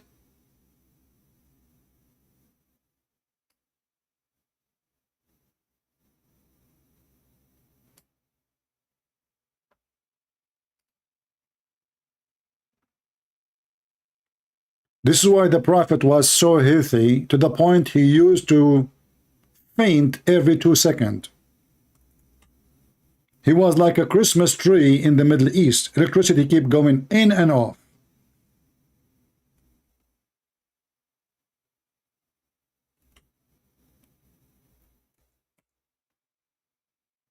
Because the Prophet was a very hygiene. The Messenger of Allah fainted when he was sick. He's always sick. I mean, isn't it him at the age of 8, he fainted for many hours? At the age of 8. Not at the age, actually, sorry, not what 8? Sorry. This is my mistake. I think he was like 3, 4 years old. He fainted. Even the woman who is there, she thought he's dead. That's why as soon he woke up, they took him to his supposed family, and they told him, I cannot keep him here. We were afraid he has almost died. Since he was a kid, he have an, obviously he have a mental issue, he have a brain issue. You can say epilepsy, I don't know what it is. But the guy, he faint in a very early age. And he always faint. And his muscles, his neck, his body, he would start shaking and go crazy. And here the story in front of us, the prophet fainted when he was sick. Then he woke up. And I mean, you see the story here. I mean, it's very funny. I don't want to repeat it 1,000 times. He said exactly the same sentence. Is the time for the prayer is had come? And they said yes. He said, okay, tell Bilal and to call for the adhan, and tell Abu Bakr to call for a prayer. And then he fainted. And he said the same. And he fainted. And he said the same. And he fainted. And he said the same. He fainted. He said the same. This is why Muslim governments in the world, they are trying to kill those books. The Crown Prince of Saudi Arabia, he have a project to filter all the hadith. And what they will filter? They will filter all the embarrassing stories. Erdogan, many years ago, he brought what he called the Muslim leaders from around the world, and the purpose is to clean the books of hadith because it's full of embarrassment. But guess what? The internet killed Islam. It's too late. If they tried to do that long time ago, actually they did. Even Ibn Ishaq, when he wrote about Muhammad, he says many things does not be fit in his understanding or his logic. With the prophet, he did not. He took it off. So there's a lot of missing stories we do not know. He decided to take it off because it's horrible. So this is after the filtration. What we have now is after the filter of the filter of the filter of the filter, and until now the Muslim trying to filter more, because the more people get educated, the more they see how stupid Muhammad is. The Muslim, they say, even the Muslim, they claim that Muhammad, he healed people. This is what they say. Go ask them. Well, if Muhammad, he healed people, how come he could not heal himself?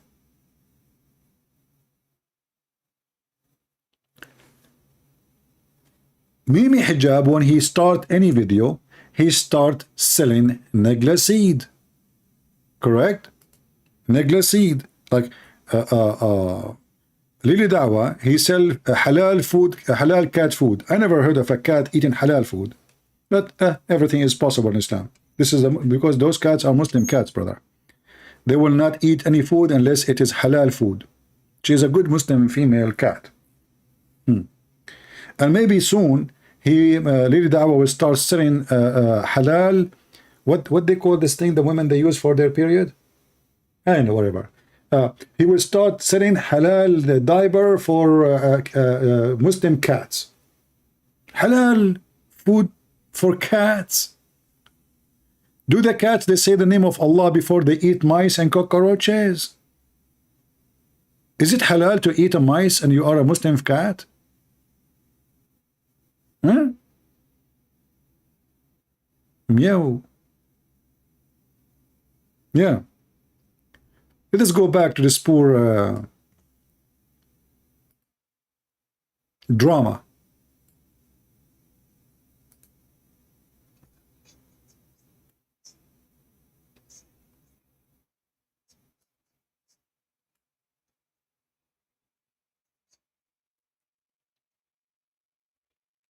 Hold on, there's no sound. Okay, go. Before you start saying there's no sound, here we go. Let's fix it. Not be misled simply due to the fact that they don't know any better. They're simply trusting people who have, for whatever reason, become popular. These are the issues I have. Number one, the points that were made in that in that particular video were of a low quality. He was making subpar points one after the other. So the reality of the specific points that he's trying to criticize and belittle will be dealt with in another video, inshallah. The Salafi Mutakalimah. It's obviously a bid to try and make himself self-importance, like he's the one who's coining terms that he can now use for other Muslim people in order to stigmatize them. So he claims that Abdul Rahman is coining this term for self-importance and in order to stigmatize other Muslims. Meanwhile, this is being posted to a channel called SP Files, where people such as myself are being labeled super Salafis to be stigmatized. I'm not part of S-Pubs. I've never been part of S-Pubs. In fact, I have many videos on my channel against S-Pubs. Yet just because we criticized Ali Dawah. Listen, in the beginning he started praising S-Pubs. At the end, he says he criticized S-Pub. So it look like every Muslim criticized every Muslim. Every Muslim he claimed that he is the one who have the true Islam and the rest are donkeys. Do you see how stupid this cult is? Each one of them, he claimed he is the one has the certificate from God to explain the correct Islam. The rest are donkeys. So each one of them, he make a video against the other one.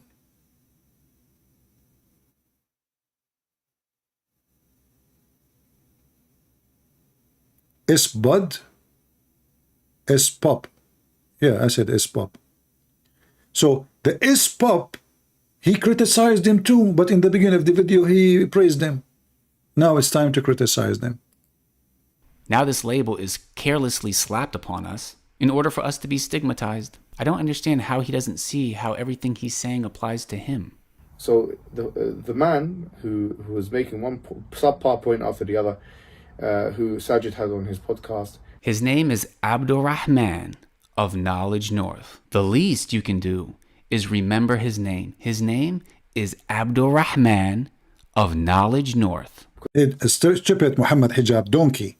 I mean, at least remember the name of the guy you are bashing, you idiot. I mean, you don't remember the name of the guy you are bashing, so how you can bash him without his name? See, listen to Sajid. Sajid is giving you advice. Next time you want to bash that guy, remember his name. How people will know you are bashing who? I mean, you make me upset now. You want to bash the guy without saying his name? Are you stupid or what? Sajid, you are right. Thank you. We just took a note. What his name, Sajid, was? Supposedly now Sajid, he fixed it. He just gave a finger for the guy. Muhammad Hijab, he did not want to say the name.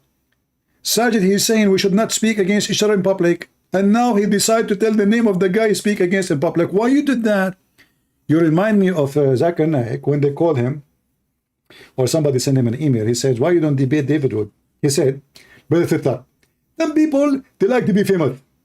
And if I call them and I debate them, debating celebrity, they will make them celebrity. And therefore, I'm only going to debate David Wood. You're stupid, you just said his name. If the purpose not to debate him, not to make him famous, why you mention his name?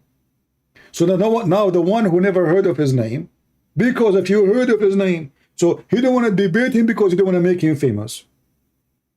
So I'm not going to debate David Wood. You just said his name, you donkey. Hey Christians, why you don't go and challenge Zakir Naik to debate me? So because tell him that this guy, he is making a lot of people leave Islam, brother. Maybe Zakir Naik would not like to make me famous too, even though I'm way more known than this stupid idiot. But let us see if he will make a video and says, brother Twitter, I'm not going to make Brent because it will make him famous. What famous, you idiot? I mean, do you see the stupid excuse?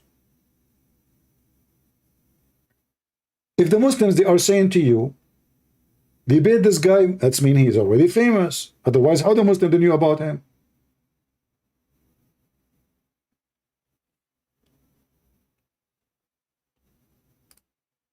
Of Knowledge North. The least you can do is remember his name. His name is Abdul Rahman of Knowledge North. Because he doesn't understand the language of the people of Aqid of the past, of the people who wrote the philosophers or whoever made with the Kalimeen. Doesn't understand the language, or potentially does understand it, but doesn't understand the overarching point.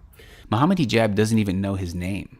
Why does he think he knows Abdul Rahman's level of knowledge?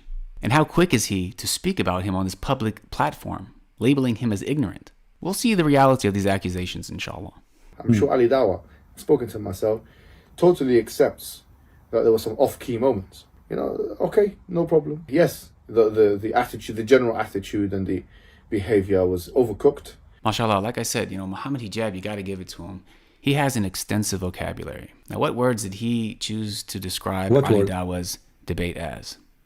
Off-key. Overcooked. Off-key. Well, if you agree that there were issues, then why not just take the advice that we gave in the video? Why start personally attacking us? And mind you, again, Ali Dawah did not show any sort of remorse for his behavior. In fact, he was doing the opposite. He was gloating.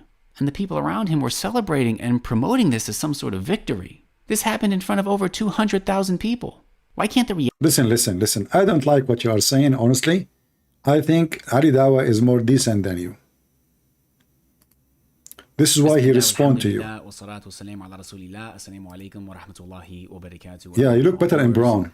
I'm recording this video Chocolate. to hopefully, inshallah, close a chapter regarding some back and forth between myself and Ali Dawah. Yeah, actually, this is a close of chapter. This is why after that he made a 100 video to respond to Ali Dawah.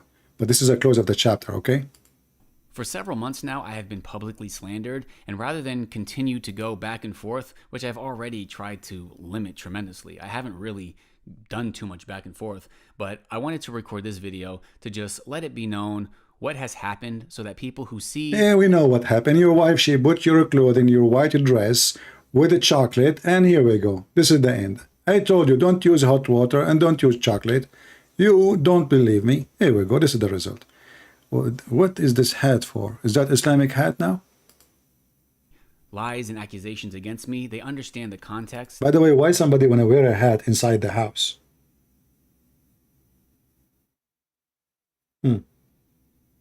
Okay. I mean, things happen. And they don't believe everything that they read or hear. I wanted to at least put the truth out there as my final words regarding the situation. What? Now, this does not mean I won't address any misrepresentations regarding the religion of Islam, because correcting such misrepresentations is an important part of our religion. And one of the tactics that people use to keep themselves from being corrected is they will bully and slander people. They try to make their lives as miserable as possible to keep them from speaking up. So I'm not going to give in regarding the religion. However, I'm talking about personal attacks, personal slanders about me. What? After you see what I'm about to present in this video, inshallah, you'll understand. What they said about firstly, you? I want to go back to December 13th, 2021. History is recorded, brother. December 13th. It's a point, This will remind me of an Arab guy. He, the Arab, they have a tradition. If you farted, that is like a point of history. So the guy, he was sitting between a bunch of Abdul and he farted.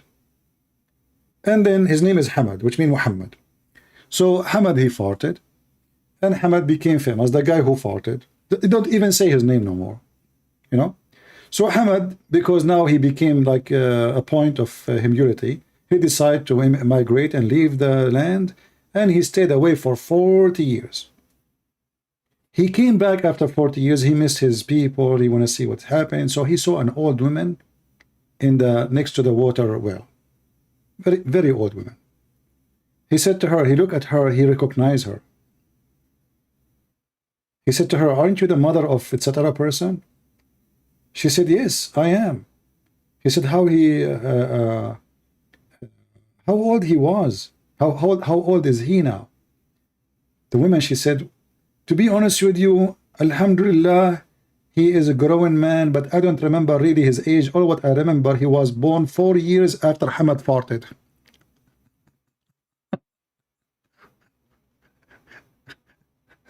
No, seriously, 4 years before Ahmed farted. So the guy, he went away for 40 years, and now his fart became a point of history. The woman, she don't remember when her son was born, but she remembered that it was 4 years before Ahmed farted. The guy, he went away for 40 years hoping they will forget about it.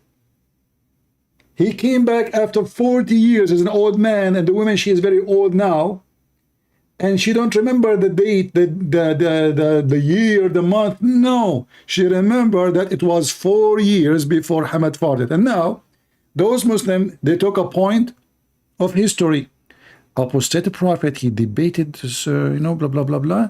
In which date, brother? Is that the point of fart? So firstly, It's the point where the Muslim, they made a big fart.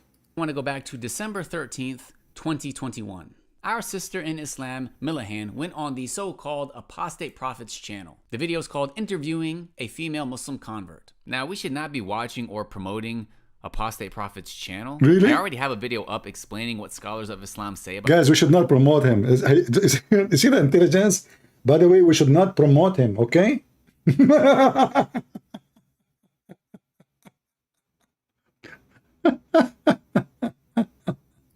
about this topic. And the videos that Fareed Responds made, as well as the debate that Daniel Haqiqatu had, is more than sufficient and conclusive. For sure. Apostate Prophet. Yeah. But our sister Milahan, she's a new Muslim. She decided to go on his channel. And the reason I'm mentioning her is because the day after her interview, Ali Dawah went on Twitter and said this: Allah subhanahu wa ta'ala says, "Be just even against yourself." Apus absolutely annihilated this sister. She has no idea what she's talking about. Made not only herself, but Islam look wrong because of her lack of knowledge. So look at these— And look, guys, look at this Muslim woman. Now, she converted to Islam yesterday. She is wearing ninja clothes second day. This woman, I saw her, you know, she is obviously, you know, she is seeking attention. She is not able to get married. She don't look good. You know, she have many problems. And, you know, here we go. We convert to Islam. A Muslim will marry me. I don't know if she will find somebody to marry her. But anyway, look what she's wearing. What happened? Is that halal, by the way?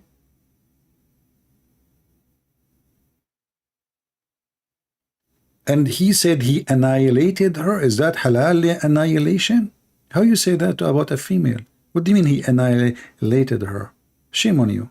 This sister. She has no idea what she's talking about. She decided to go on his channel. And the reason I'm mentioning her is because the day after her interview, Ali Dawah went on Twitter and said this: Allah subhanahu wa ta'ala says, "Be just even against yourself." Apus absolutely annihilated this sister. She has no idea what she's talking about. Made not only herself, but Islam look wrong because of her lack of knowledge. So look at these harsh words Ali Dawah has for our sister Milahan, whose picture he has up on this tweet. He further says, "She got destroyed. I'm sorry. She should never gone on there. Some Muslims just do silly things which make Islam look bad. Most things she said was against Islam." He responds to AP saying, "The only people you can humiliate is new Muslims who are women." So as— Hey, Lily Dawah, what about you give me your Skype, you and your boyfriend Mimi Hijab sit next to you. And this time, don't play for me a video I say. Let us have a debate. Do you dare? As long the females, why all of them didn't want to debate Apostate Prophet? Why nobody want to debate me? I want to know. What is the point is attracting them? Is that the smell? I mean, hey, Apostate Prophet, if you are listening, do you add certain kind of a cream on your shoes? Do you have like a smell for your socks? Why the Muslims are attracted to debate you? Nobody is coming here. Look, my Skype is open. I have only 2 Muslims call me. One is a Muslim woman. She is stupid, obviously. Like yesterday, she called me and she said, Allah, he says he is the best of creators because there's many false creators. So she admitted that Allah is a false creator too. Because when you say Allah is the best of the false creators, that means he is a false creator. Anyway. If you are a Muslim and you claim that you have a knowledge like this guy, please don't hesitate. Invite me to your channel. I will call you. You go live in your channel. I don't mind. But you have to have a famous like this guy, you know. If you are a famous Muslim, I will famous you more. I will make you way more famous, especially when you defeat me. Look, this guy, he wears chocolate uniform for a reason. His life is like honey. But is going to stay this way until he debate me. After he debate me, his wife, his life will be the opposite. So tell us what happened now. What is the point of this? Until now we are listening. We heard nothing. What happened exactly? As we can see, these are some really strong words of Ali Dawah publicly condemning Millihan. And it's not that he addressed anything that happened with knowledge, but rather he just said that AP annihilated her. She has a lack of knowledge. Muslims do silly things that make Islam look bad. And he dismissed her as a new... Like who? Like what? Why you don't say to him, aren't you the one who says the Quran miracle debunked? Isn't it him who says that God cannot enter his creation, and later in different video he says Allah enter his creation? Why you don't make a video about it? Come on, man. I didn't teach you. Get him busted. Make a video about what Lili Dawah, he said all the poo-poo he did, so you can drive Mimi Hijab and Lili Dawah more crazy. Who is a Muhammad and would like to call me? Mayday, mayday. You see, I'm tired right now. I'm speaking for many hours. So this is your opportunity to get me busted and win and bring victory to Allah. Not to forget to mention to you, if you call me and you bring victory, or even if you lose, Allah will extend the size of your penis. You know, I was thinking to convert to Islam, but since the Prophet, he said, I will have 70 years orgasm, I said to myself, when I'm going to eat my baklava then? I mean, 70 years for the orgasm. How many years then just for sex? If the orgasm alone is 70 years, I thought if I go to heaven of Allah, I will eat whatever I wish. But how we are going to have time to eat if our orgasm is 70 years? Just the orgasm alone. Okay, can we make it 69? I mean, come on. Don't you think 70 years? I mean, Muhammad is stuck with number 70. Even the orgasm is 70 years. And by the way, I'm not good in mathematics. Somebody calculate for me. If you have 72 women, I will go only with the 72, by the way, because 72 is the lowest number. However, even the 72, each one of them, each one of those 72, she have 70 maid. And each maid, she have 70 assistant. And every assistant, she have other 70 assistant. So if you calculate the number of the women, they will be by billions. However, let us focus only in the 72. So if the 72 are only the one you will sleep with, and each one of them you will have 70 years orgasm, how many years will take you to go to the same girl next time? Can somebody give me the number? 4,000 years something? More than 4,000 years. Can you believe it? So I'm counting only the orgasm, not the whole sex. 70 years, let us say a woman, her name is Fatima, and she is a virgin. She took off her panty, you start doing boom boom. According to Allah, halal, brother, halal. Boom, boom, boom, boom. And now, after like boom, boom for 200 years, because if the orgasm is 70 years, I mean, I'm assuming that the boom, boom, maybe for 1,000 years. If only we count the orgasm, that will be somebody saying 4,668 years. Imagine. So what the point? And all of them do the same. So now you promised me 72 women. All of them, they look the same. They have the same face, the same hair, the same height, and the same voice, and the same name, and they sing the same song. So what the point of having sex with all those women when they are the same women? Guys, imagine. We enter a website for dating. And all the women there, they have the same information. Her name is Fatima. Her age is 6 years old. She have the same picture, the same description. All the females in the website, brother, alhamdulillah, they have the same picture, the same name, the same height, the same everything. So what the point of the 72? It's the same woman. It's just a copy of a copy of a copy. So I did not change the women yet. Once I was doing a seminar, and a Muslim woman, she got so upset. She stood up and she said, "Sir, I hope you agree to take criticism." I said, "Sure, sure." I said, "Are you a Muslim?" She said, "I'm proud, like Ali Dawah, she's proud to be Muslim." I said, "Okay, go ahead." She said, "You said that Muslim women, she have no reward in heaven. The Prophet, he said that a Muslim woman, she will be 70 times more pretty in heaven." You know, I didn't know like what to say, honestly. Like what, this is what's surprising. That's deep. 70 times more pretty? wow. And she was like, and you know, you should see those Christians in the place. They were like, uh-oh, somebody get Christian Prince busted. You know what he would say now? Like, I can see in some faces, like they were worried about what she said. How he can respond to this? She would be 70 times more pretty. So I have a board. When I do a seminar, I ask for a white board to write on it. So I have a board, and I wrote in the board. Let us see if we can make us a white board here. Give me a second.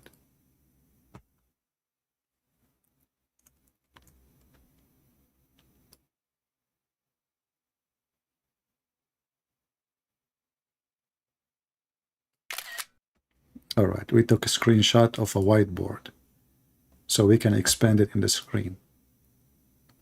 Just to show you how stupid Islam is. But this can be a valid argument if somebody he don't have a good intelligence and he don't have a very fast response, and to show how stupid it is. So I said to her, okay, let us say, like, I asked her what name you like. Anyway, so like, let us say a girl, her name is Fatima. So first one, her name is Fatima. Let's change the text color. We make it red. All right. So the first girl, her name is Fatima. Fatima, she have a beauty equal to 1. We will write first the names. Let us say Fatima, second one, her name is Aisha. Okay. The third one, her name is Zainab. Z. Fatima, her beauty, you see, in the, in earth, all of us, we have different look. Some they have a better look in the scales of a human being. Some they don't have less, I mean, it depends. So let us say that Fatima, she is in the standard of look is 1. She took the number 1. Not number 1 as the best, no. Aisha, she is twice more pretty than Fatima. Zainab, she is 3 times more pretty than Fatima. And now let us multiply with number 70. You will notice nothing changed. And I said to this girl, as you see, you were ugly in earth, you're still ugly in heaven. So I said to her, let us assume that you are Fatima. Do you mind to give you this name? She said, no. Okay. So now we multiply your beauty with 70. So now you are 70 times more pretty. Now Aisha is going to multiply 2 with 70. So now she is 70 times more pretty. And Zainab, her beauty is multiplied with number 70. So now she is 3 times more pretty. But in fact, nothing changed. You were ugly in earth, and you're still ugly in heaven.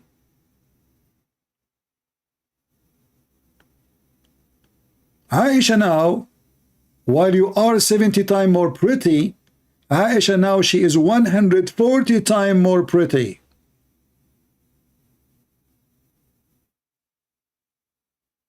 Zainab now, she is 210 more pretty. And you should see those Christians in the church, they died laughing. And this girl, she felt so bad. I mean, I feel sorry for her, She was so excited. She is like, and she was texting in the phone, like somebody told her, tell him this, Like there's somebody she is discussing, she joined the seminar and this guy is attacking Islam, And they told her, she's telling them he said women in Islam, they will not have any reward, they are just sex toys. And now she decided to get me in the corner. And here you notice, by the way, I mean, even if this is true, that you will be 70 times more pretty, let us say all of them, they will be equal in beauty. But at the end of the day, you are jailed in your room. Nobody can see you except one guy. So what happened exactly? What is the point? The Quran make it clear that all Muslim women in heaven, they will be jailed for eternity.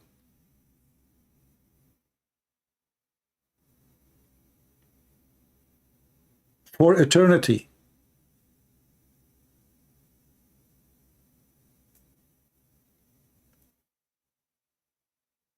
When a Muslim he try to refute you, if you are not a person who is very well educated and you are not even like, you know, we have to say that a debate is a gift. Not everybody can debate. There's people they can be good teachers, and there's people they can be bad teachers, even though both of them they graduated from the same school. Why? Because somebody is gifted with the gift of ability of teaching, explaining. And there's somebody, he is not qualified to be a teacher. He got the degree, yes, but he is not qualified to be a teacher who can explain. He can provide the information, the same as the other teacher, but he cannot make the information go to your brain easy. For his education ability is limited. Not because he's not educated, no. Education ability, which means to educate you. There's a gift. There's somebody have a nice voice. He sing, you enjoy the voice. But all of us, we have voices, but there's somebody have a gift. So God gave us gifts and we better use them. And most of us actually, we don't use our gifts and we depend on somebody else. The Muslim, they assume that all your gifts are dead and you are ignorant. And we can flatter you or we can make you feel bad because we quote for you verses. Chapter 3, 5, verse number, etc. says this. Supposedly now he shut you up. When you speak to a Mohammedan, listen carefully what the Abdul is saying, because he is giving you the best weapon to destroy what he just said. And this is why those Abdul don't dare to debate me, because I use what they say against them, not what I say. What their prophet said, not what I said. Now we go back to the bashing video. A Muslim who is a woman, and all of this happened in December 2021. Fast forward about 2 months later, and now Ali Dawah decided that he wanted to go on and have a discussion or a debate with the so-called apostate prophet. The video on his channel is titled Ali Dawah vs. A Puss. Full debate. Hilarious. Here we have Ali Dawah being fed grapes. It says a puss broke down and it shows some photoshopped tears coming out of his eyes. The video on Ali Dawah's channel currently has about 209,000 views, and the video on AP's channel has about 238,000 views. Together, we're talking about almost 500,000 views. Now, there is a very important principle in Islam regarding enjoining good and forbidding evil. Allah tells us in the Quran, and let there be arising from you a nation inviting to all that is good, enjoining what is right and forbidding what is wrong, and those will be the successful. So there is a what is right, you know, to cheat in your wife and to sleep with your own daughter-in-law and to have sex with the children's and to lie to the husband and lie to the wife and lie to the neighbors, and not to forget it is right to drink camel urine but not to drink wine, because wine is unhealthy and camel urine is very healthy, which can cause you a very bad kidney failure and actually death. Yeah, what is right? Tell us what is right. So what story happened, apostate prophet, he have debate with this girl, and this girl, according to Lady Dawah, she was annihilated, I don't know if this is an English word, I think it's a German, according to my understanding, excuse my English.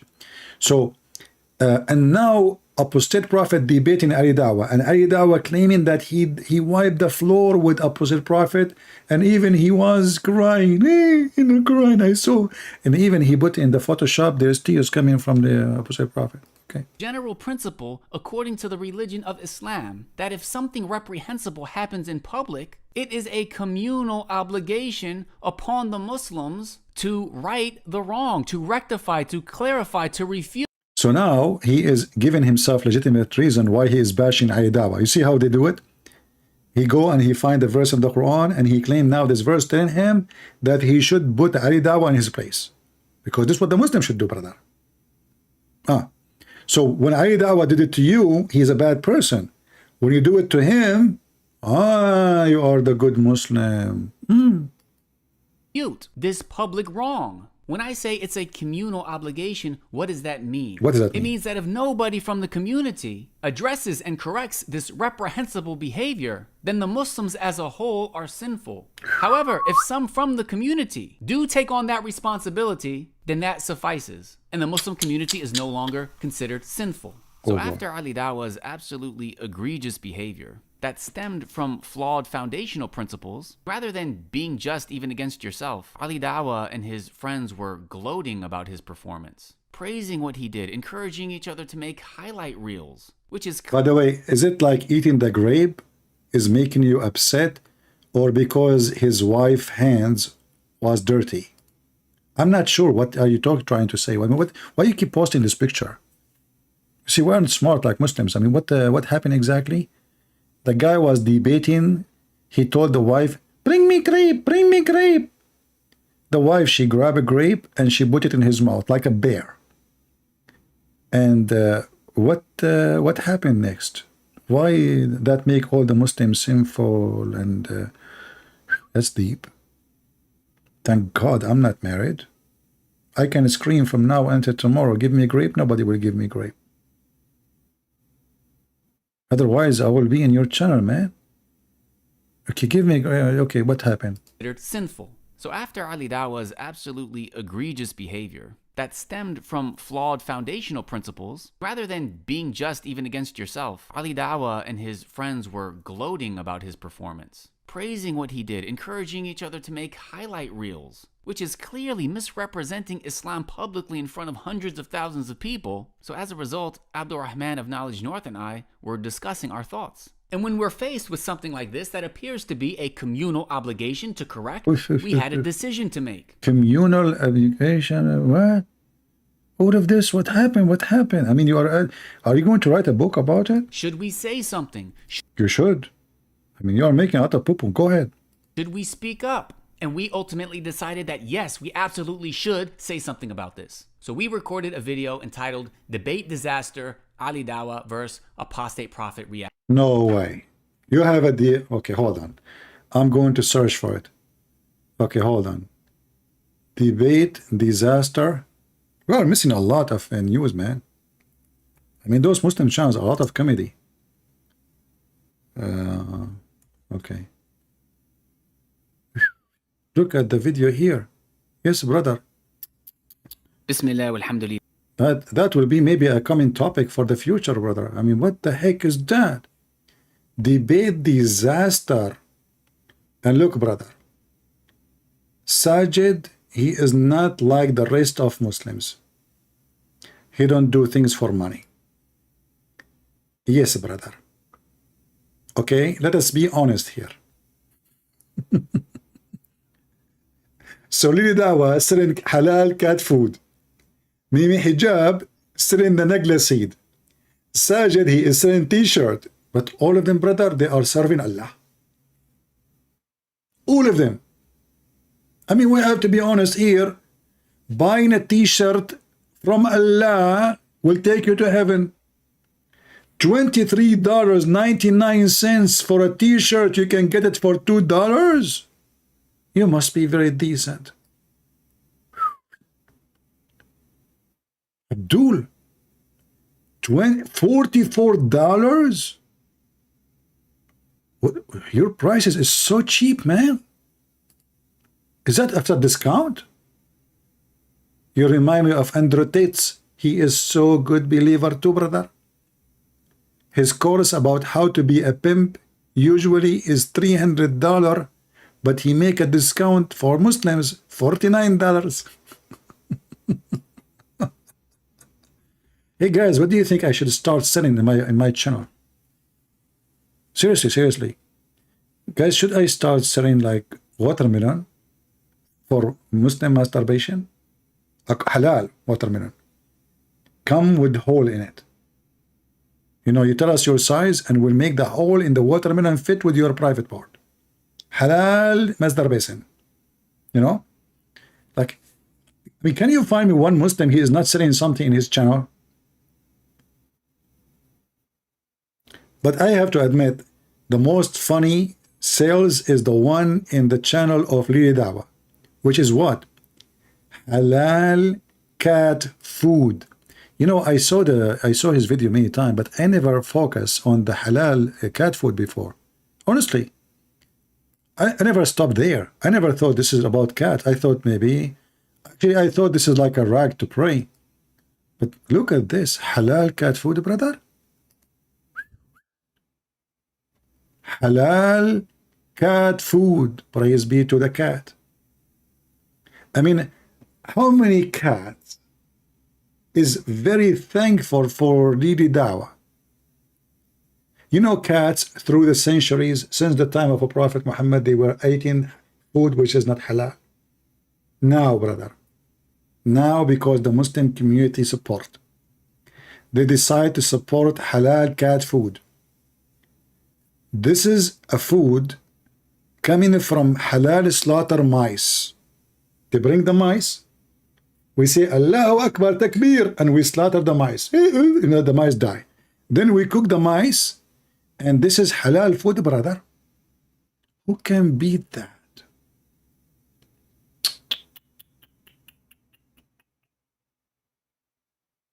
So one selling t-shirt, the other one selling negla seed. I don't know what to sell. I'm out of options now. Hold on, I will find something to sell. Hold on. What to sell? What to sell? What to sell? Camel urine? Even they sell that. Oh, they took all the market. I don't know what to sell now.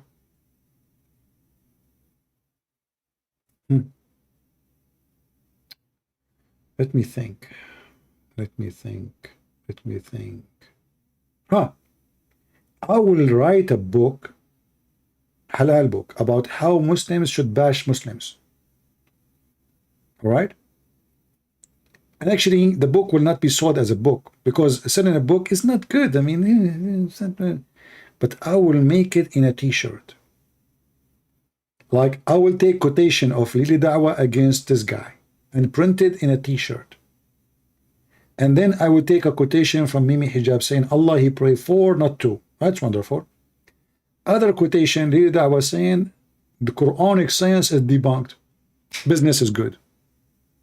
Man. Okay, let's go back to the bashing video. Continue bashing, brother. Should I go there to the video about the debate? Hold on. Hold on. Actually, I like to see this one. Guys, are you tired of me? Should I stop? If you want to fire me, just let me know. I will go, honestly. Just say, Christian Prince, you are fired. I will stop. I will hang up. I will go. Let us make a vote, by the way. Who want me to stay and who want me to go? If you like me to stay, give me 1. If you don't want me to go, give me 2. And let me record the voting, because we are Arab, we support voting rights. We are very supportive people, So if you like me to stay, give me 1. If you like me to go, give me 2. Okay, we have 1 like me to go, 1 like me to stay. Okay, 1, 2, 3, 4 like me to stay. 30, 40. 50 people like me to stay. Okay, I see, and the majority are saying stay. Well, I have a bad news for you. We are Arab, we don't go by democracy. So we don't care if you say 1 or 2 anyway. Have you ever heard of an Arab? He believe in democracy, brother. Are you crazy? I mean, are you really drunk? Do you really, your vote will count with someone is an Arab? Are you crazy people? What's wrong with you? What's wrong with you? I thought only Muslims drink camel urine. What's wrong with you? Unbelievable. They believe that there's voting in Middle East and they don't vote. You agree with them, you live. You don't agree, they shoot you. What the heck? They start voting and they believe it. It was a trick. We don't believe in such a thing, brother. This is insult. This is insult to civilization if you're voting. We don't agree with voting. Haram. This is kuffar thing. Haram, brother. Bid'ah. What the heck? We cannot do what the infidels did do. We drink camel urine and we are proud of it. And actually, this explains why your intelligence is not so good. Those Muslims, look, they are so smart. So what happened in that debate? Tell us. reaction. That video was a knowledge-based response. I never said anything like AP absolutely annihilated him, like he said about Sister Milahan. On the contrary, I made it clear that AP didn't come with anything. But we needed to publicly clarify how Islam was being publicly misrepresented. But how did Ali Dawah react? He has been non-stop slandering me ever since, calling me an opportunistic backstabber. Why? Is it because I criticized him? No, it's because I publicly criticized him. And this is where things get really dangerous. Really? Because public criticism is not only from the religion, but in certain cases, it is an obligatory part of our religion. So here we have Ali Dawah painting something that is actually from Islam as being treacherous. Not to mention it's something that he himself regularly engages in. What I'm going to show next is just a fraction of the slander he's been throwing at me for months. He tweets, "Can you imagine I go live Friday, he films and edits Saturday, and first thing Sunday morning, his backstabbing video is public? I like the way you shake your head. I mean, we just made a video about the LGBT. Or okay, why you are shaking your head such a way? Yeah, what is that? Okay. Of the slander he's been throwing at me for months." He tweets, "Can you imagine I go live Friday, he films and edits Saturday, and first thing Sunday morning, his backstabbing video is public?" I mean, are you seeing Ali Dawah in your dream, man? He's right. I mean, the first thing, you woke up in the morning, you start doing a video for him? Before even you brush your teeth? Huh? I mean, he's right. The guy, he just was defending Allah. Instead of supporting him, you made a video to bash him. And he bash him in return. And he bash you in return. And you know, the bashing community. Listen, brother. Let's read the truth statement from brother Lili Dawah. Can you imagine? I cannot imagine. Honestly, I cannot imagine that the Prophet, somebody took hair from his anus and he controlled him by black magic. I mean, you see what? I don't go to the barber shop, even though he don't go to that area. He cut my hair head, right? But I don't go there since I heard the story. I mean, imagine you go to barber shop and the guy there is a Jew and he takes some of your hair. And then he control you by the remote control of a black magic. This is the hair of a Christian prince. Shut a boot at the boot. Christian prince now under the control. I mean, have you ever heard? Can you imagine, brother? And then the guy, he throw the hair in a whale. Like, what the heck? And then the angels, they came from Allah. And the first one, he said to the other one, what's wrong with this Abdul? Which means Muhammad. The other Abdul, angel, he said, he is under black magic. What the heck? I mean, this is all the true story.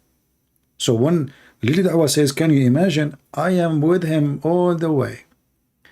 I go live in Friday. He filmed and edit Saturday. First thing Sunday morning, his backstabbing video is public.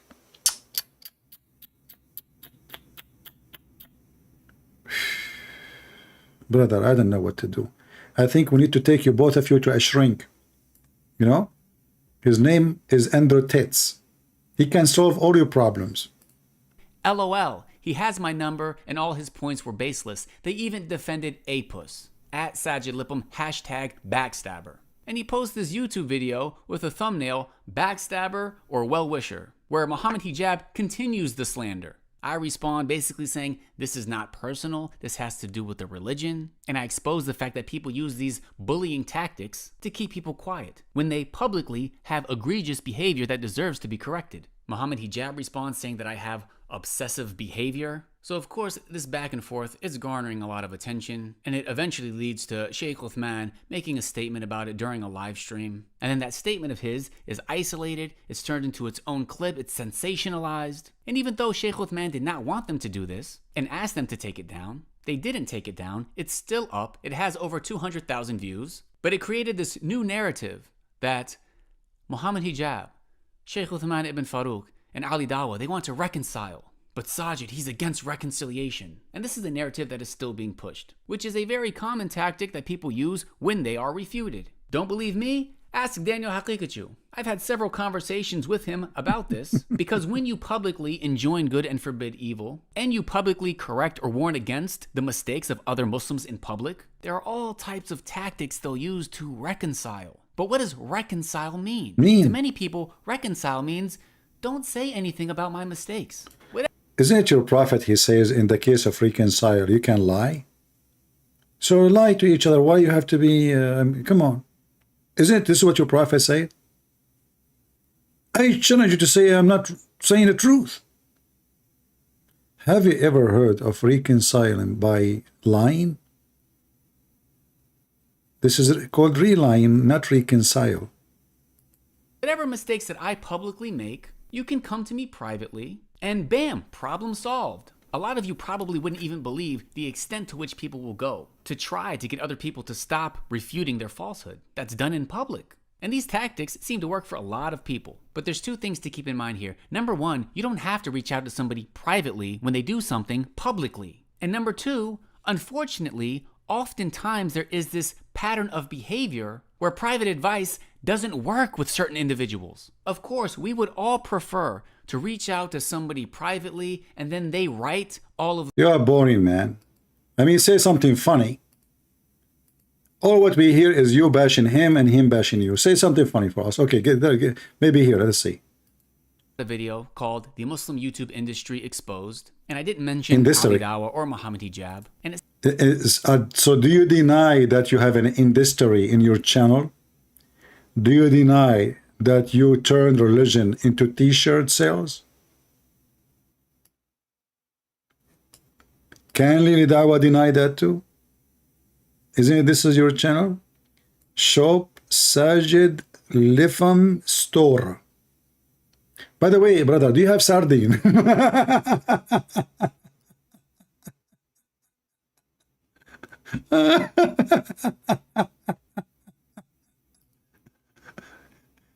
I mean, all of them, they sell and do business in their channel. I mean, they cannot even talk about their video without saying, brother, donate here. Brother, don't forget to support us, brother. You know, you cannot even speak for 2 minutes without speaking about giving money. Because you are the one who will save the Muslims from the evil Christians and Hindus and Buddhists and all the evil in the world. You have to give them money, otherwise, and you have to buy the halal cat food.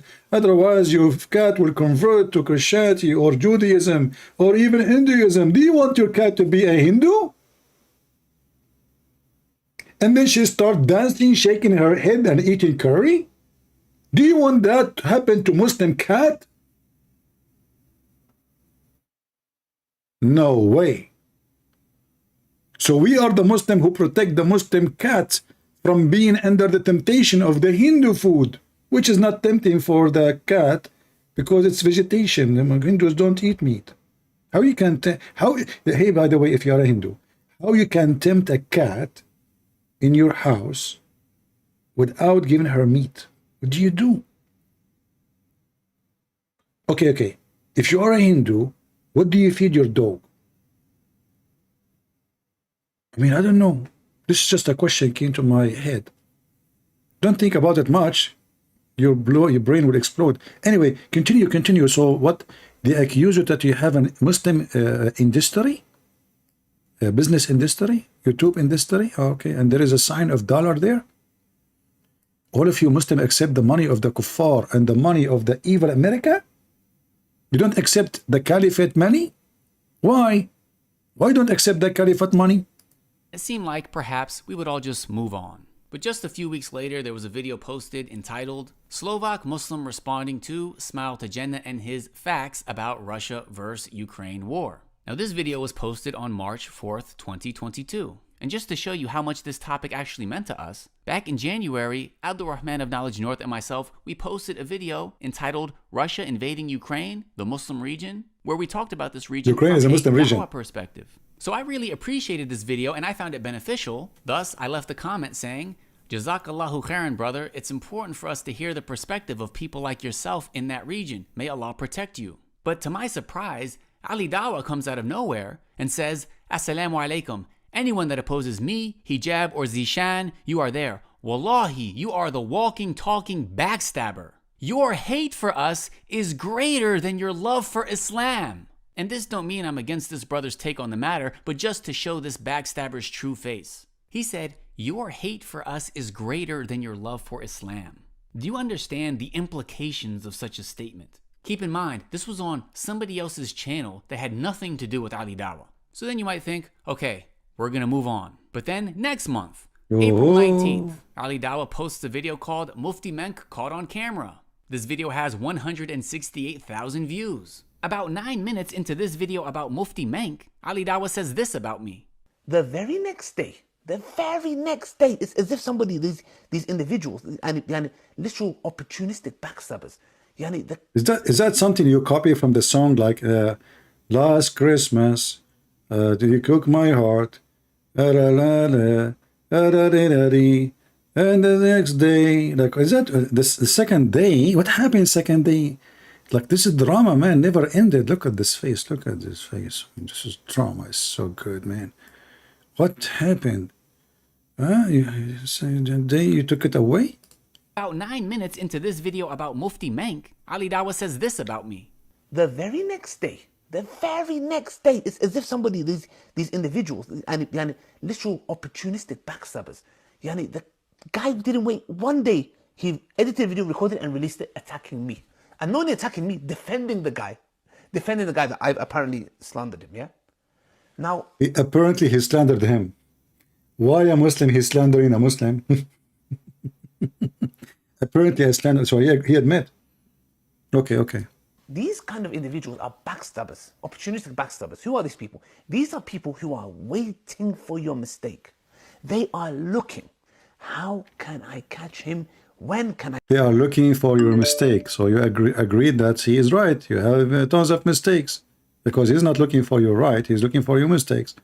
If you don't have a mistake, you cannot find anything. All right.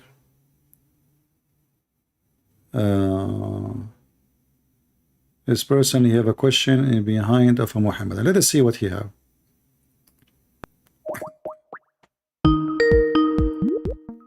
Just as a breaker from Lily Dawah and her friends.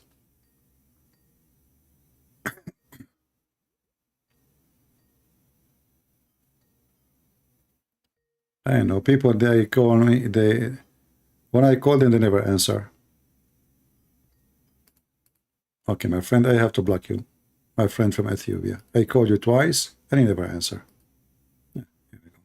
You're just disturbing me and, wasting my time.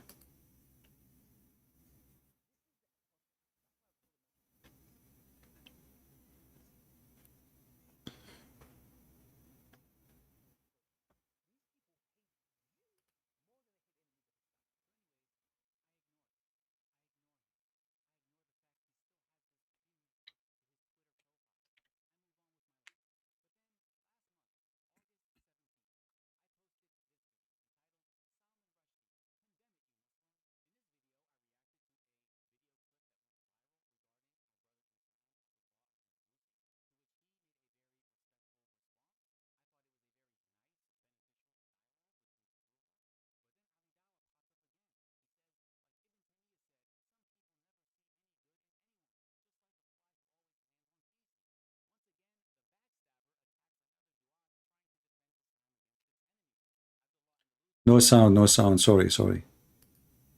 Anyway, we have enough for this. Do we have any brave Muslim, my friends? Who is a brave Muslim would like to call me? Listen, I'm tired. I'm here for more than 5 hours.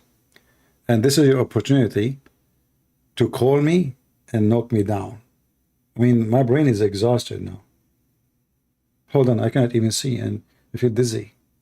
The Muslims are cursing me. They invoke Allah prayer on me.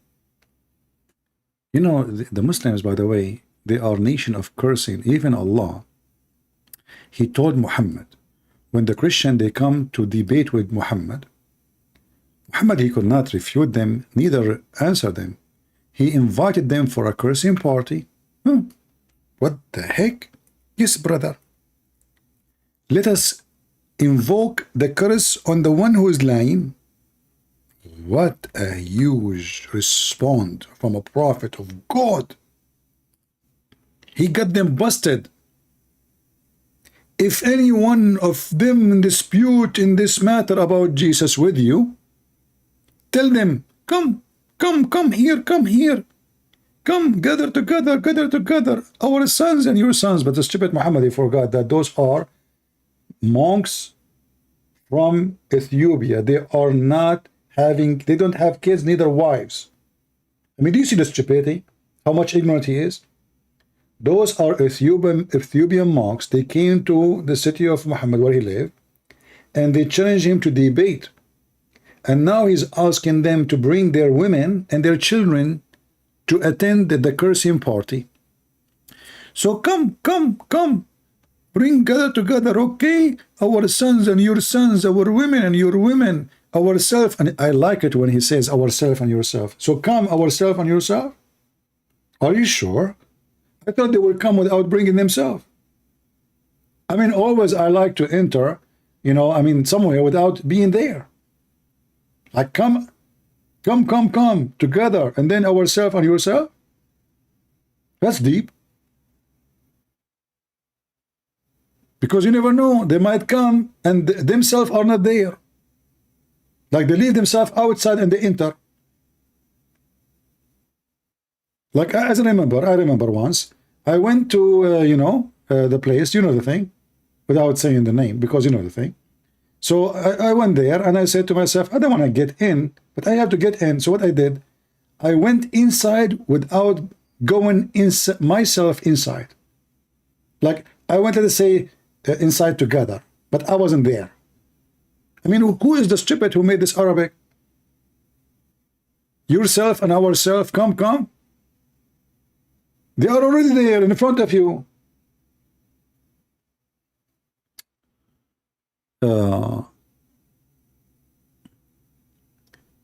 According to Mubahala, a person in his family, they dies.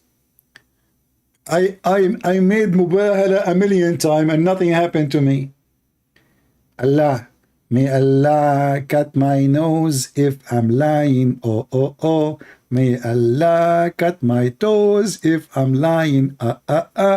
May Allah cut my internet if I'm lying. Oh, the internet is gone. What happened? What the heck? True story. There's a family, they died after the Mubahala. I'm very, very, very convinced that the story is true. Christian Prince, first of all, this is a true story. And I can do a true story. That somebody did Mubahala with me. And in fact, all of them, they died. Zakir Naik, are you sure talking about people who they are people, or you are talking about a mice who ate a poison food? Christian Prince, respect yourself. When Allah is in the Quran, it's true. But I keep saying this for the last 70 years, 80 years, before I was born. Even when I was, before even my mom, she gave delivery for me, I said to myself, may Allah keep me here if I'm lying. And I was, by the way, lying at that time because I didn't want to stay there. And Allah did nothing. The first thing happened, there's a woman, she put her hand inside to grab me. I took her ring. Then she put her hand again and I took her bracelet. And it bite her hand. She took her hand again and I took her cell phone. And nothing happened. I mean, how many people they curse Muhammad and they lie at, like they lie about Muhammad, say Muhammad is a good guy. Nothing happened. Why Allah don't punish them? But I can show you that Allah, he punished Muhammad. Isn't it Allah, he said, if Muhammad is fabricating Quran, Allah will cut off his artery? Is it true?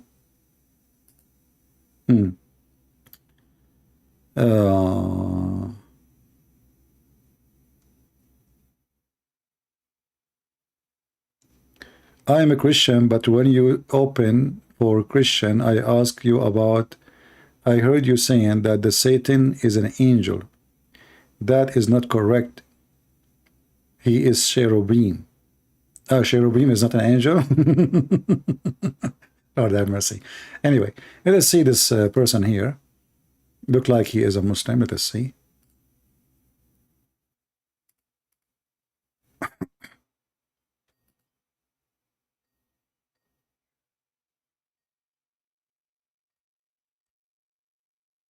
Hello? Yeah, this is Fakira playing music. Hello? Why you are changing the voice? Yeah, stupid. And he's playing for me Indian music. Kama Satra. I mean, can I find one Muslim he have a brain to talk to me? What is that? Why you are playing for me an Indian music and you don't even like anyway, let's see. If you are a Muslim, you would like to talk to me, please let me know. Let's call this guy.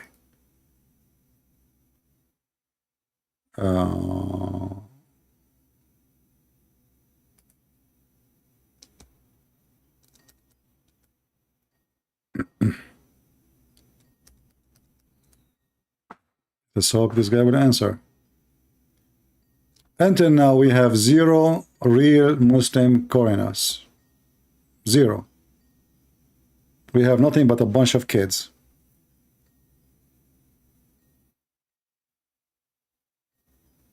And this guy is not answering too.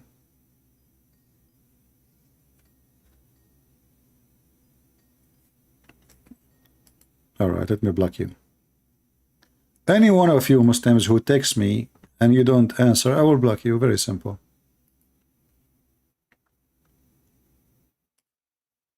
Here we go.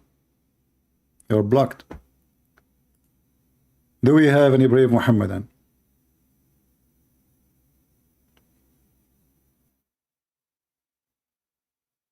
Kama Sutra, is that Indian?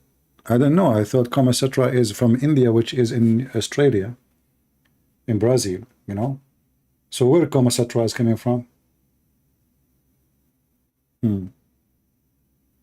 Let us call Sadhguru. Relax, relax. Sadhguru, he told the people, the reason you don't, you know, like, receive and accept to receive a criticism because of your ego, your selfishness. And then I made a video about him 15 minutes after he reported to YouTube. He is teaching people that we should accept the criticism of each other. It's not healthy. Why you want everybody to agree with you? It did not even take 15 minutes. Not even 15 minutes, and the coward, he reported my video to YouTube. What a potato.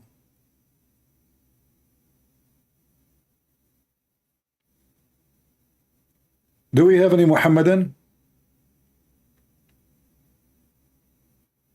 Anyone?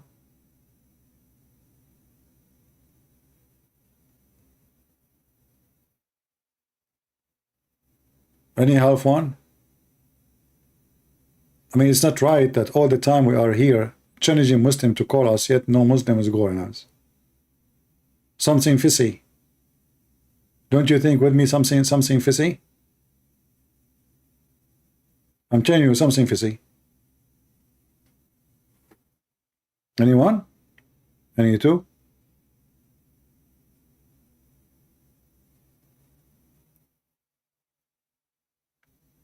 No, you see, everybody have his market. The Muslim, they have their market, and Sadhguru, he have a market. But we have to agree that both of them, they find a very nice, fresh market between the Western. You will notice that maybe 90% of the foolish people who follow and believe in Sadhguru, they are white, blonde people. I'm not exaggerating. And you will see that the majority of them, they are coming from rich background. Like this guy, he do seminars where? In Hollywood, California. And all the one who attend, they are blonde, rich women.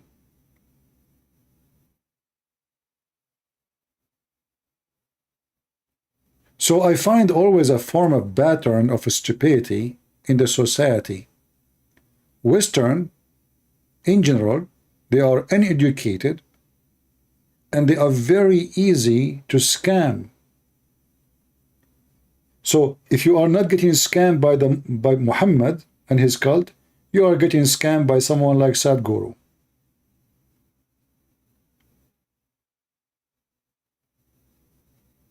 The guy, he claimed that his method can fix the universe, but he live in the most miserable country in the world, maybe. What about you fix your country first? I don't have a problem with yoga as a sport. I have a problem with yoga as a stupid philosophy because it's not true. It's not exist. When they ask, you see, if yoga is something good, I will give you an example.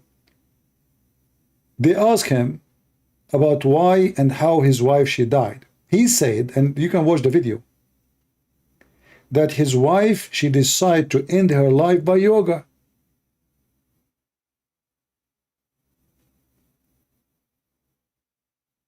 So are you teaching people how to end their life or how to be happy?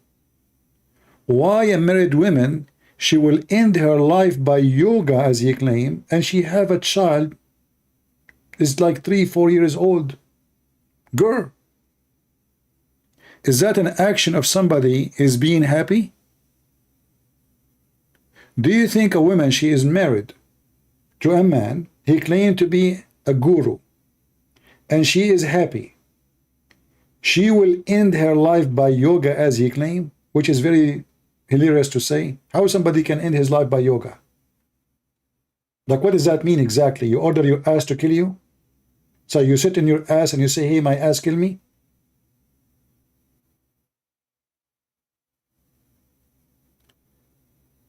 So the scam target, it can be, even there is some Christians who they claim to be Christians, priests, they are scammers. The same garbage. That's why the Bible warns us, from their fruits you shall know them. Somebody, he claimed to be a Christian priest serving God, then he have big villas, expensive car, he don't fly normally, he want to take a, like, there's a guy, his name is Mr. Dollar. Dollar. Even his name is Dollar. Can you believe it? He told him that the Lord told him that he should buy a private jet. I mean, it's true. It must be Jesus told him. Jesus come to him in the dream, in the vision. He said, listen, Abdul, you need to buy a private jet. I mean, how he can be a priest if you don't have a private jet? Just think about it. It's not even right, brother. And then he went to the church, and imagine there's people who they are naive, they believed him. I mean, not even a single person, he says, man, you are a big fat scammer. Isn't it obvious? So there is people who they are using religion to scam people everywhere. Muhammad is the one of them. And we have many priests like Muhammad. They are just doing business. And there is Hindus, they do the same. Because all of those people, they are looking for a victim. Do you know the hadith? Does it say Muhammad saw Allah in the form of a pig thrown? Yeah, the Muslim, they will say to you, this is not authentic hadith, and this is not true. As usual. I mean, we show them the it says authentic, it says etc., and still the Muslim, they say this is not true, even though if it's in Sahih al-Bukhari, right? Yeah. Do we have any Muhammadan here would like to join us?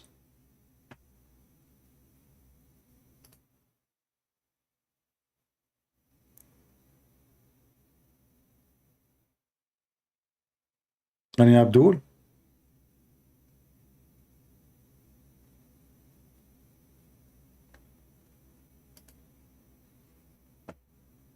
Nobody?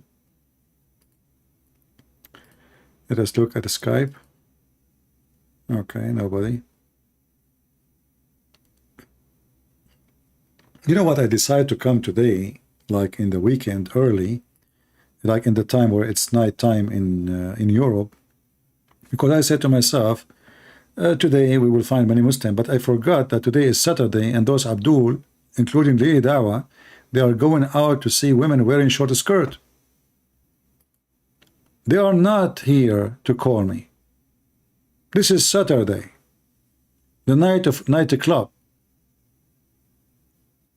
You will find them now in the Soho in England.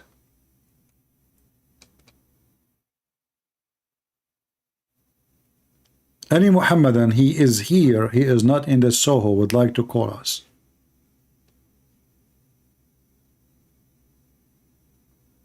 Anyone?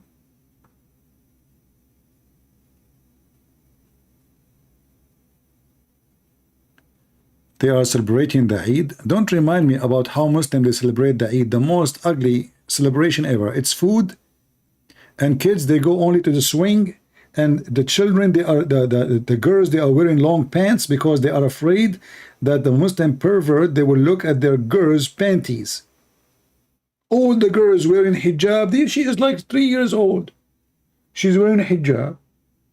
She's wearing long pant under the skirt, because now she is playing with the swing. Why? Because Muslim, they will line up in the front of the swing to look at her panty, even if she is 3 years old.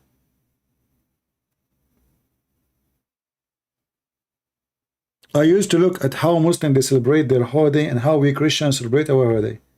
And since I was a child, I found that it is most unpleasant celebration is the Muslim celebration.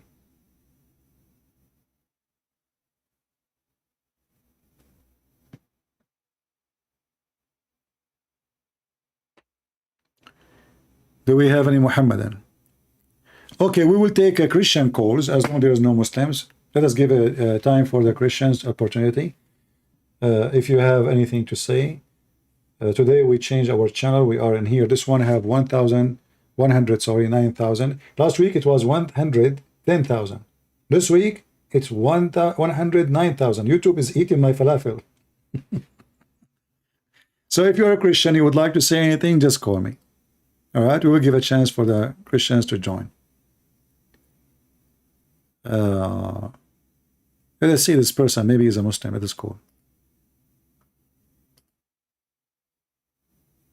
I think it's the same person who I blocked. They are just playing games.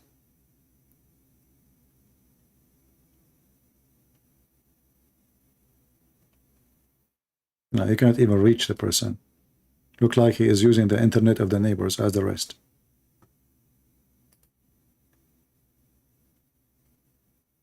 Any Christian would like to join us? So when we say Christian, they can call us, they don't call me. When I say Muslim only can call me, Christian text me, can say, can we talk? Honestly. Yeah.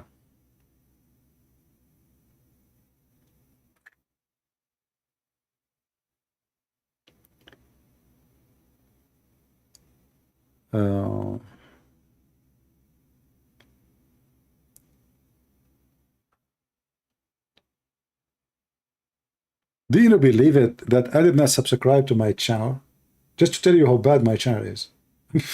I never subscribed to my channel. I mean, this will remind me of the guy from Indonesia who called, who challenged me. You remember the guy from Indonesia? What's his name? Insane, whatever his name. Insan, whatever. He said, Christian Prince, I will give you few questions. If you can answer them, I will give you 5 BMW. Okay, what the question? Number 1 question.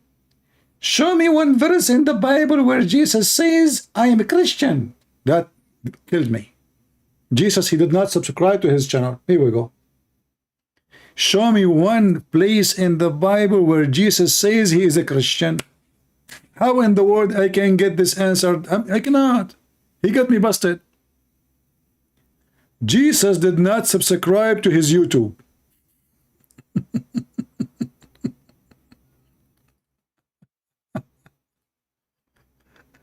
Oh boy. Show me where Jesus says he is a Christian.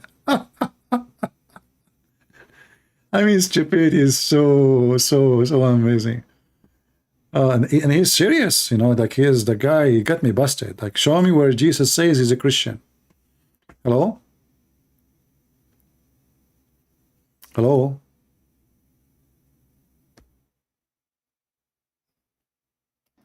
Go ahead, you are live on air.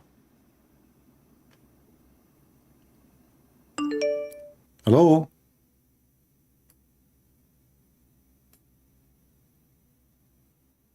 Are you there? All right, my friend, if your internet is bad, don't try to call me because it's not going to work.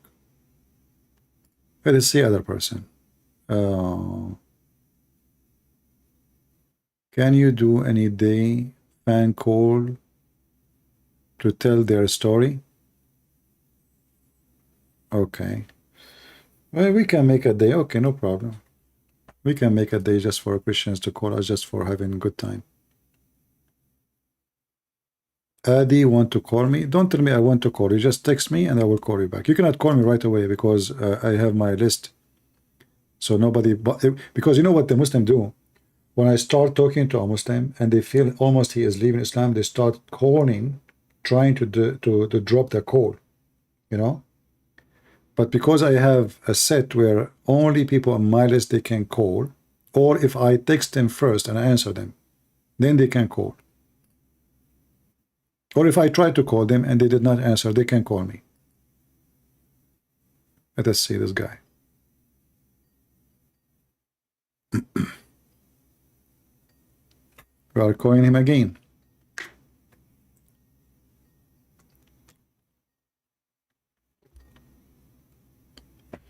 Hello?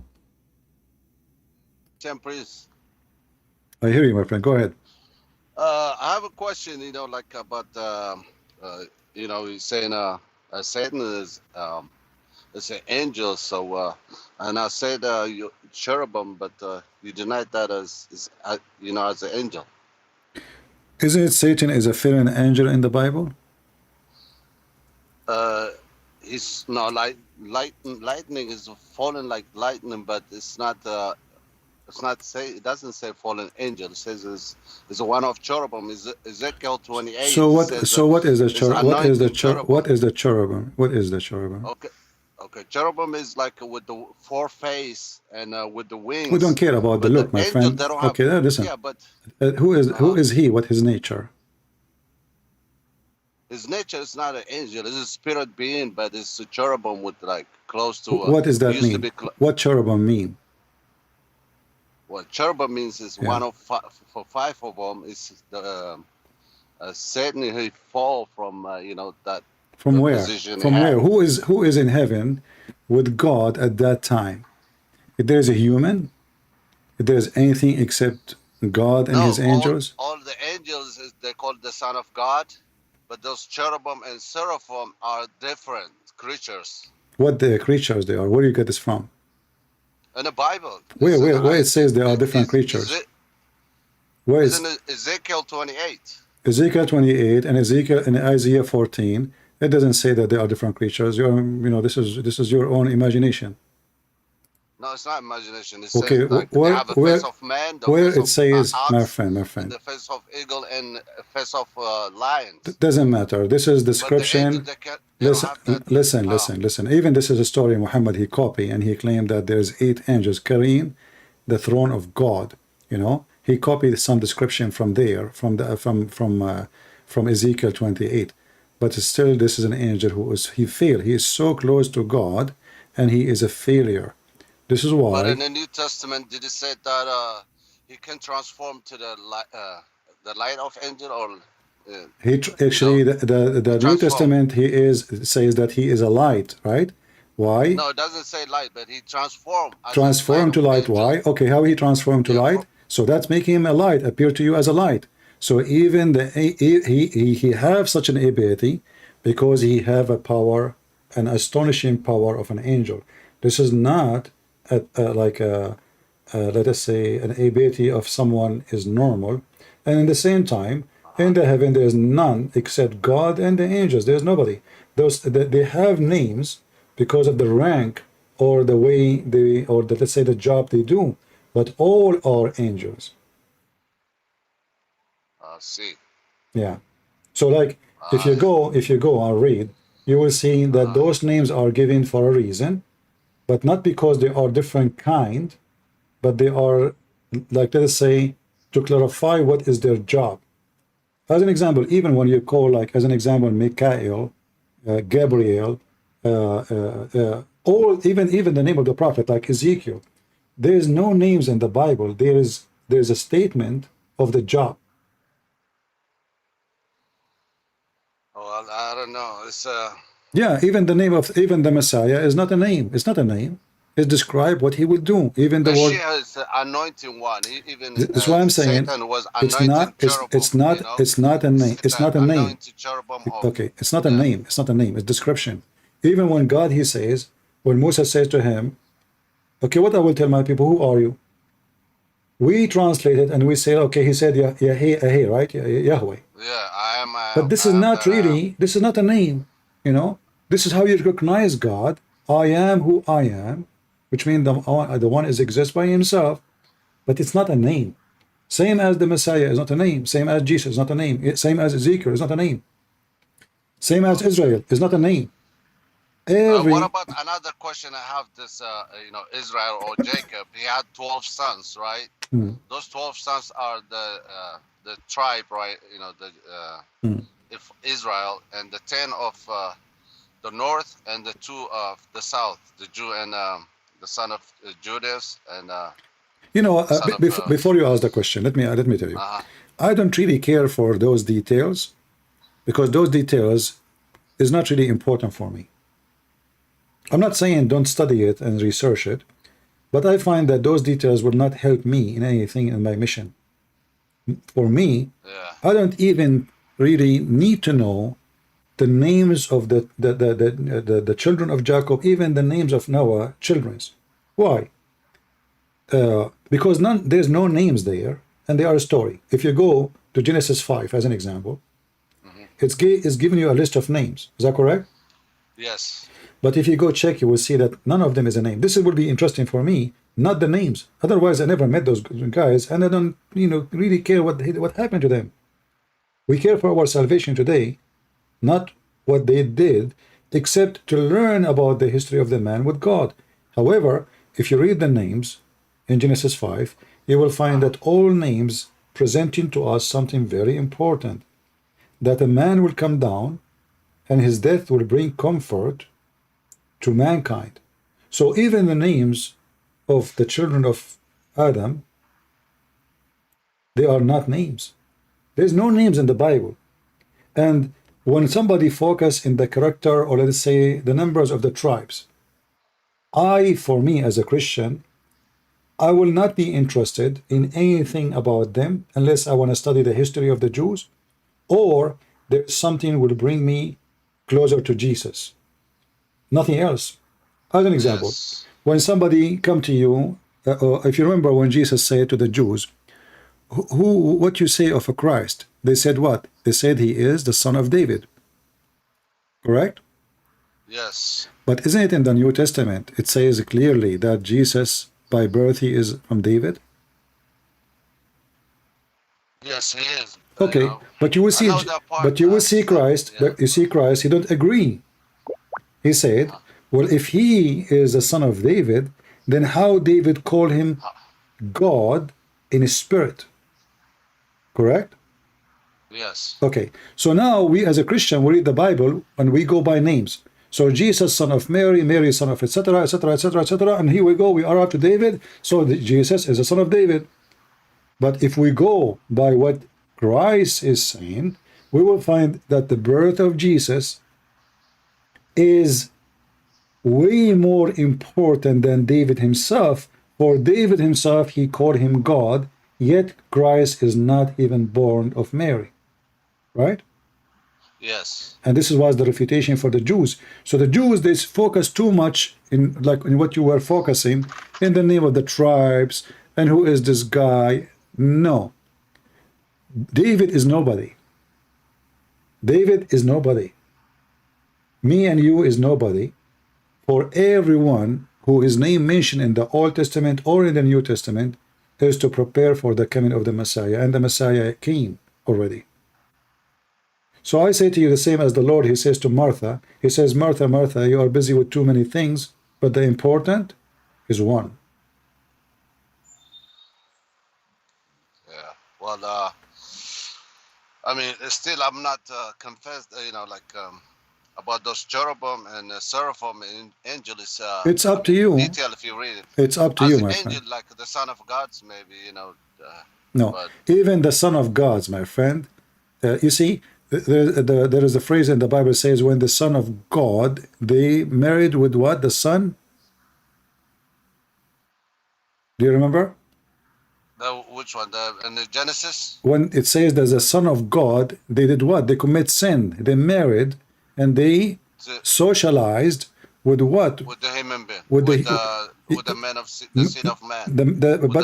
But this is about what? Yeah. This is not about angel having sex. Some people who they have a shallow understanding, they think that this is about angels, marrying or having. But how they got those giants? The giant my friend. The giants they are human. They are not. They are human like us. There's people who they are tall. There's people they are short. Until now, in the geography. But the Bible says they took wives.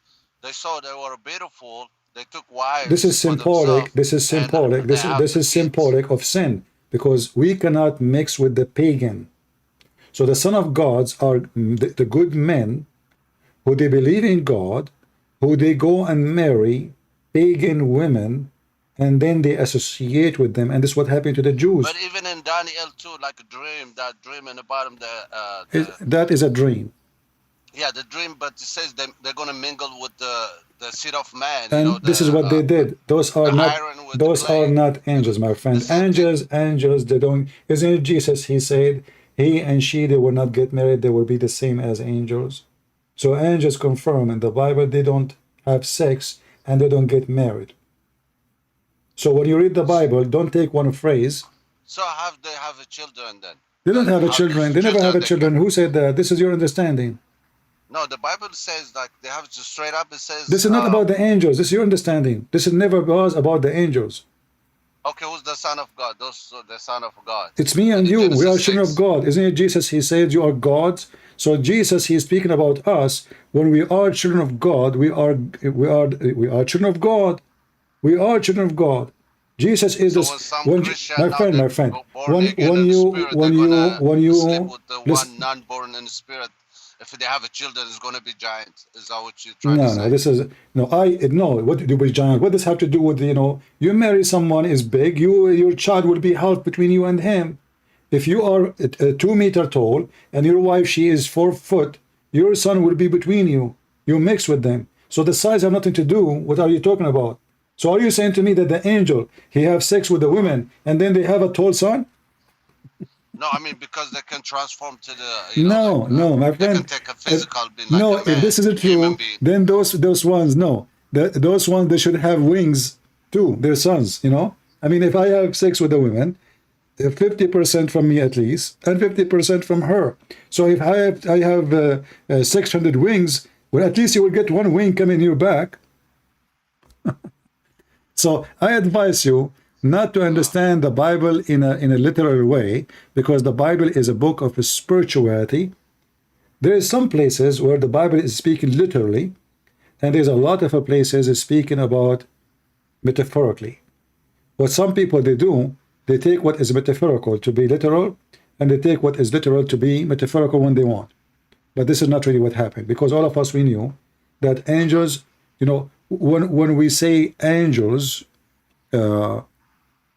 you see, you don't marry a donkey to a dog.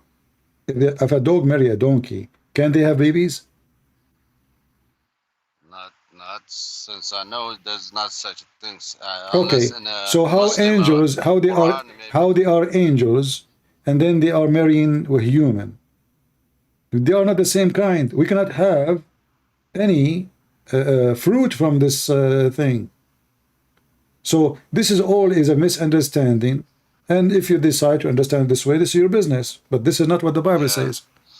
But they said, okay, one more. They said after like Noah flood too, they did the same thing.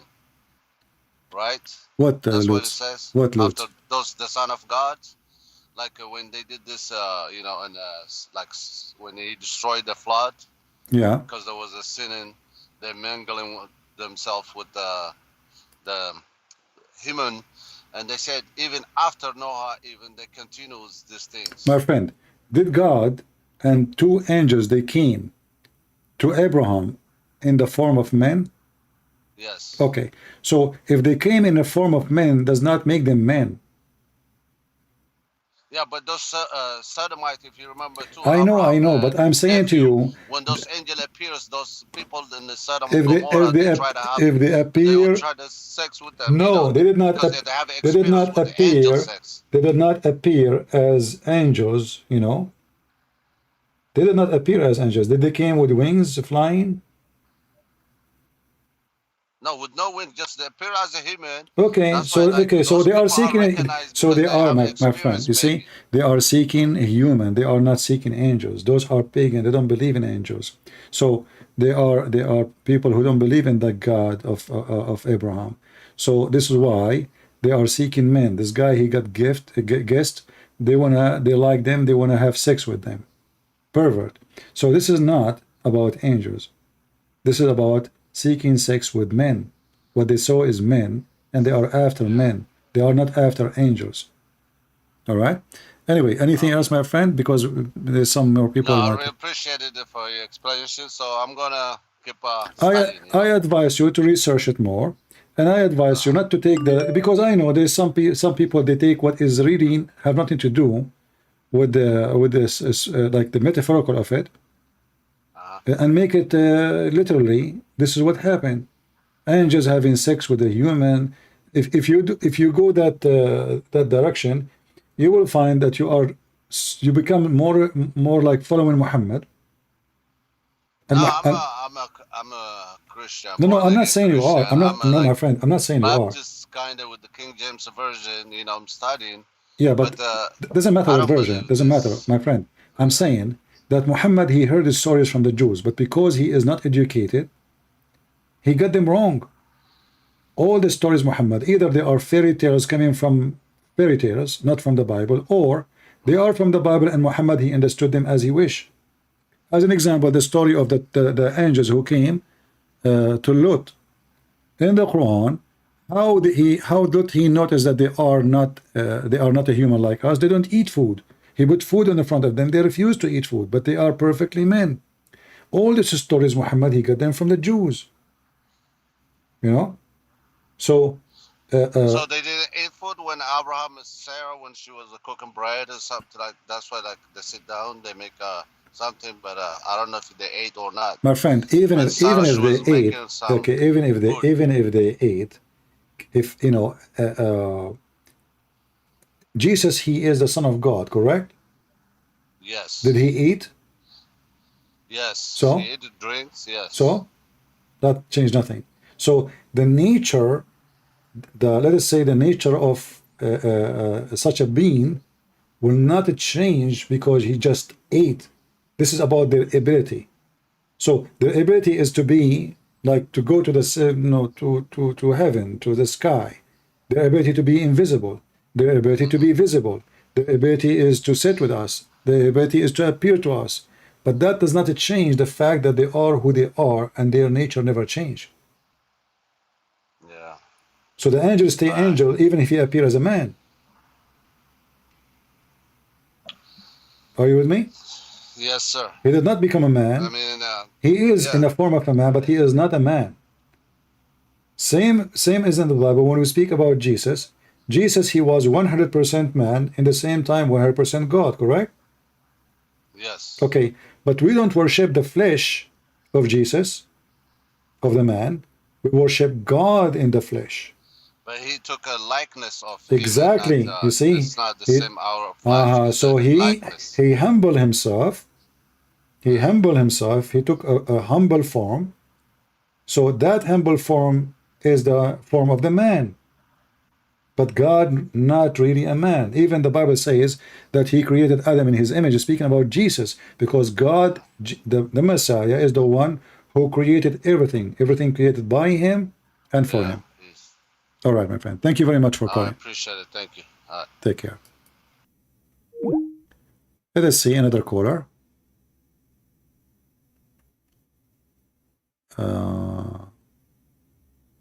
Somebody want to correct me about the Catholic? Go ahead. Give me a second. Hello? Man, I cannot stand Can up. you hear me? I stayed here for a long. Hello? I stayed on the chair for a long time. I tried to stand up. It hurt. Hello? Hello, can you hear me? Sorry. Hello? Hello. Yes, my friend. You said you want to correct me about the Catholic. What do you want to correct me? Yes. First of all, thank you for accepting my call. I really appreciate your work. Okay. Yesterday I watched your live. I myself am an Orthodox, and we believe almost the same thing like the Catholics. All right. You talked about the eating bread and the drinking wine, Yeah. meaning it is the flesh and blood of Jesus. Okay. Correct me if I'm wrong, but you said that it's a blessing when you do it as a Catholic. It doesn't matter who do it. Doesn't matter what you do it. Let me make it simple. When you go to the church and they give you a drink to drink, do you see a blood in front of you, or you see just juice? No. What do you see? No, it's wine. Okay, so it's not a blood anyway. So simply, this is obviously because when Jesus he served the bread, he said, "This is my body," and the drink, and he said, "This is my blood." Did he convert the bread into flesh, and they ate flesh, or still they ate bread, and they drank wine or juice? What they were eating? Did they eat? They still eat bread. And Exactly. So from here, we need to understand that Jesus, he can, and he did actually, he converted the water into water before, correct? True. So if the Messiah, he wanted us to drink what is a blood, or his blood, then he can, by the second he said, "This is my blood," that will become a blood. And this is my body, that will become a body. But never happened. What is still in the hands of Jesus is a bread and wine, correct? Therefore, that is correct, yes. Therefore, you can say, well, when we drink this and we eat this, we are receiving the blood of Jesus and the body of Jesus. I'm not against you saying that. But it is not literally. For if Jesus, I get your point. if Jesus, he transformed such a thing in literally, then it is literally. Well, whether it's literally or symbolically, what is in the Bible is not really the point. The point I would like to make is that the Catholics actually truly believe that if you drink the wine and eat the bread, the wine and the bread transforms into real flesh and real blood of Jesus Christ. Okay. This is you the can core say doctrine no of problem. the Catholic Church about taking communion. Yeah, but this is not really accurate. Why? But you said not accurate. I will tell you why. I know what the Catholic believe. I know what the Catholic believe. But when they say that, you see, sometimes like you are the same as the brother who called just a minute ago, you are assuming the understanding of what I call the blessing or receiving the gift of Jesus, which is his body and his blood. We assume that really it transforms literally into blood. This is just a philosophy. This is not what it's meant. But this is what the Catholic Church No. This is what the Catholic and the Protestant, wrong. or the Orthodox, sorry, they say. I understand, but this is, even when they say that, it never was. You see what happened? That you copy from somebody else, and somebody else copy from the one before him, and the one he copied from before him. But we cannot find what they say in the Bible saying exactly that this literally happened. This is just a philosophy. No, I agree with you. Okay. I absolutely agree with you. My point is that you said that the Catholics believe it's just a blessing, but they don't believe that. They believe it's depend on the person. Depend on the person. You might find a priest. He says to you, "I received the blood of Jesus because I did that for the memory and what the Messiah he did to us, and I believe it's true. Inside me transformed, but it's still he himself. He agree that nothing become blood. It is still a juice." And the bread is still a bread. Nobody agree that this is really blood. This is just a metaphorically, even when they say that yes, it became a blood, yes, it became a flesh, but you know and I know and he know that they were never become literally. But because we receive it for such a person, we receive it for such a purpose. Let us say, you know, when the Messiah, he says, if you believe in the rock, you will be healed. Is that correct? Mm-hmm. Do we believe in rocks? Yes. Do we believe in rocks? No. Do we believe that the rocks they can heal? No. So now we can say, oh, I'm going to believe in that rock, and that rock will make me heal. But this is what Jesus said. What Jesus is telling us, if you have a strong faith, that is a power. If you have a strong faith. So now the faith which you have in Jesus, that power make you enjoy the blood of Jesus, but not its real blood, and the flesh of Jesus, for this is his sacrifice to you, but it's not real blood, and never was and never be a real flesh. Mm-hmm.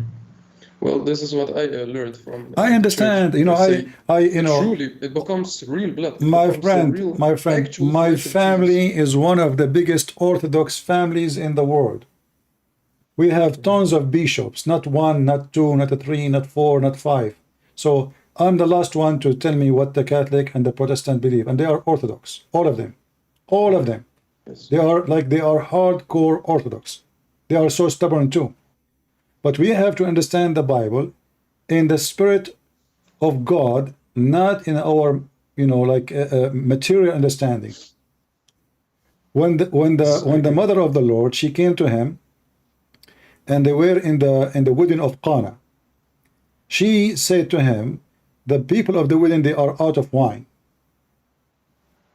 He said, it's not my time, women. Like, what are you asking me for? Still the Messiah, he did what Mary, she asked for, and what he did, he transformed the water into wine.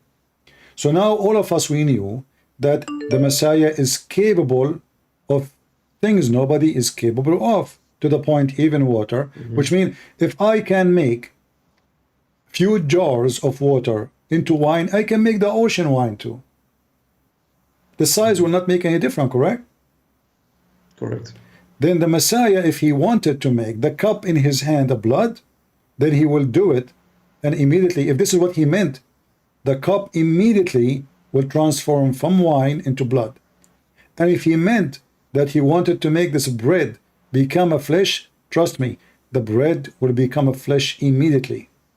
But this is not what happened. And this is why I say to you that even if you say as a Catholic or Orthodox, and this is how you understand it in literally, I say this is not really true. You know, I can take it literally only as I receive the gift of the Messiah, his body and his blood, as a gift for salvation, but not literally. And I did not either drink blood, and I did not eat the flesh. Okay. Yeah. And you don't have to agree with me. I mean, you can still, you see,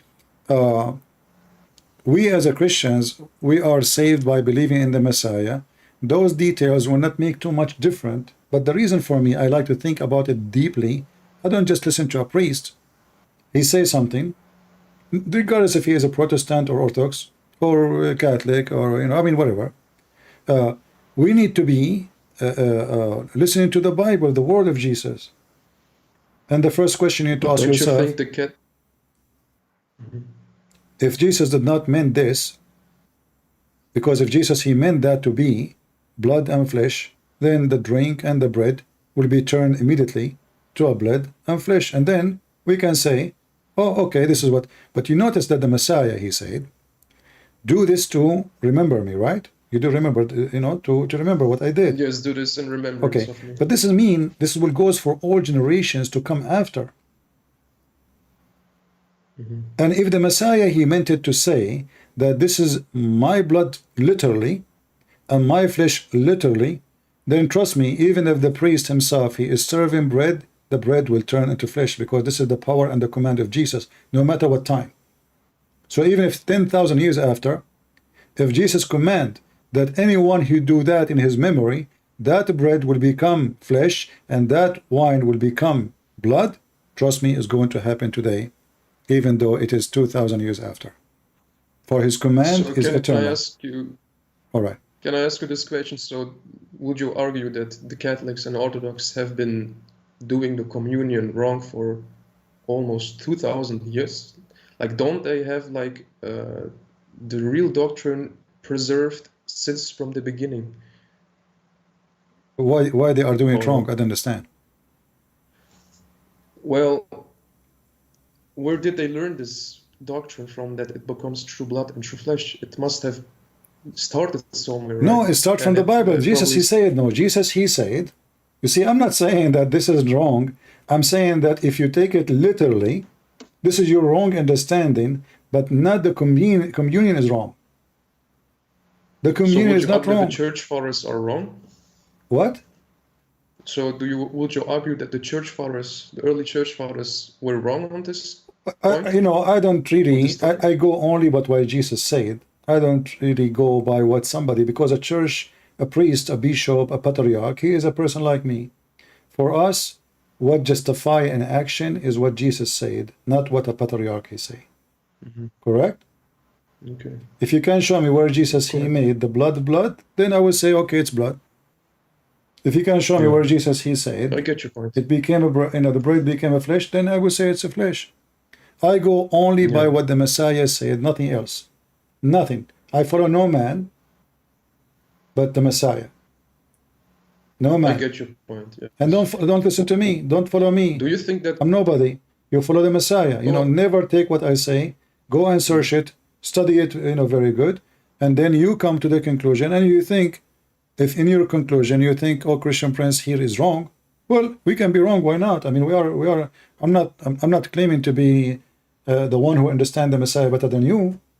All what I'm saying, I read carefully, I go deep in the words, and I don't make an assumption. People make assumption, and their assumption, it can be wrong, it can be right. For me, I don't go by assumption. I go by what happened. Yeah. All right? Okay. Thank you for answering the question. If you have time, can I ask one more question? Okay, go ahead. Do you think that God cares if you're Catholic, Orthodox, or Protestant? Absolutely not. Does God really care? What denomination Absolutely not. Isn't it the Messiah? He says, "From their fruit you shall know them." Yes. Okay. So who cares what church you go to? Isn't it the Messiah? He says they come to you in the clothes of a sheep, but they are wolves. Yes. If there's wolves in the Protestant and Catholic and Orthodox churches, there is a lot. There is. So, the name of a church can help me only to understand what those people stand for in general. But does not mean that everybody inside the church is a child of God. There's many wolves between them, and they are there for a hunt.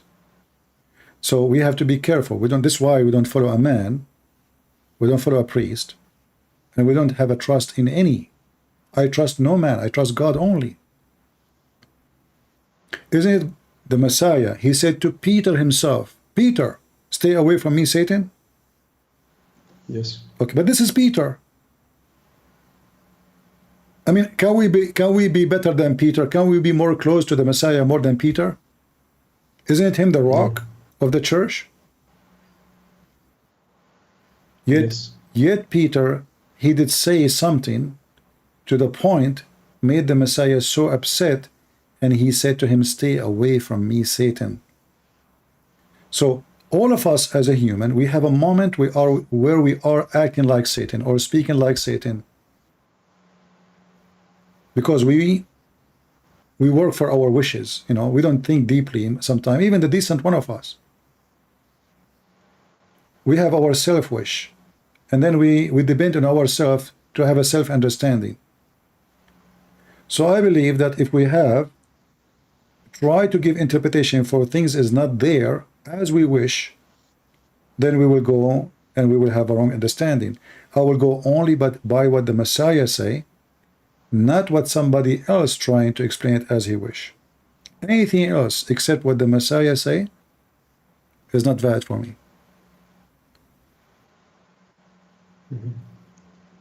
All right. Okay. And that's why here you've noticed that we don't. If somebody he says he's a Catholic, especially if there's no point of it, or Protestant Orthodox, I block him.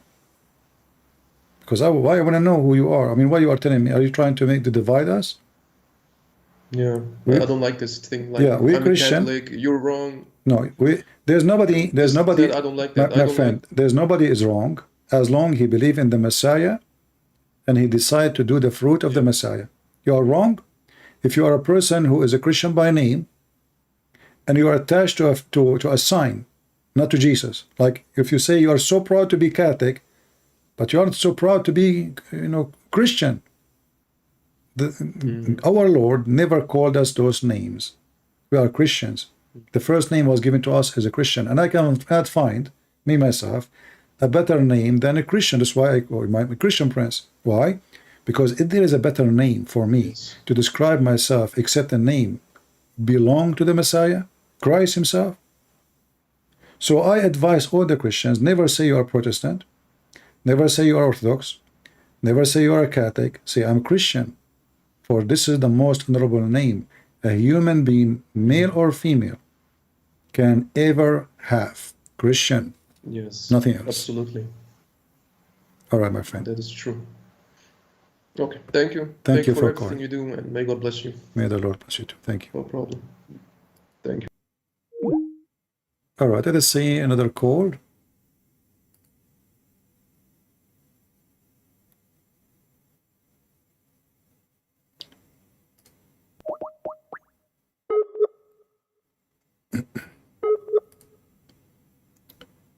We're trying to call this person.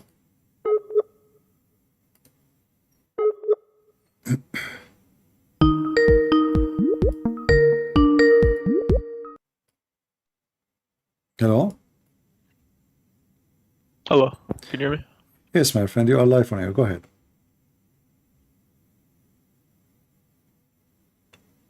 Go ahead, I hear you.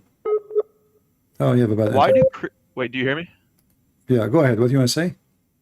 I'm just curious, why do Christians not like stand up for themselves? I feel like every time I look at the news, it's churches being burnt.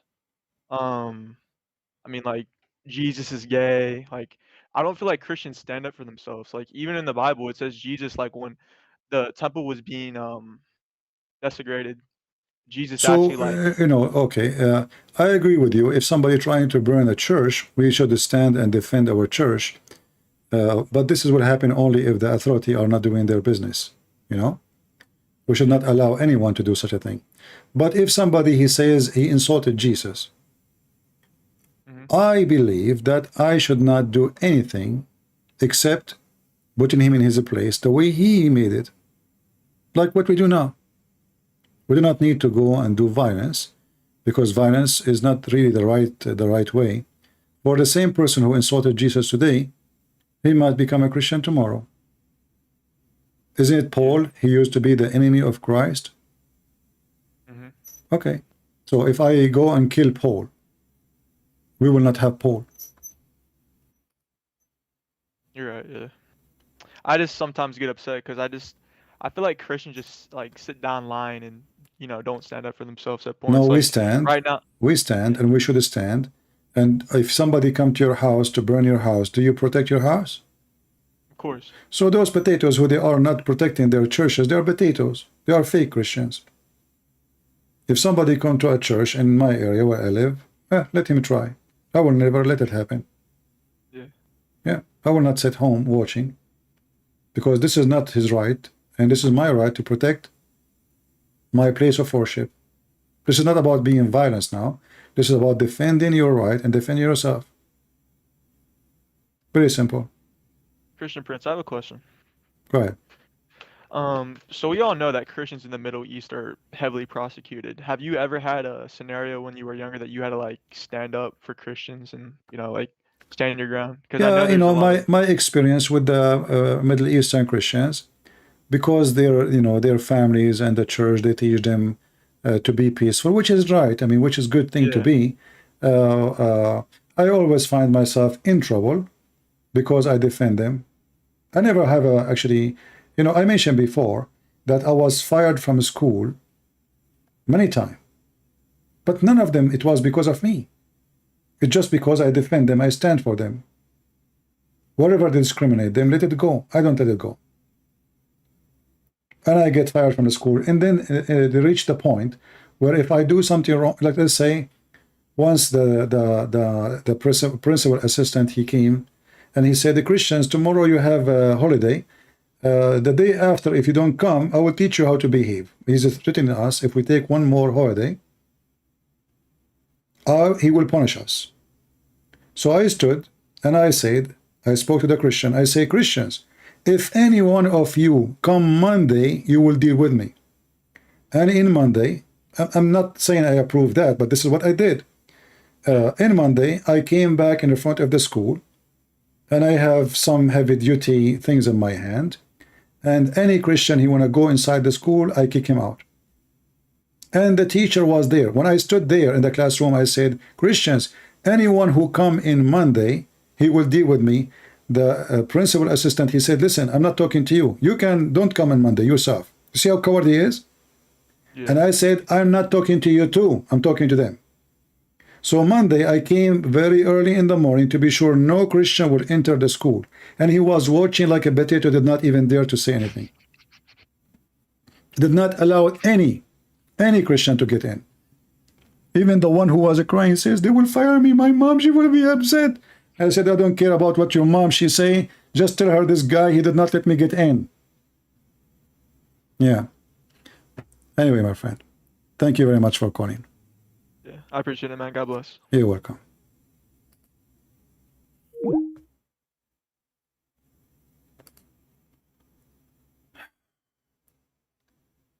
What about adultery in the Catholic Church? All graven images in the church, are they okay?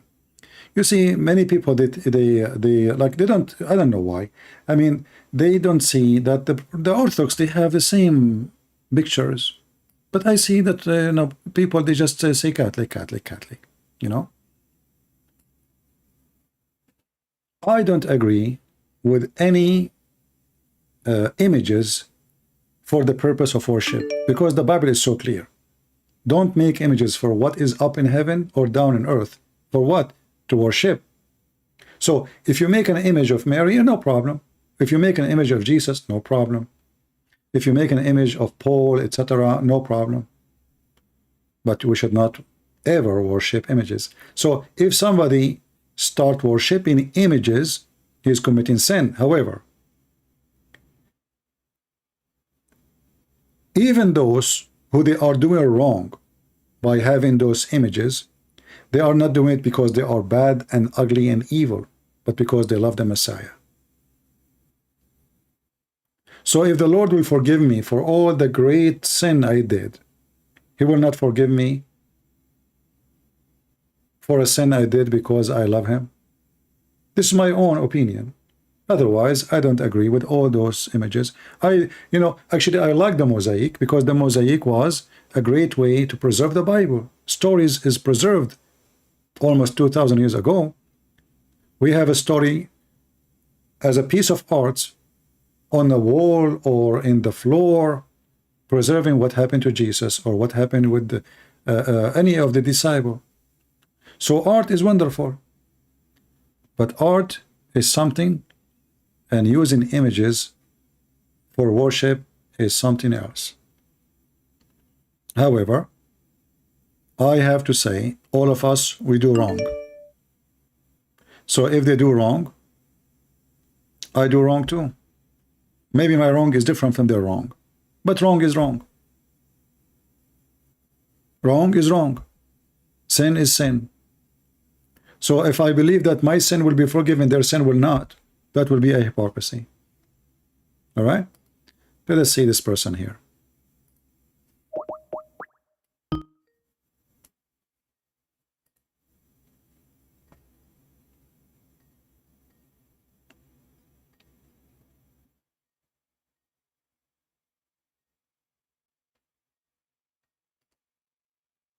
Hello? Hello? Okay, so I'm there. This is Fakir again here. Stupid. Lord have mercy. Somebody's saying, if you love me, you keep my commandment. But who said that those who have arts in the church, they think they are not keeping the commandment? Because if you discuss with them, they will show you that Solomon, when he built the temple, etc., there's angels, there's images, there is. Trust me, they have their answers for you. The Orthodox are not a bunch of fools who do not know the Bible. They have a very deep. You see, my knowledge is really shallow compared to what you see in the library of the Orthodox Church. Still, they have images because they can show you, according to their understanding, the proof of it. Why it is not under what God He said, don't make images. But for me, I believe there's no need for it. Do I need an image of Jesus to believe in Jesus? Isn't it the Messiah? He says, bless the one who believed he did not see. Is that correct? The one who did not see and he believed, he is blessed more than the one he saw and he believed. So I do not need images. Same time, we don't even have the images of those people. We are just, it's an imaginary image of how Paul looked like and how even angels how look like. It's just an imaginary. So as I said, if it is for the purpose of telling a story and art, no problem. If we start worshipping the images, this is nothing but paganism. As simple as that.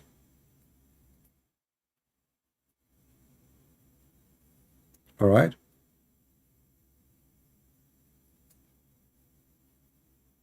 Those are not images. I don't know what are you talking about. Images is images. We know what image mean. Any drone made by man is an image. Do you have a picture of printed of Mary? She took a selfie and you know. Even did Jesus himself, he says, print images for me? Did he say that? If you can show me a verse, I will go and print an image for him. Another question saying, what about praying to Mary then? My friend, this is your wrong understanding. The Catholic, they don't pray to Mary. That is false. You see, what make me really upset from the Christians, that we go and listen to somebody, he is trying to insult and attack the Catholic. I am not a Catholic. I don't, there's many things they say, I don't agree with it. But I don't like somebody, he lie about them. And this is not a Christian act. We can agree, disagree about anything. But don't lie about me, and don't lie about you, and don't lie about someone else just because you don't agree with them. You see, when I speak about Islam, I don't lie about Muhammad, what he did. I show what Muhammad did, what Muhammad said. But what people do, especially some priests from both churches or other churches, they are devilish. They are the same as Muhammad. What about praying to Mary? Where you can show me that the Catholic, they pray to Mary? They don't. They ask Mary to pray for them. They say, Mary, pray for us.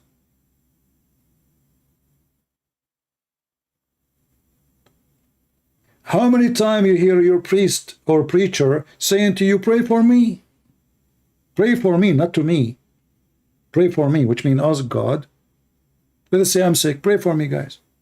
So they asked Mary to pray for them. You might say right now, well, Mary is dead. No. According to both the Catholic and the Protestant, in the old tradition books, they have reference that Mary, the mother of Jesus, was resurrected. So if you don't believe she's resurrected, they believe she's resurrected. And they, at the same time, we just mentioned the story of the wine. Isn't it Jesus, his mother, she asked him to do miracle in the wedding of Cana?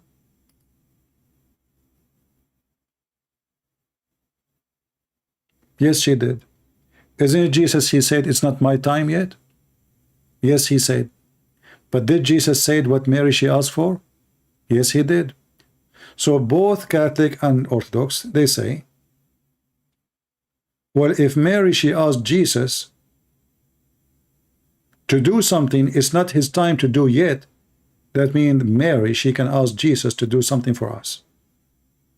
But they are not praying to Mary, and no Catholic believe that Mary is God. Correct? The Catholic and the Orthodox, they believe the same as the Protestant, God the Father, God the Son, God the Holy Spirit. So don't fool yourself. Nobody worship Mary. It's a lie.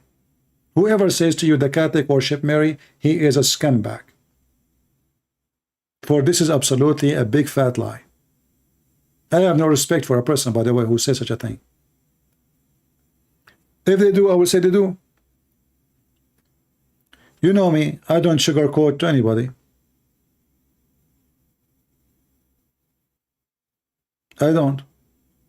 And then if you go and read the rosary, you will see this is what the angels they say to Mary. Blessed to you, Mary. You are blessed between all the people. This is what the angels they say to Mary. This is literally words in the Bible. Blessed are you, Mary. And let us ask ourselves a very simple question. I mean, if there is any honorable person in this earth more than Mary, there's nobody. Not Peter, not Paul, not me, not you. She is the most honorable person ever. They believe that Mary is the Queen of Heaven. So what? She is the Queen of Heaven. I believe she is the Queen of all the world. Why not? She is the mother of Jesus. If there is more Queen, more important than Mary? If there is. So, you know, people, they come with silly argument, and simply all the argument is trying to put them down.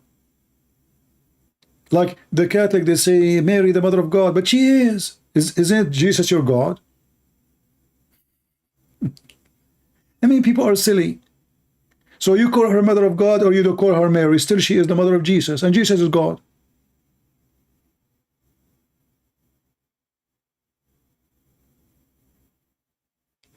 So I find that people, they come with very silly and, you know, non-usable, like, I don't know, I mean, it's a silly argument. Right? No problem, you can say whatever you want about I am accurate or not. Who cares if you think of me accurate? I believe at the end of the day that none of this will change anything about you and your salvation. For at the end of the day, neither the Catholic, neither the Protestant, neither the Orthodox, they worship Mary. Mary is a human being like us, but she is the most honorable person between all human beings. As simple as that. We Christians, our salvation is based on believing in Jesus and what Jesus did, not on Mary. Our salvation is not coming from Mary, is not coming from Peter, is not coming from Paul, is not coming from any of the disciples, only one person. He is our master, his name is the Messiah. And this is something all Catholic, Orthodox, Protestant, they understand. So a smart Christian is the one who looks for unity, not for division.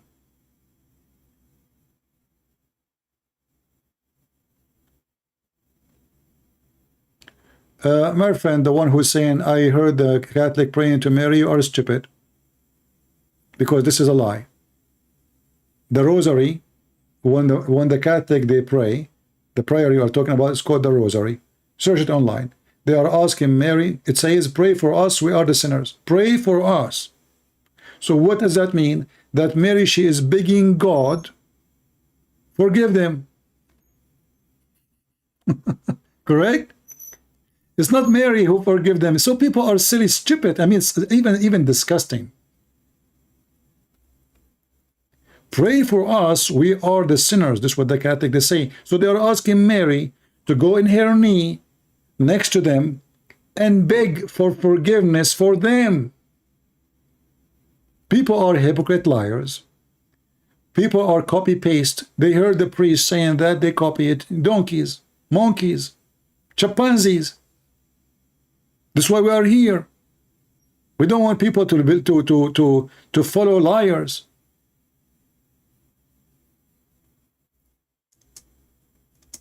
I mean, the prayer is there.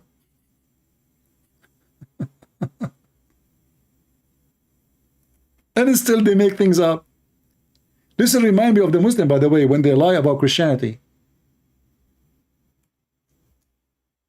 There's many who they claim to be Christians and they lie about each other the same as the Muslim. They lie about us, about our gospel, about our Lord. They are no different. Satanic.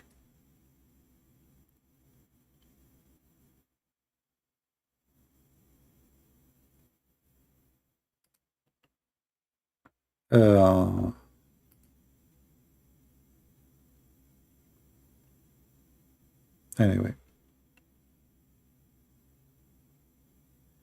people in heaven, they can pray for us. I believe anyone who is alive can pray for us. Why not?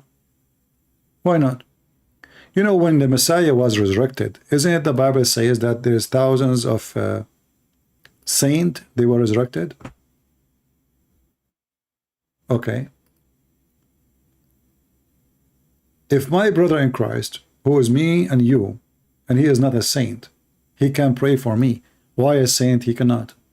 And he's alive.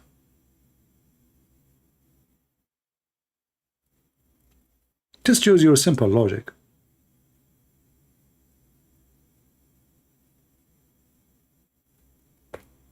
Always fight anyone, oppose anyone who try to divide the Christians. This is from Satan. This is not from Jesus.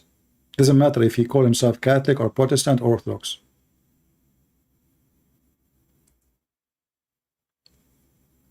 In fact, the Quran say clearly about the plan of Islam. The plan of Islam is to spread hatred and enmity between the Christians. I believe this is true. The devil, he did that. The devil Muhammad is nothing but Satan in the form of a man. In chapter 5, verse number 14, the Quran says, Akal Shaitan, clearly that Allah will spread hatred and enmity between the Christians until the day of judgment. So the threat is made, the threat is done. And any of you, he try claiming to be he is serving God and defending the true faith, he divide the Christians, especially by hatred. He is evil, he is satanic, he is no Christian. If you don't agree with someone is a Protestant or Catholic or Orthodox, you discuss with them with love, and you should have in your heart that this is my brother in Christ. He believes in Jesus. He believes that his salvation is the Messiah. So if you have a wrong understanding in something, maybe you are the one who have wrong understanding. Maybe it's him. But don't play God. And as long he believes in the Messiah as his Savior and only Savior, then if he do wrong, and you do wrong too, and I do wrong too, our judgment will be for the Messiah, not for you, not for me. What people they do, because they are evil or they are stupid, they start practicing judgment day. They decide who will go to heaven, who will go to hell. That's it. Oh, you are Protestant, you will go to hell. Oh, you are Catholic, you will go to hell, because you are a donkey. Only God, the Messiah, our Lord, he is in charge of the flesh. And the Messiah, he said, whoever believe in me. But he did not say whoever never commits sin, because all of us we are sinners. So if I commit sin, let us say by wrong understanding about Jesus, let us say like we were discussing about the blood of Jesus. Let us say I'm wrong. Do you think I will go to hell because I get it wrong? Do you think really this is the reason I will go? No. From their fruits you shall know them. A person, he loved the Messiah from his heart. He believe in him and he do his best to follow his command. His best. When the Messiah, he said, be holy like your father. It's a project to work in, but you are not holy, and you will never be holy. But if you decide to become the one who judge, you are replacing the Messiah. You are like the Muhammad, you know. You go to heaven. The Khomeini start giving keys for heaven, you know. Who want to have keys? Go die for us, and we will give you the key to heaven.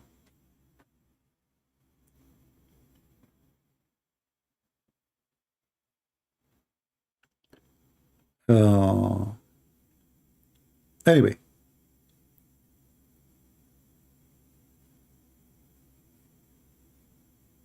Do you believe Jesus had brothers? You know, let us say he have, and let us say he don't. Who care? I don't really care. However, when the Bible says that your brothers and your mother, we know that always, even now, I say my brothers and my mothers. You know, Jesus, he said, my brother is those, you know, who is brothers. So if Jesus have a brother or not, still none of them is his brother. Why? Because Jesus said, before Abraham I am. So the existence of those who they are in flesh have nothing to do with him. Even Mary, she is not the reason for the existence of Jesus. Mary was nothing but a vessel, a perfect woman, wonderful woman, who the Lord himself had chosen to come through by birth from her. But the Messiah himself exists before mankind exists. But people that like to focus in stuff, I don't know, I don't find them any different. You know, if Jesus have a brother or not, who cares? That will not change who is Jesus. Still, Jesus is the one who walk in water, control nature, forgive sin, make the blind see, and make the one who cannot walk.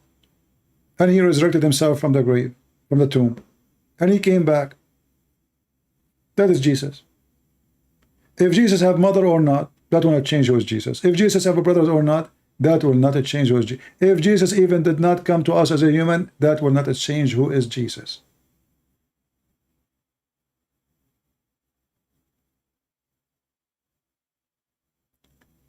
If you decide to attach your Lord to a certain image in your mind, that is a mistake. For this is the Lord who nobody can comprehend with his power and his ability. He is above all images. He is above all description. And there is no name actually can describe him.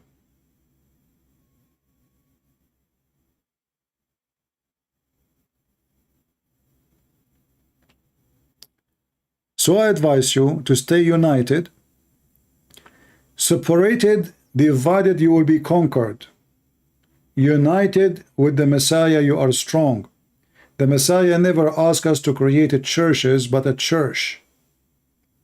And when you claim that you are a person who is the one who have the church, if you are truly a person who have that church, then you should accept your brother in Christ and you should not cast him away. Unless you don't believe in the Messiah. So a church, a true priest of God, who is serving God, he should welcome everybody to his church as long they obey the command.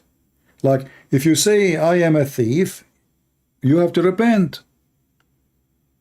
If you say I'm a person who is drunk all the time, well, you are not being Christian. You are not Christian. The Bible says clearly this and this and this and this, they will not go to heaven. So you're not Christian. So, but we welcome. Jesus said, I came for the sick, not for the healthy. So let us say there is somebody is sick. He needs our help. We welcome him. But still he's not a Christian. That's why he needs our help. If he's a Christian already, well, he do not need our help. But who is the Christian? A Christian is somebody. He always do his best to serve the Lord and to fight his sin. But doesn't mean that you and me, we don't commit sin.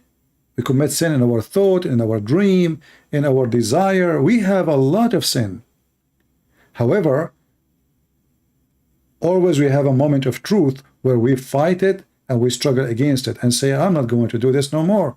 You might fall down, you might stand up, you might go straight, you might take a curve, you might, life will do a lot of things to you in your way. to heaven or to hell. The successful one is the one who arrived to Jesus, not to a church building. You have to arrive to Jesus, not to a bishop.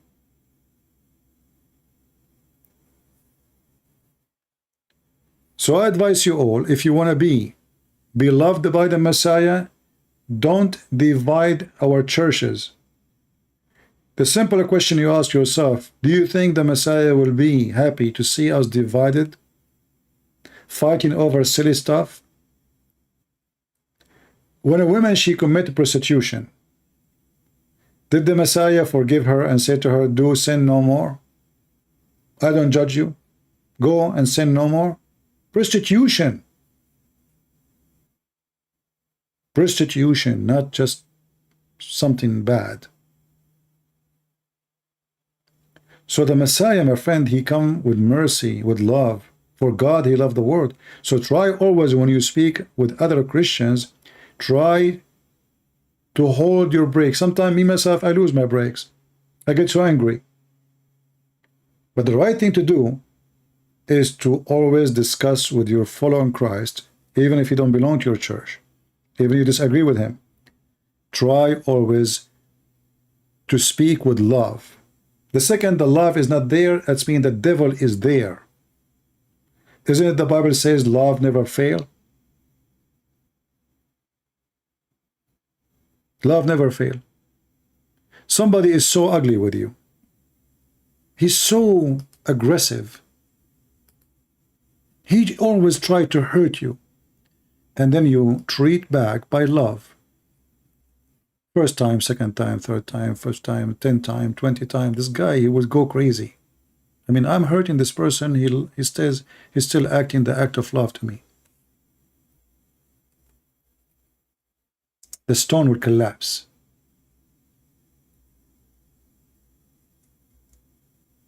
You know the drop of water? The drop of water have a story.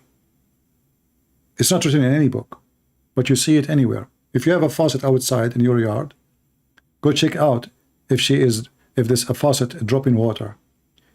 If the faucet is dropping water for long, you will see that your tiles have holes in it.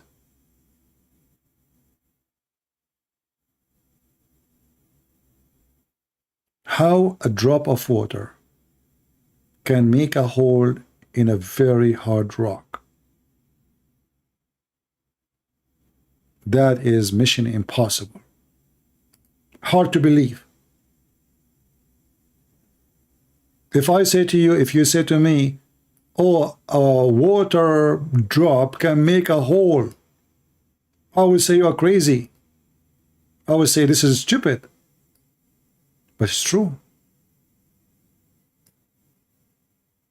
This is why you can be weak as the weakest thing ever you can imagine around you, a drop of water, which usually harm nobody.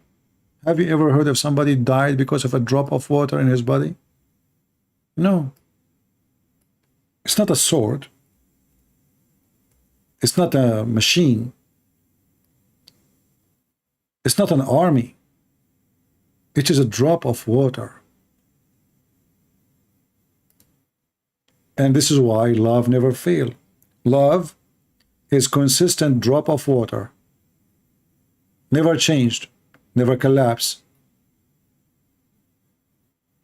It keep coming.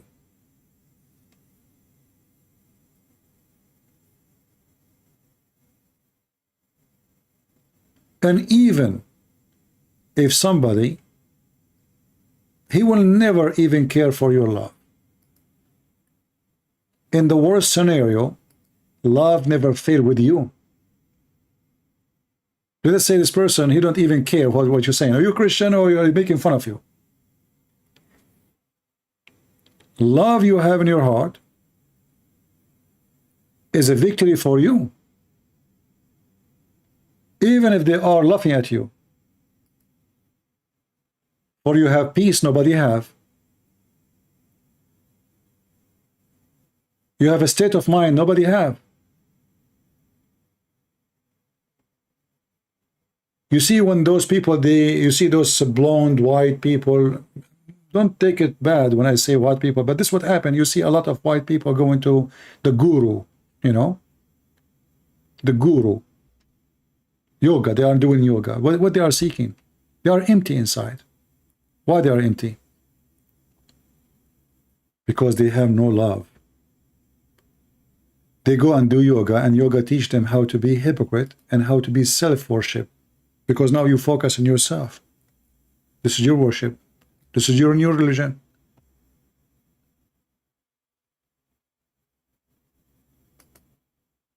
You decide to worship yourself. So what do? You say, I want to do yoga, and I want to focus on myself. You say to yourself, I'm God. I'm the center of the universe. That is not love. That's selfishness. This is what kills love. That will make you a very different creature. That will destroy you.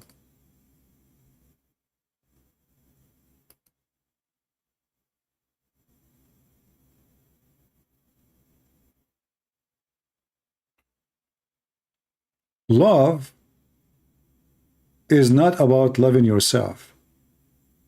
Love is about loving the Lord, appreciation for what the Lord He gave you, and trying to use what you received with love to others. That is love. For free you took, for free you give. So the Lord, He gave you things for free.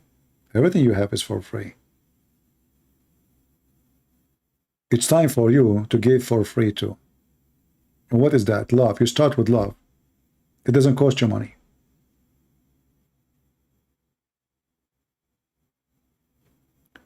What do you think about kissing images? I don't think it is the right thing to do, but I understand people, they do it because, you know, a human being is a weak person. Their weak nature, you know, like they need God in front of them, you know. So some, they think that image is, you know, like doing the job. So I understand the weakness, but absolutely it's wrong.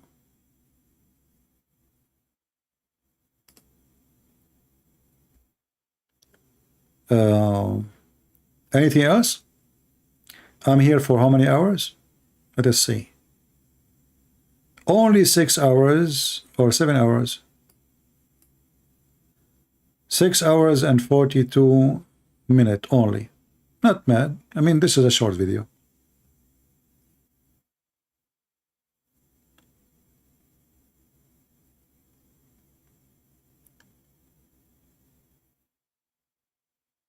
I advise you, and I say to you, as a person, you know, I love you all. Never seek division. It is satanic. Never listen to a priest who divide you. He is satanic. We are one family by the love of Jesus. There's no other way of salvation. The love of Jesus. And if you love Jesus, you love your brother in Christ. We even love the Muslims. That is why we are trying to save them. When we say we love the Muslim, what does that mean? We are talking about giving them kisses and hugs? No. We expose their false god so they might wake up. So always love must be there. So what about a person who believes in the Messiah?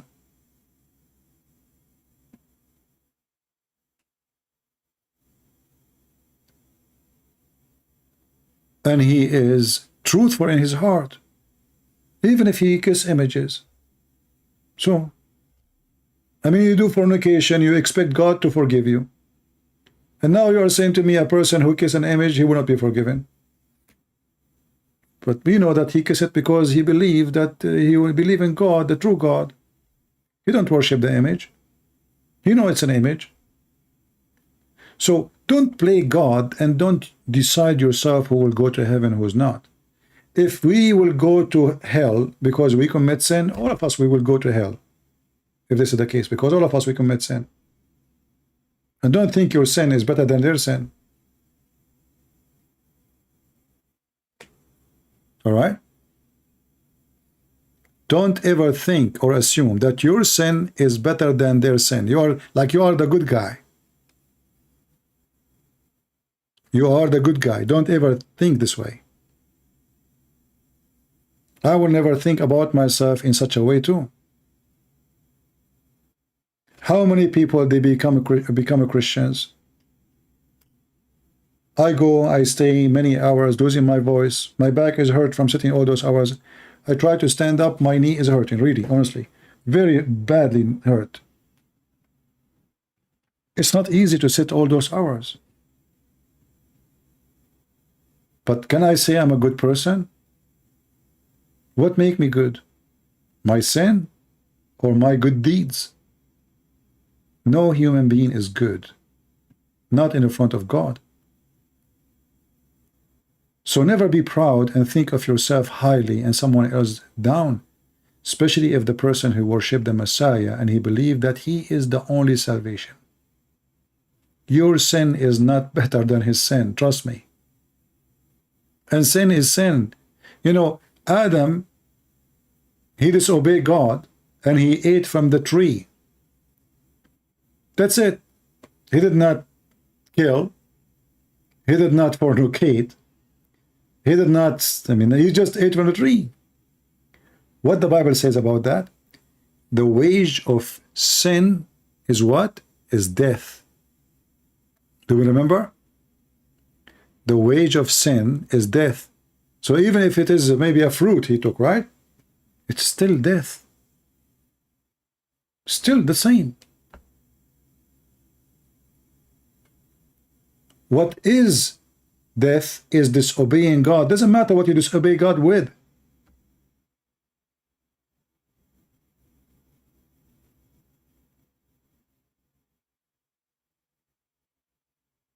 So if you think your sin is better than his sin, that will be very silly and you are blind. So all of us are sinners and all of us we need the grace of the Lord to be forgiven. However, the work is very important, and this is something some people they disagree about. Like Protestant, they say we are saved by the grace only. Catholic, they say we are saved by grace and work. I believe both of them they are true, because at the end of the day we are saved by the grace of God only. However, the Bible says faith without work is a dead faith, which means I'm not going to be saved because I did work, but if I'm a truthful Christian, then my work should come with my faith. Otherwise, my faith is false.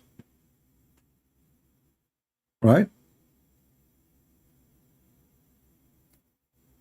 Imagine you are a Christian, but there's a person laying in the front of your house. It's snowing outside, and you pray to Jesus to give him food. What kind of a Christian you are? This is what Christianity is about. You know, you pray to Jesus to feed him. What about you feed him? So Christianity is not, sometimes actually I see many comments, they make me upset. Like, we pray to Andrew Tate. Why do you want to pray to Andrew Tate? What do you mean pray to Andrew Tate? Why you want to pray for him? It's not the prayer who will make Andrew Tate's different person. It's not. We believe that prayer is powerful, but work. Even the Messiah, he did work. The Messiah, he make mud, he put it on the eye of the blind man. He did not say, let me ask the Father. I do not need to do anything. Even the Messiah, he did work. He said, I work and my Father worked too. Even the Father worked. What many Christians, they want to do, they want to accomplish things by prayer, not by working. They want to go to the exam in school and pass the exam without studying. How? We pray to Jesus. That's it. I will pass. That is silly.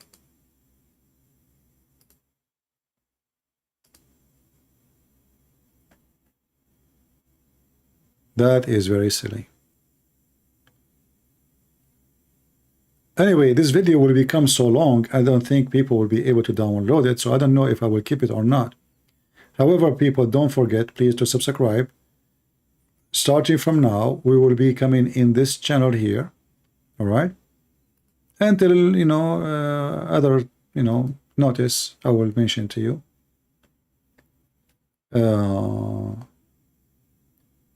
And we will see. Anything else before we finish for today? You are a great teacher. My friend, there is no teacher except the Messiah. Nobody is our teacher. Never take a man as your teacher. I know you don't mean it in the way, but I find it offending to praise me, for I am nobody.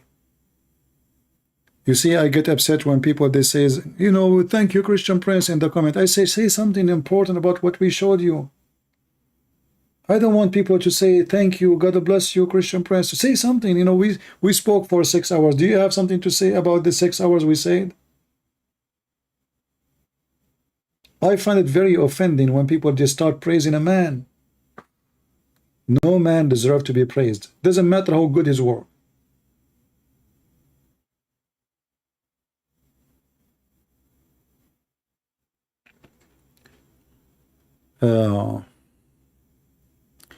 What is the purpose of a human life? You know, but isn't it weird, Tony, that you are a human and you do not know what is your purpose? I mean, you know, if I am an insect and then I don't have the brain and the capability of thinking, like, you know, I am programmed to find food, lay eggs, you know, insects are programmed creatures. But why a human being, he is struggling to know what is the purpose of life? I don't find a reason for that. We are a human. So you spend your life in this earth, you do not know the purpose of life? The purpose of life is to be alive. Life is a joy. Life is a gift from the Holy Lord. So you are alive and you do not know what the purpose of life.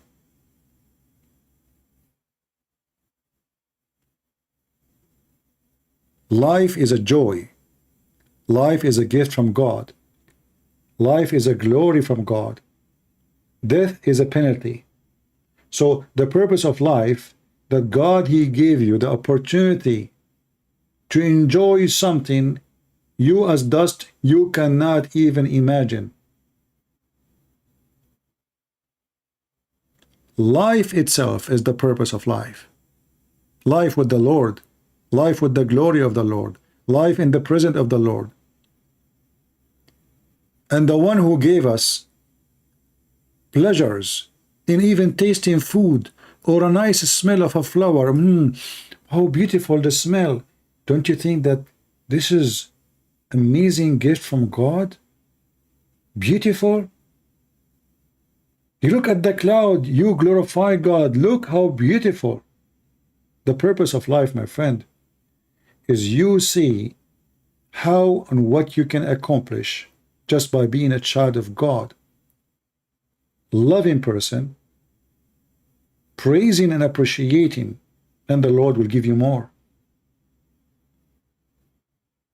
So, how I can be a living being and yet I did not understand the purpose of life?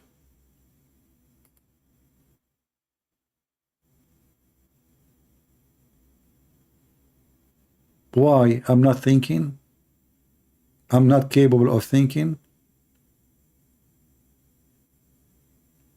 I never take anything about Christianity from a Christian Prince. Why you are here, a Gabi? Don't take it. Go ahead. How many times I block you, you keep coming. And I never say take anything about Christianity from me. You take it from Jesus. Did I come with the new Bible now?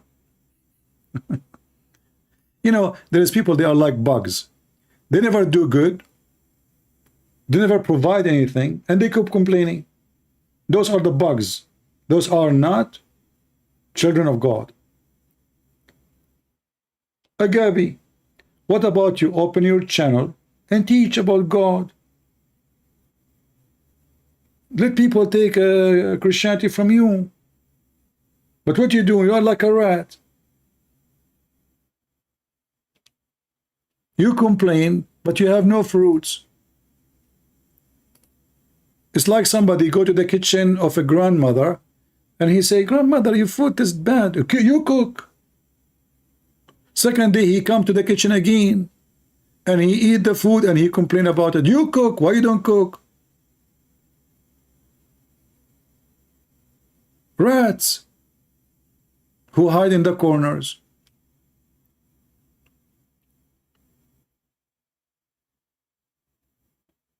Is it okay to follow the links Sheikh Ahmed posting? What do you mean okay? The one that says support?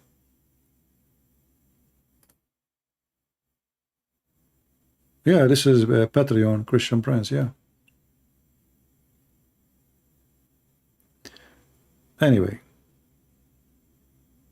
Never take anything from me, my friend. Never, never. You are a human being. God gave you a gift. It's called the brain. I share with you my thought.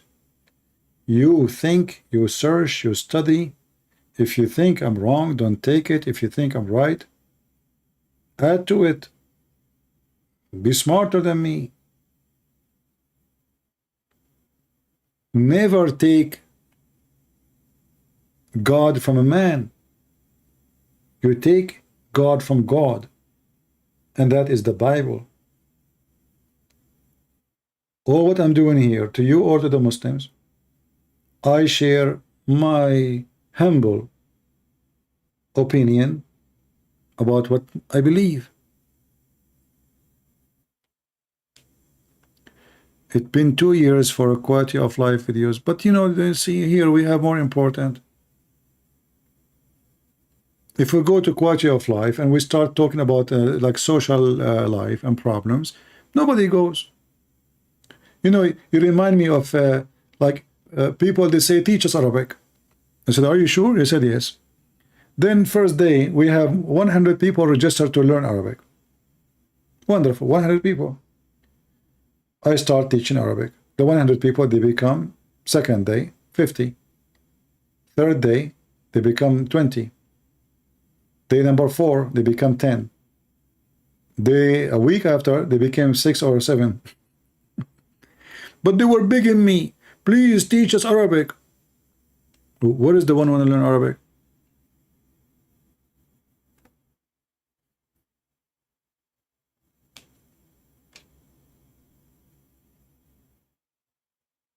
The second we started seriously teaching the class, nobody show up.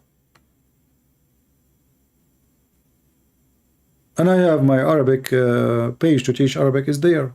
You can even go and learn, by the way. Arab for Christ. For free. You can learn how to write and read Arabic, if you are sincere to learn, in a few weeks.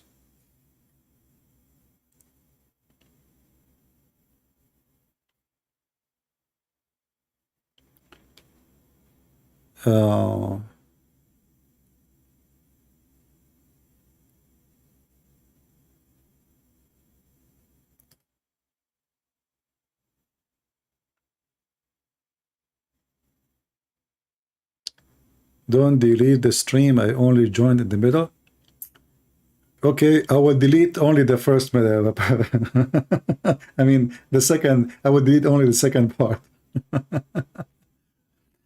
Are you still working on translation? I am, but I don't have time, as you see. I mean, as long as I'm coming here, staying for many hours, how you think in the world I'm going to finish any book?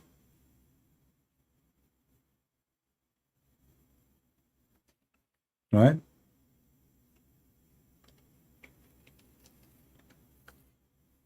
Anyway, I think we have enough for today. I need to walk my legs. They are hurting from sitting all these hours. It's already now we completed 7 hours live on air, and that is not healthy. So I will keep this video maybe for the coming 7-8 hours. So those who did not watch it, they can watch it, and then I'm going to delete. However, you can download it and save it in your page. All right.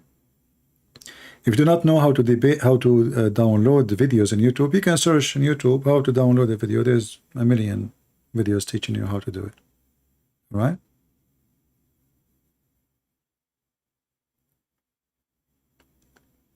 All the Arabic Bibles using the word Allah, this is false translation, because simply Arabic Bible is nothing but translation, and this is a false translation. We don't care for such a thing. This is wrong, this is false. I never worship Allah. Allah is Satan. You know, and when somebody argue, like as a Muslim, he says to you, well, the Arabic Christian, they use the word Allah because they are under the occupation of Muslims for 1400 years. That's why you will not find anyone who is out of the border where Muslim control using the word Allah. Never. Only where the Muslims occupy, they use the word Allah. And we have a very clear, none of them is good to, there is a translation, I forgot to, by who, I think that they took the word Allah totally. However, I have a good idea for you. You can download the Bible as Microsoft Word. Many websites, they offer you that. And then you can choose in Microsoft Word the word Allah and replace it with the word Lord, Yahweh. Because most of the cases, either it is the word Lord, God, or in few location it is Yahweh. Change it.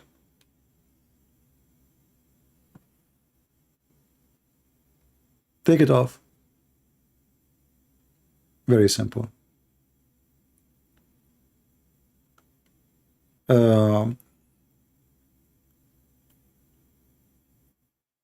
False translation is a false translation.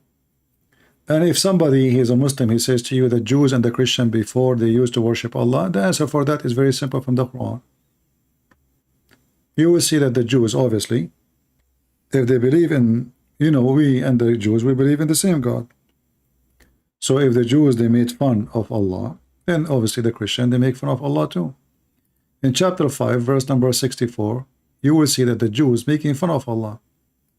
So obviously the Muslim, they lie when they say that the Jews and the Christians always they used to worship Allah. If they worship Allah, they will not make fun of Allah. As you see, this is Quran.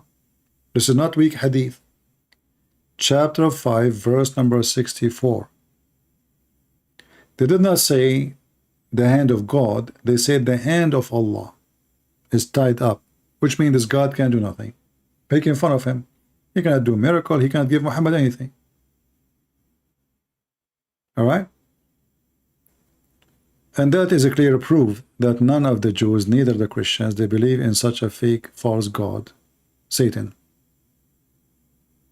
And by the way, even if the Muslim, they change the name of their God and his name is not Allah. Let us say they change the name and they call him the Messiah. Still, he is not our God. Islam is not a fake cult because of a name. No. What if Muhammad, he did not mention Allah? He mentioned, you know, what God says to Moses.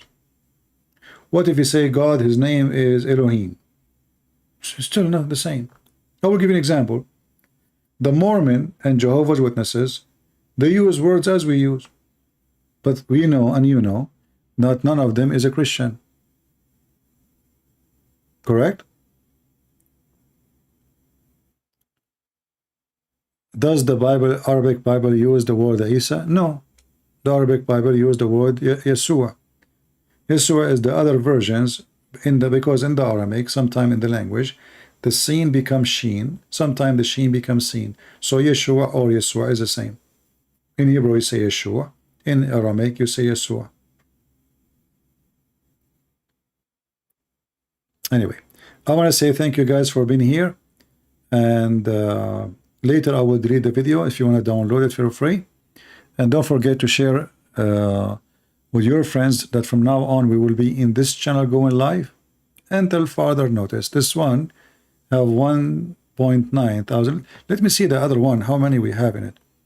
Because supposedly it was almost 1,000. Because I know YouTube, you know, like we'll reach 1,000, then YouTube take us down like a couple of thousands always. This is what they do. That's why they hide my channel. Nobody can find my videos. You can find my videos in different channels, but you cannot find my channel at all. Let us see here. How many we have in this? You see, the number of my other channel, Christian Prince 2, was almost 10 hours ago 99,800. Until now, it's the same number. Can you believe it? They don't want, there is no way that I stayed there for hours and many people they subscribe. And still we did not reach the 200 which is missing.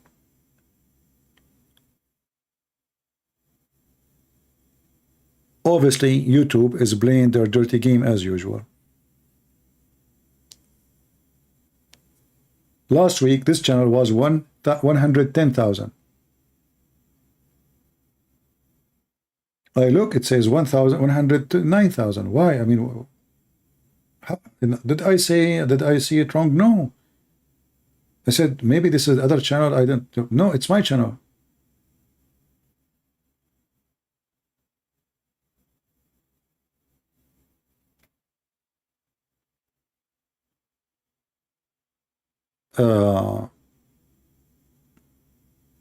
Yeah, they want to keep it 9,000, like 99,000, 800, or maybe a few days. Just wait. There's no way.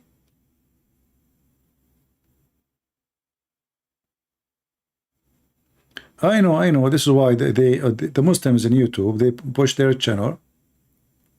Like, imagine, do you know why I cannot have advertising in my channel? Anyone knows? First, they said your channel is against our guideline.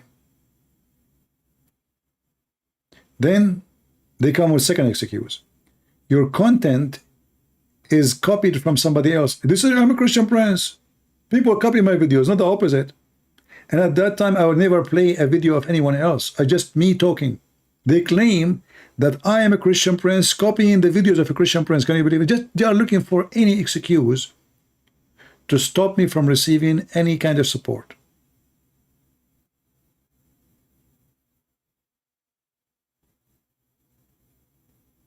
To the point they are claiming that I am copying the videos of a Christian Prince.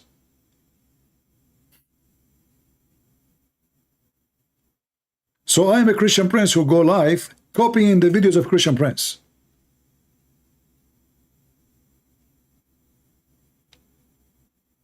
Anything, you know, they cannot believe it, how stupid, how silly they are.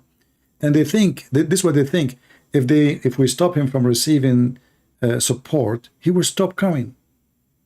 And this has happened to many, by the way, who claim to be Christians. No money is coming from YouTube, they delete their channel. They don't even show up no more. They thought, I mean, he is the same as the rest. If he is not getting support from here, he will go to a different place. Well, you are mistaken. I go even more live and I stay more hours. That will not change anything. And you know, the funny is, even, you will see channels who they are copying my videos. They have 10, I mean, the video, I just go live and I have more than 100,000 subscribers. And then I get like 10,000 views. Then a guy, he copied my video. He posted few hours after he have more than me, twice, 3 times more than me. It doesn't make sense. Why? Because that channel is not shadow, is not hidden by them. My channel is the target. Otherwise, there's no way that somebody is copying my videos. He have way more view than me. Funny, isn't it? This will remind me, actually, talking about Christian Prince copying from Christian Prince. You know, once there was a gentleman, he wanted to help me to get a scholarship to do PhD. I thought about doing PhD, you know, in Islam, in the state here. So he told me, I told him I can't afford it. It's so expensive. You know, I mean, this is really expensive schools. There's no way for someone. He said, I will spoke to them. Anyway, so he gave me a phone number of somebody. He is a professor, and he is like, you know, he have a good position in the university. So I told him, I want to study, make a study about Islam. And then he said to me, well, I am not really, I mean, I am in charge of religious study, but to be honest with you, I'm not too much knowledgeable about the topic. Most of the things I learned, if from somebody, his name is a Christian Prince in YouTube. By the way, you have a voice like him.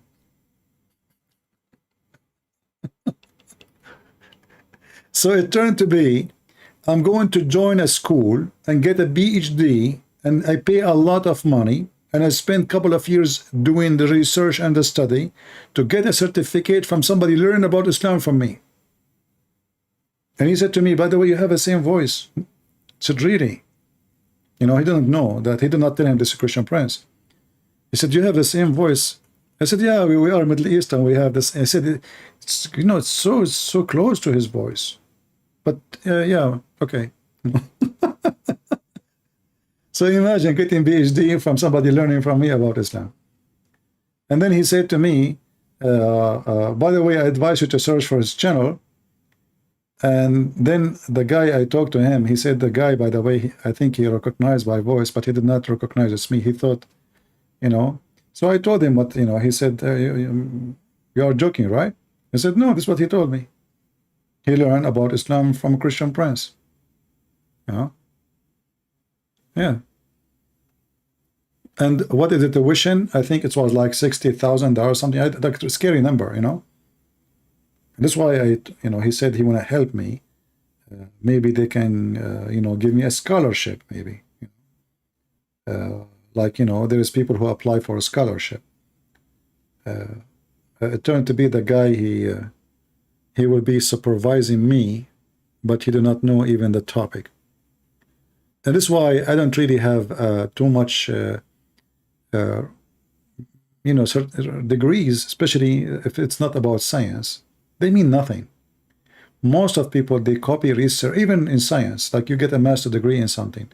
Mostly people, they are copying somebody else's study. In university, they have like a software to find out if you are stealing information from somebody. But, you know, there is many ways to go around that by just changing. You don't like copy the same line, change the words. And there's many people that do that.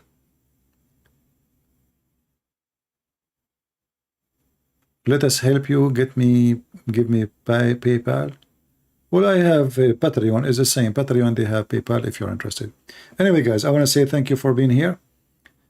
I hope we have a good time. And I pray to the Lord that the Lord will make us more united as a Christians and will never bring division between us. Always remember one advice from me. When the division at home, there's no home.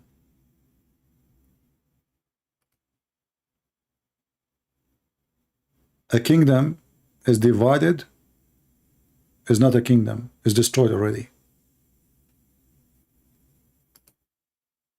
Never, ever allow division to enter your house. Division is your enemy. United, you are victorious. Divided, you are a loser. If you don't believe me, read history. Learn from it. If you are a person who seeks to learn. Thank you very much for being here. May the Lord bless you. And I hope we will go again live on air soon in this channel. You can always follow us in Patreon, so you can receive email when I post that I'm going to leave or going to go live, sorry. Patreon send you an email immediately and you will be notified because YouTube is not giving notification. Until then, God is good, so is Jesus, and Islam is nothing but bad and evil. Take care.